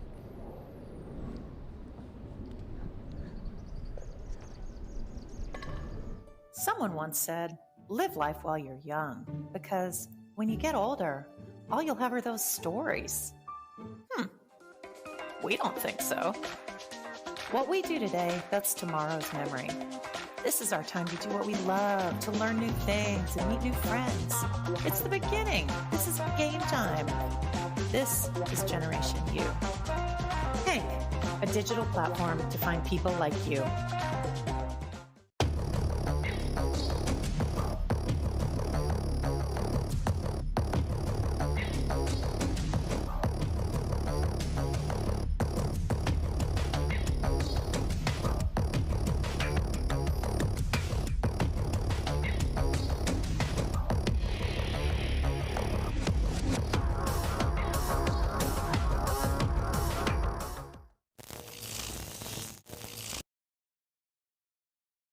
Consumer Cellular has the best customer service. They care about the customer. The best price with the best quality. The prices, the coverage. The coverage is great. It was the same, if not better. Consumer Cellular provides the exact same premium coverage as the nation's leading carriers for half the cost. Switch to Consumer Cellular and get talk, text, and data starting at just $20 a month. It's like 4 scoops of ice cream for the price of 1. Switch today and get a 100% risk-free guarantee. Call or go online.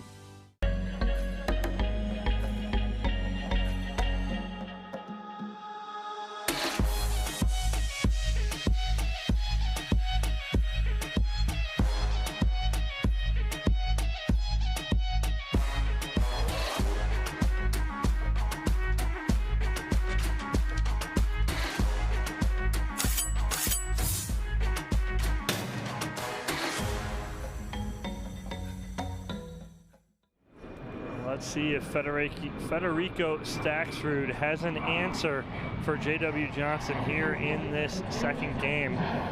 If not, J.W. Johnson will be playing for gold on Sunday. Rare unforced error from J.W.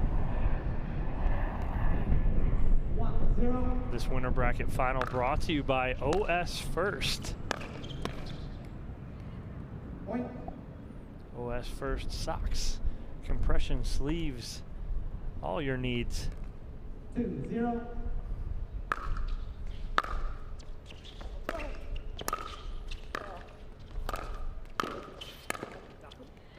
Wow, that Staxford just grinding right there, getting one ball back over every time.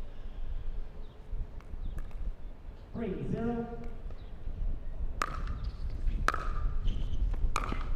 Ooh, that's a nice ball right there, Linda. I think Federico had a little talk to himself between games and he's ready to go.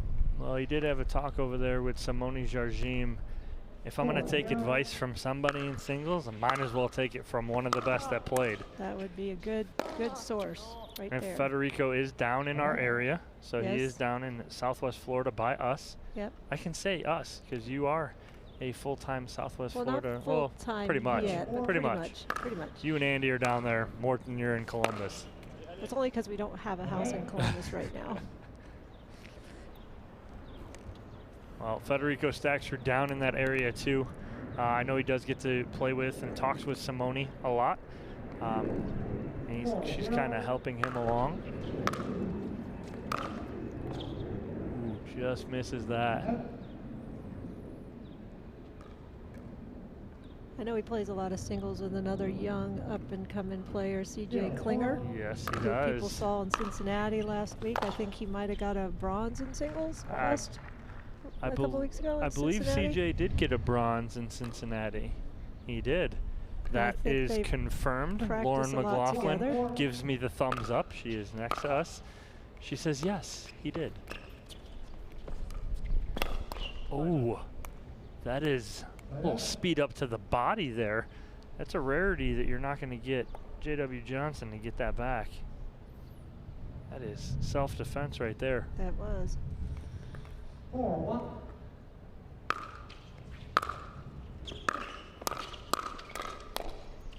Oh. J.W. has some very fast hands. 1-4.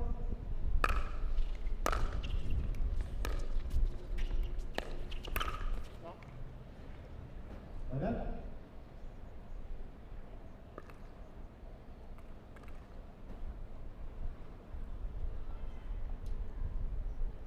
4-1. Oh, and Staxford thought it was going to be out. Got that line. Yep. Shot off it. 1-4. It was past him before he could get his paddle back. Yep. And there's again where JW's so good. He can make adjustments, comes in, drops that ball, play a little cat and mouse. 2-4. Nice. He's got that forehand going. I think JW just came out a little bit, maybe a little too relaxed this game after how quickly that first game went. Federico pulled off some great shots to start the game, and JW decided I gotta reel it in. You got a little complacent? I'm not gonna go as far as complacent, but maybe just thinking, not feeling nerves, feeling relaxed. And ooh, nice ball from nice Federico. attack. Coming in, taking that ball out of the air here. Ooh, lucky he didn't slide into the kitchen. I've seen somebody do that before. Yeah. Roll up into the net. Those of you guys that don't know the answer to that, she is talking about me. I did end up sliding into a kitchen in Pittsburgh like 4 years ago when Linda and I were playing together. It was against Rob and Shonda Davidson. That a little wide. That highlight is still out there somewhere. It is out there. It pops up every now and then. Yes, because Rob and Shonda will post it because it's kind of funny. 4-5 lead for Staxrud. He's playing much better here. I think he's applying more pressure to JW right now, starting this game 2. And I like to see that. If you're going to go, go. And he's making that decision to do that. And he's got himself a 1-point lead and a nice forehand there down the line. And that's how good your shots have to be against JW.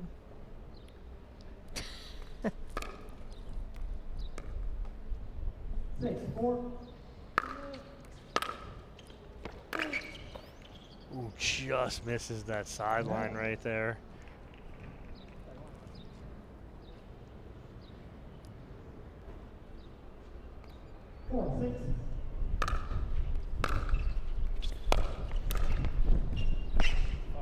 Ooh, and Staxford gets the roll off the net.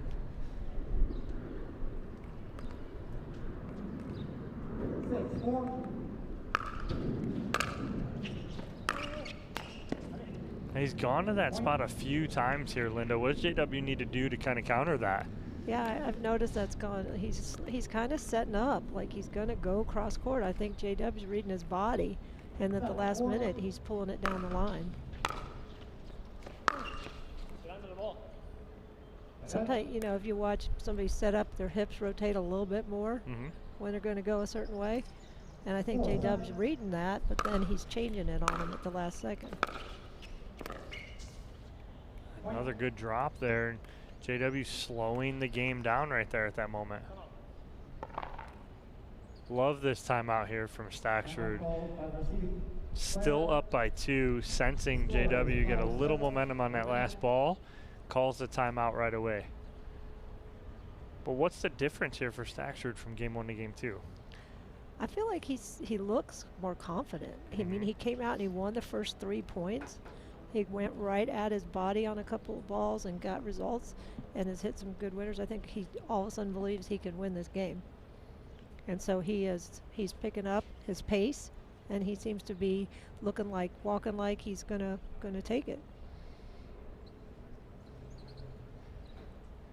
Well, we'll see after this timeout. JW cleaning off his paddle. You know how JW looks really stressed, doesn't he? Right, he's stressed out like no other.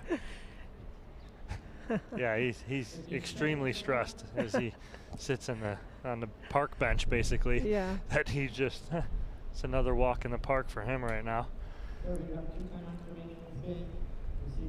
So we'll see what out of this timeout Staxford can do. Keep the momentum, up 7-5.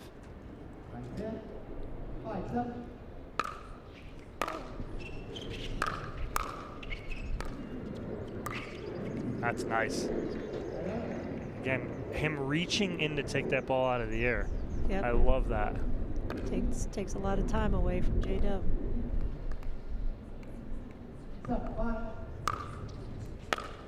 It's a nice serve there from Federico too. Again, he has. You said it. You know, he's picked up the pace, and he's just going for a little more here.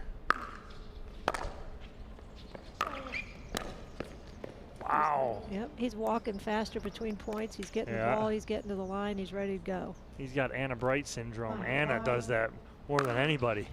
She like sprints to the line when she's going good, and that ball right there. Just missed. Oh, so close. No, he got it.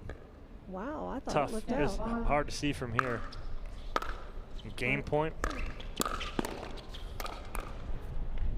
Just wide. Well, we'll see if JW is up to the challenge now. His back's against the wall this game.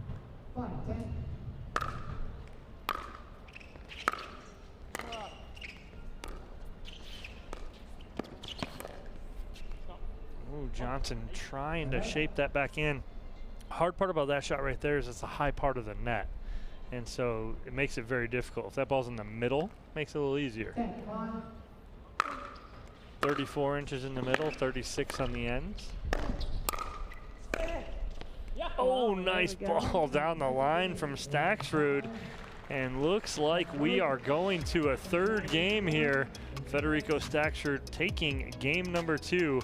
We'll take a quick commercial break. When we come back, game number 3 here on Championship Court at the Franklin New York City Open.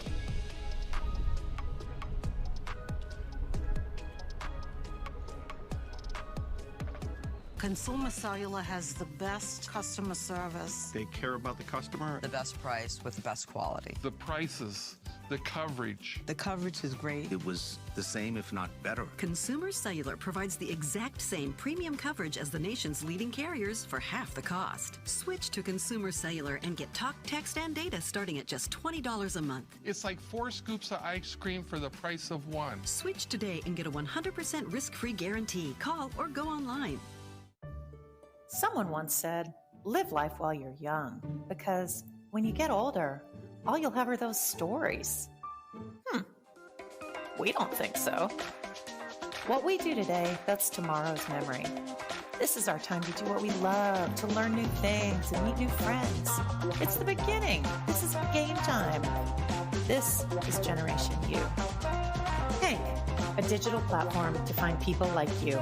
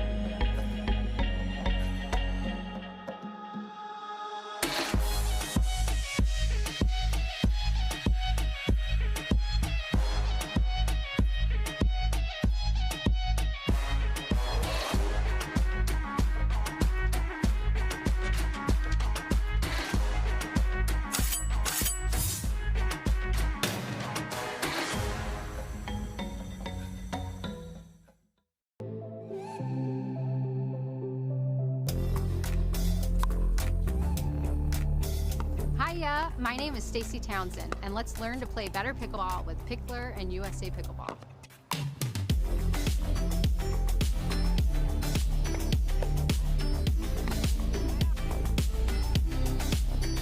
Learn to play better pickleball for free with Pickler and USA Pickleball.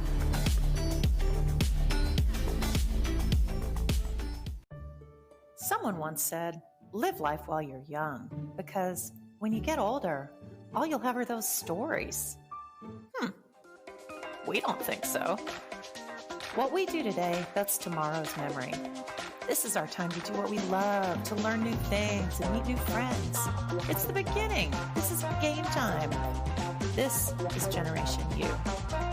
Hank, a digital platform to find people like you.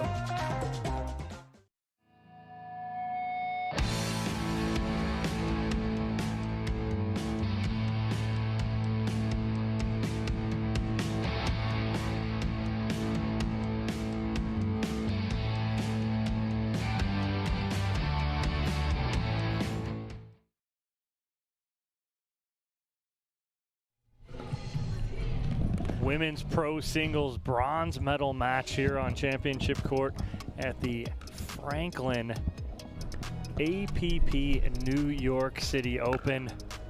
Salome Devidze taking on Anna Bright. Both of these ladies been battling all day long to get here. Anna Bright lost to Paris Todd in a match, Linda, you and I called before the last match. Paris Todd absolutely on fire. Nothing Anna Bright could do. This is Anna Bright's next match after that. What does that mean for her? Because confidence a little low after that. Paris Todd played really well, but with a pickleball tournament, it's okay, that match happened, on to the next, right? Be a goldfish. Oh, gosh. Oh, the insights of Linda Thompson. Be a goldfish. All right. Short-term memory. You know that. Ted Lasso. Ted Lasso. Be a goldfish. I like it. I like it. So, Salome Devidze had to battle back. A couple on the bottom half. She took out Megan Fudge 15-2 and then took out Lauren Stratman 15-6 to earn the right to be here. And Bright going off the tape, a little net lord action to get on the board here.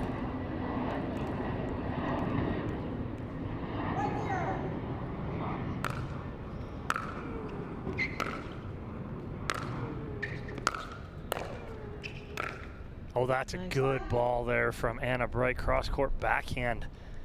Both of these ladies got dropped down to the consolation bracket by Paris Todd. Anna definitely looks like she's got a little more pep in her step at the start here, so let's see if she can keep that going. Hey, be a goldfish. But again, you're right. Keep it, you know, compartmentalize it. Put it behind you, on to the next one.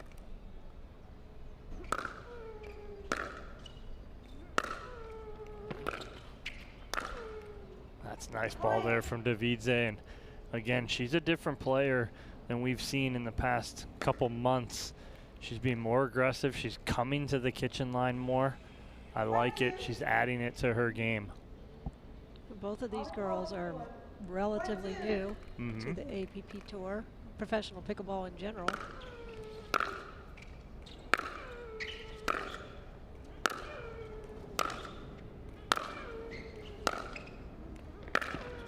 Wow, those are some serious two-handed backhands from Devidze. I felt like I was watching a point of the French Open there. Or the U.S. Or the U.S. tennis. Open. I mean, come on. Well, really? the French Open's going on right now. Yes, so that's what made me think of that. Have you seen Devidze's drop two-handed backhand serve yet? I have not. Oh, it's coming. I can't quite even picture it. Wait till you see it.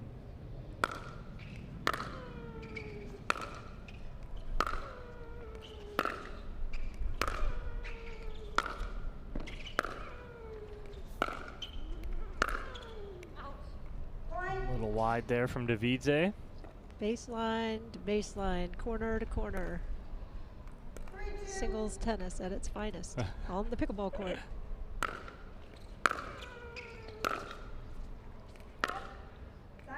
Devidze hits a very heavy ball. It's got a lot of action to it. Again, I use that term meaning that as it's getting to, it almost seems to be speeding up. You can see when she's bouncing the ball there how Western her grip is. Oh, that's a great cross-court drop there from Devidze. And talk about what you mean by Western grip, Linda. So, it's like, you know, picking up a frying pan, you know, and yeah. your grip, your V of your thumb is all the way over on the top of that paddle, and it's going to give you that exaggerated topspin when you hit the ball. Nice job by Bright there, doubling up on the backhand side of Devidze. The way your paddle comes through, it's forced to have topspin almost.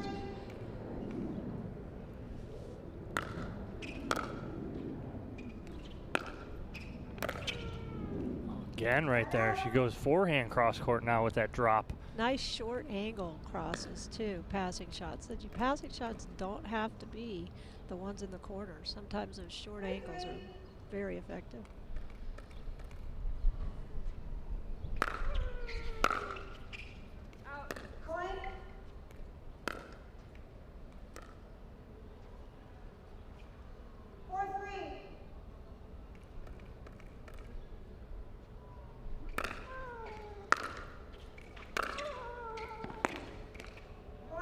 And Devidze just putting pressure on Anna Bright.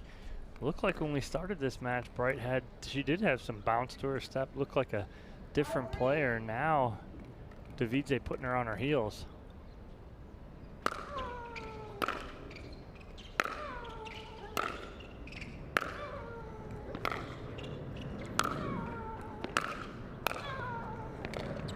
Oh, wow. I think everybody in the stadium thought Bright was going down the line with this ball. I thought she was going down the line. But that was the predictable shot. She did the unpredictable shot. She won the point. Yep. Even though the predictable shot, I think, was going to be a winner, too. She had Devidze leaning so much the other way.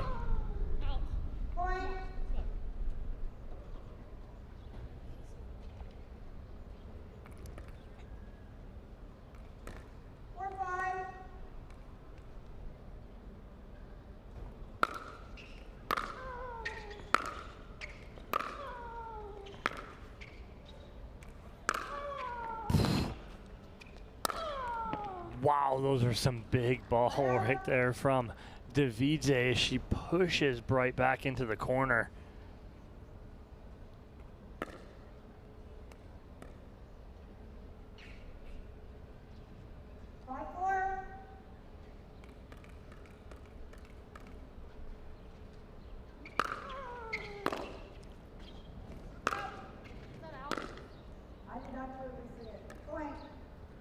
She really attacks the serve too.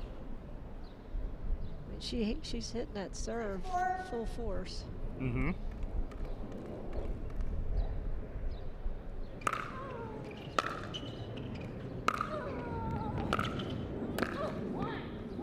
Not sure she should have hit that one, but we'll never know.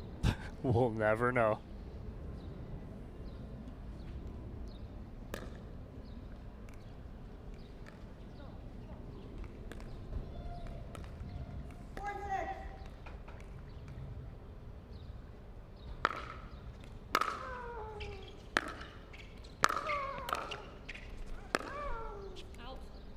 Just misses that cross court.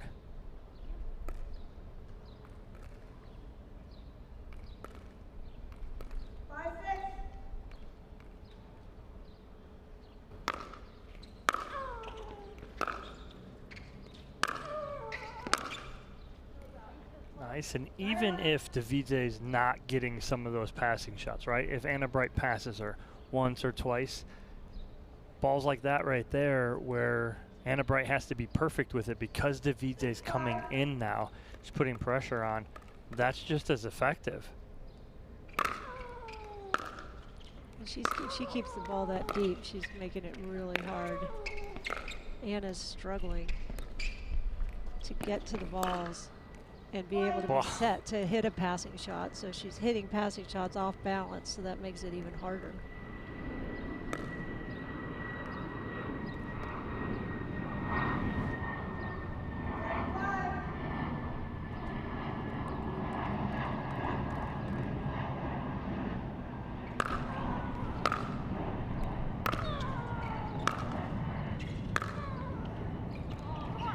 That hit.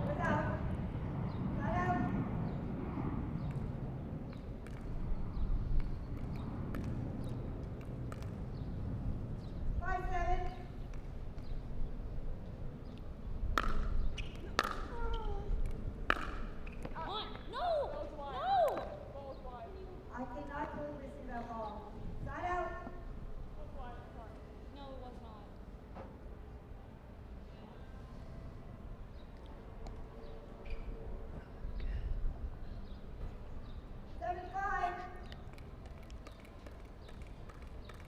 7-5 lead here for Devidze.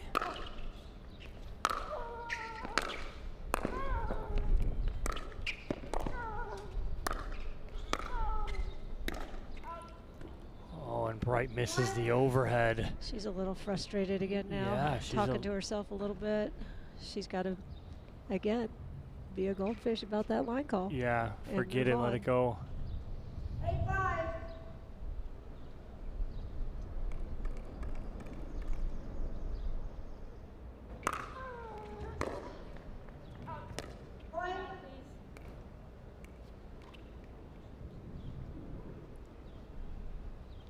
Yeah, she's visibly frustrated right now. Down 9-5, timeout here from Anna Bright. I mean, you called it, Linda. One, she's got to regroup here, but what else does she need to do during this timeout? Is it just regroup? I think she just needs to calm herself down and try to get herself ready to go. She's frustrated. She was frustrated last match, and so she's got to figure out a way to rein it in. And you know, she's not hitting bad shots. She's not getting like balls just passed by her like she was by Paris, but she's getting pressured a lot. Yeah. So as we look at our women's pro singles bracket and how we got here, Paris Todd taking out both of these ladies, Devidze in the semis, Bright in the winner bracket final, and Devidze taking out Lauren Stratman to get to this bronze medal match. This one's a tight one here in game number 1. But until the last 2 points where Devidze starts to pull away. See if that timeout helped. She comes off with a very solid point out of the timeout.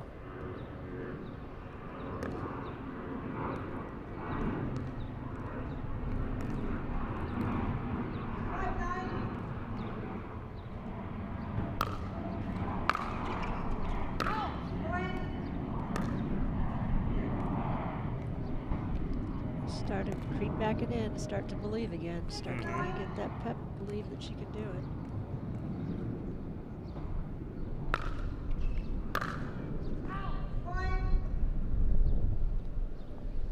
She gave her a freebie on that one. Yep, now back within 2 is Anna Bright.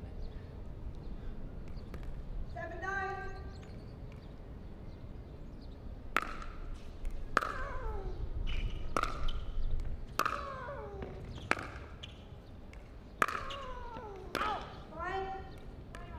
I was just going to say, I think another timeout's coming in, sure enough. Yep, 3 straight here from Anna Bright, down 9-5, now down 9-8. Her serve when we come back after this timeout. Now the timeout, Linda, from Devidze. What is she, and Anna Bright, not even sitting. You're seeing her just pacing back and forth because she's feeling it. She wants to go. Mm-hmm. She wants to go. She knows she's got a little bit of momentum. She wants to keep it. Devidze just wants to stop it. And that's a great time to take a timeout. A lot of amateurs don't really understand when they should take timeouts. And when somebody goes on a roll like that, is a perfect time. There's also a good time to take it when you are ahead, but you all of a sudden just can't close it out. You served on 10 4 times and you didn't close it out. Yep. take a timeout before the next time and figure it out. What am I going to do? How am I going to close this match out? Time in. 8-9.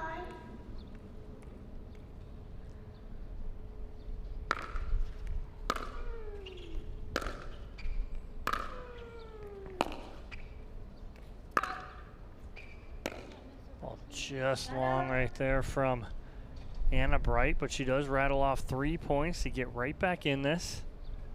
Devidze to serve up 9-8. 9-8.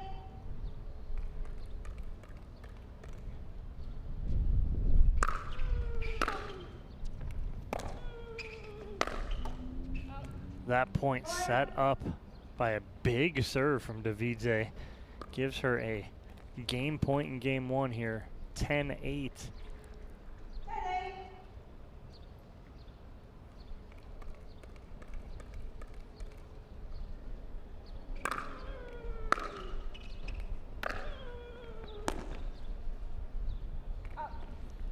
Both players used their Yep. timeouts well. Yeah. And both of them capitalized on their timeouts. Yeah, a little long there as Anna Bright just goes straight back to her bench.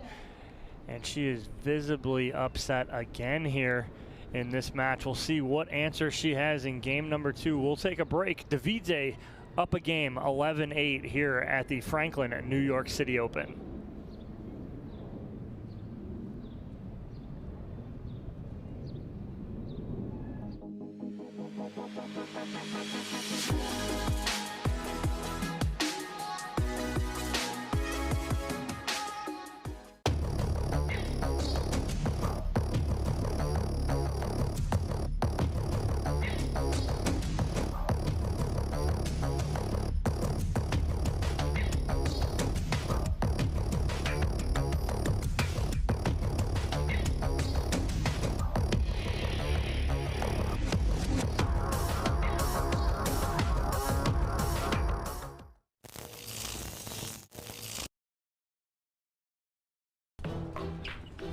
I will dig deep. I will crush this game. Athletes know nutrition drives performance. I will not slow down. Superior Lab supplements help you power up and recover faster. I will never surrender. Superior Labs is a proud sponsor of USA Pickleball.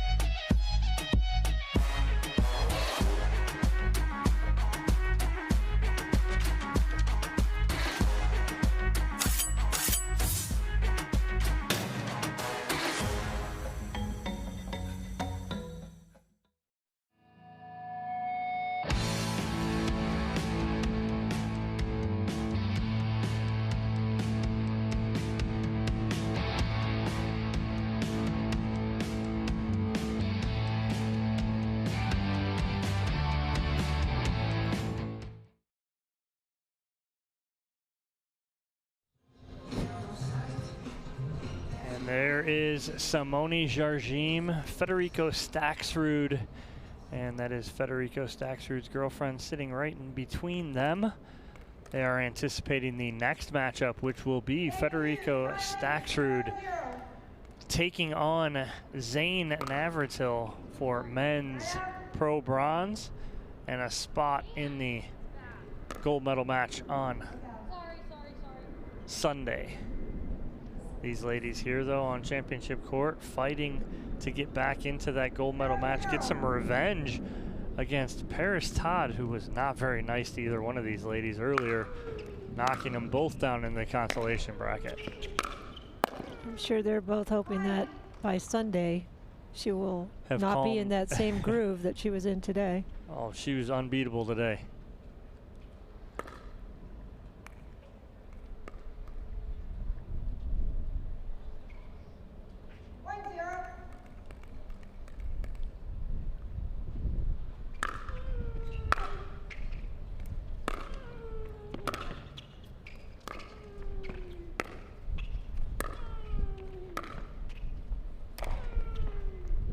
Devidze controlling the kitchen line again. She had Anna going corner to corner to corner. And Anna was hustling. She was getting those balls, but when you're behind the baseline and your opponent's on the kitchen line, that's tough.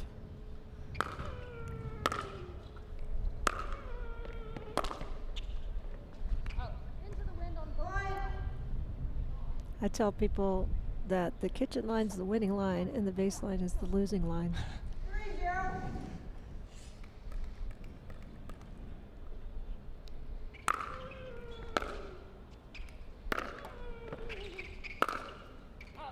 That was pure frustration right there, because that ball set up for Anna Bright. There were things that she could have done with that ball. A lot better decisions than what she did. She just tried to grip and rip that ball down the line. Devidze was right there. If that ball's in play, Devidze is going to have such a good angle on that. She needs to either go cross-court drop with that or do something else. But decision-making right now is not her friend at the moment. She is down 4-0. And there's one shot, you know, that I have not seen one of. As Linda's in mid-sentence, I point, and Anna Bright's on the phone. She is, there's no rule against that.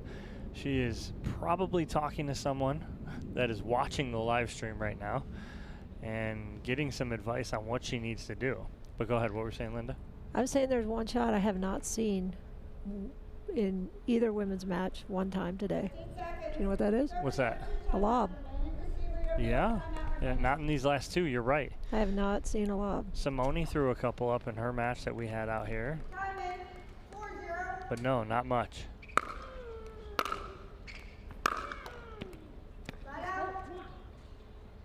All right, a successful timeout. Anna's, you know, playing what's Who Wants to Be a Millionaire, Who Wants to Be a Pickleball Winner, Call a Friend. She phoned a friend. She phoned a friend. It works.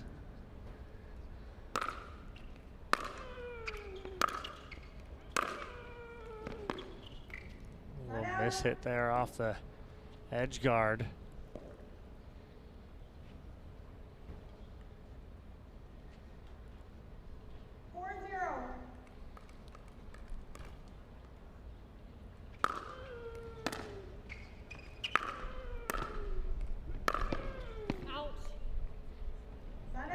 Very emphatic out call right there. I think Anna thought that she had a winner there, and then all of a sudden she ran for it and almost hit a winner on her.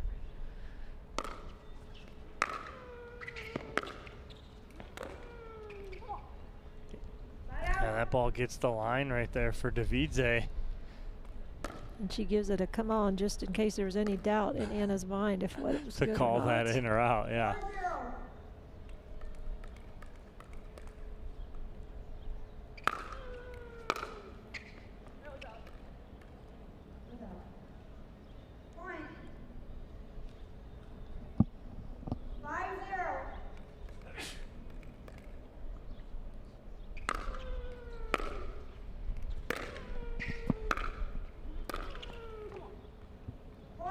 I think she hit that same spot again. I know. Ann said, come on again, same way. Yep. She is moving along here in game number 2. 6-0, no answer from Anna Bright.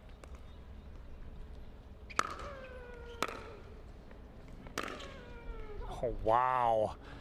That's a great two-hander. She rolls that back across her body for the winner. 7-0.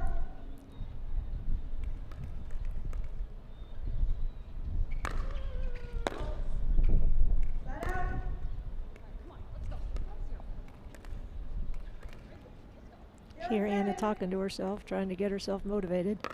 Come on, let's go. And Devidze is just controlling everything. This is a new player we're seeing this weekend here, coming to the kitchen line a lot more. I like the addition to the arsenal. She's doing it with a purpose and at a right time.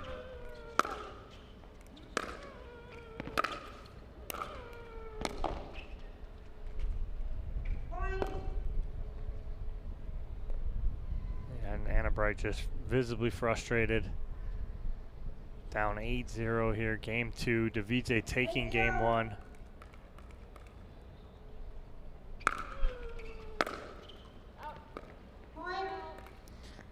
Is she going to take another timeout? Yep, she's going to burn her second and final timeout. But it is all Salome Devidze here in game number 2, up 9-0. I mean, it's never over, Linda, but I mean, just the distraught look on Anna Bright's face. She's over on the wall, leaning up against the sign, just kind of looking off. And it's just what do I need to do here to get back in it? She just doesn't seem to have an answer right now to counterattack against these shots that are coming at her so hard and so deep with that topspin. You know, those balls, when they hit, they kind of kick at you. It's not like the flatter ball that some of the girls hit that kind of sit up there nicely for you. These balls hit and kick. So that footwork and positioning, being in position, is so much more important. You got to get there earlier.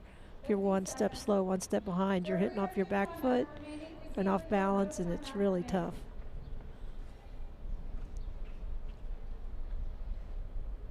All right, we'll see if Anna Bright can get a side out and try and work a little magic to get back in this match.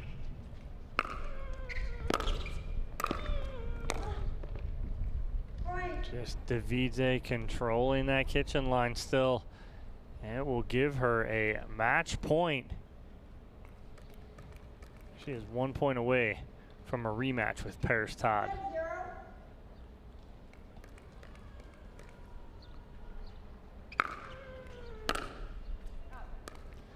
That return will go wide. Salome Devidze defeats Anna Bright 11-8, 11-0. She will get that rematch against Paris Todd. They had a good match in the semifinals. Todd came out on top 11-7, 11-8. But Devidze punches her ticket to Championship Sunday. Congratulations to her, and congratulations to our bronze medalists, Anna Bright. We will take a quick commercial break. We come back. Men's Pro Singles bronze medal match. Zane Navratil taking on Federico Stagsrud. But before that happens, we will go talk with Salome Devidze and get her thoughts on a gold medal match that she is in on Sunday, Championship Sunday, here at the Franklin New York City Open.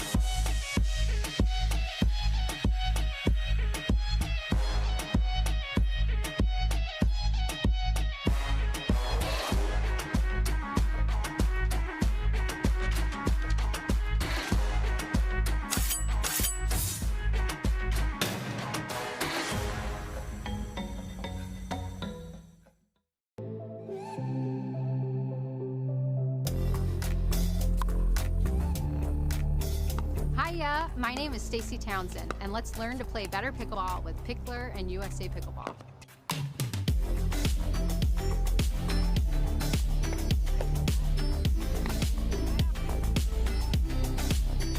Learn to play better pickleball for free with Pickler and USA Pickleball.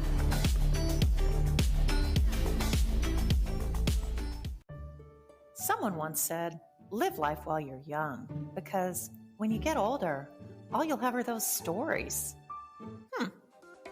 We don't think so. What we do today, that's tomorrow's memory.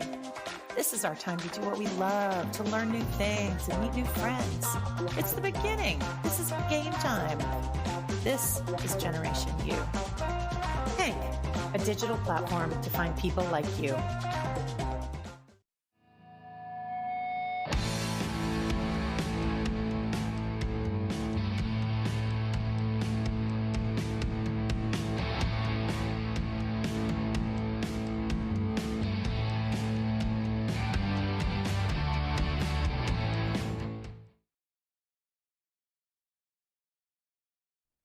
Welcome back one final time to the Franklin studio with Franklin player Zane Navratil here at the Franklin New York City Open. You're headed to Championship Sunday to take on no stranger, J.W. Johnson. You did not have to face him here today, though. So what's going to be the preparation going into Sunday, knowing you're going up against J.W.?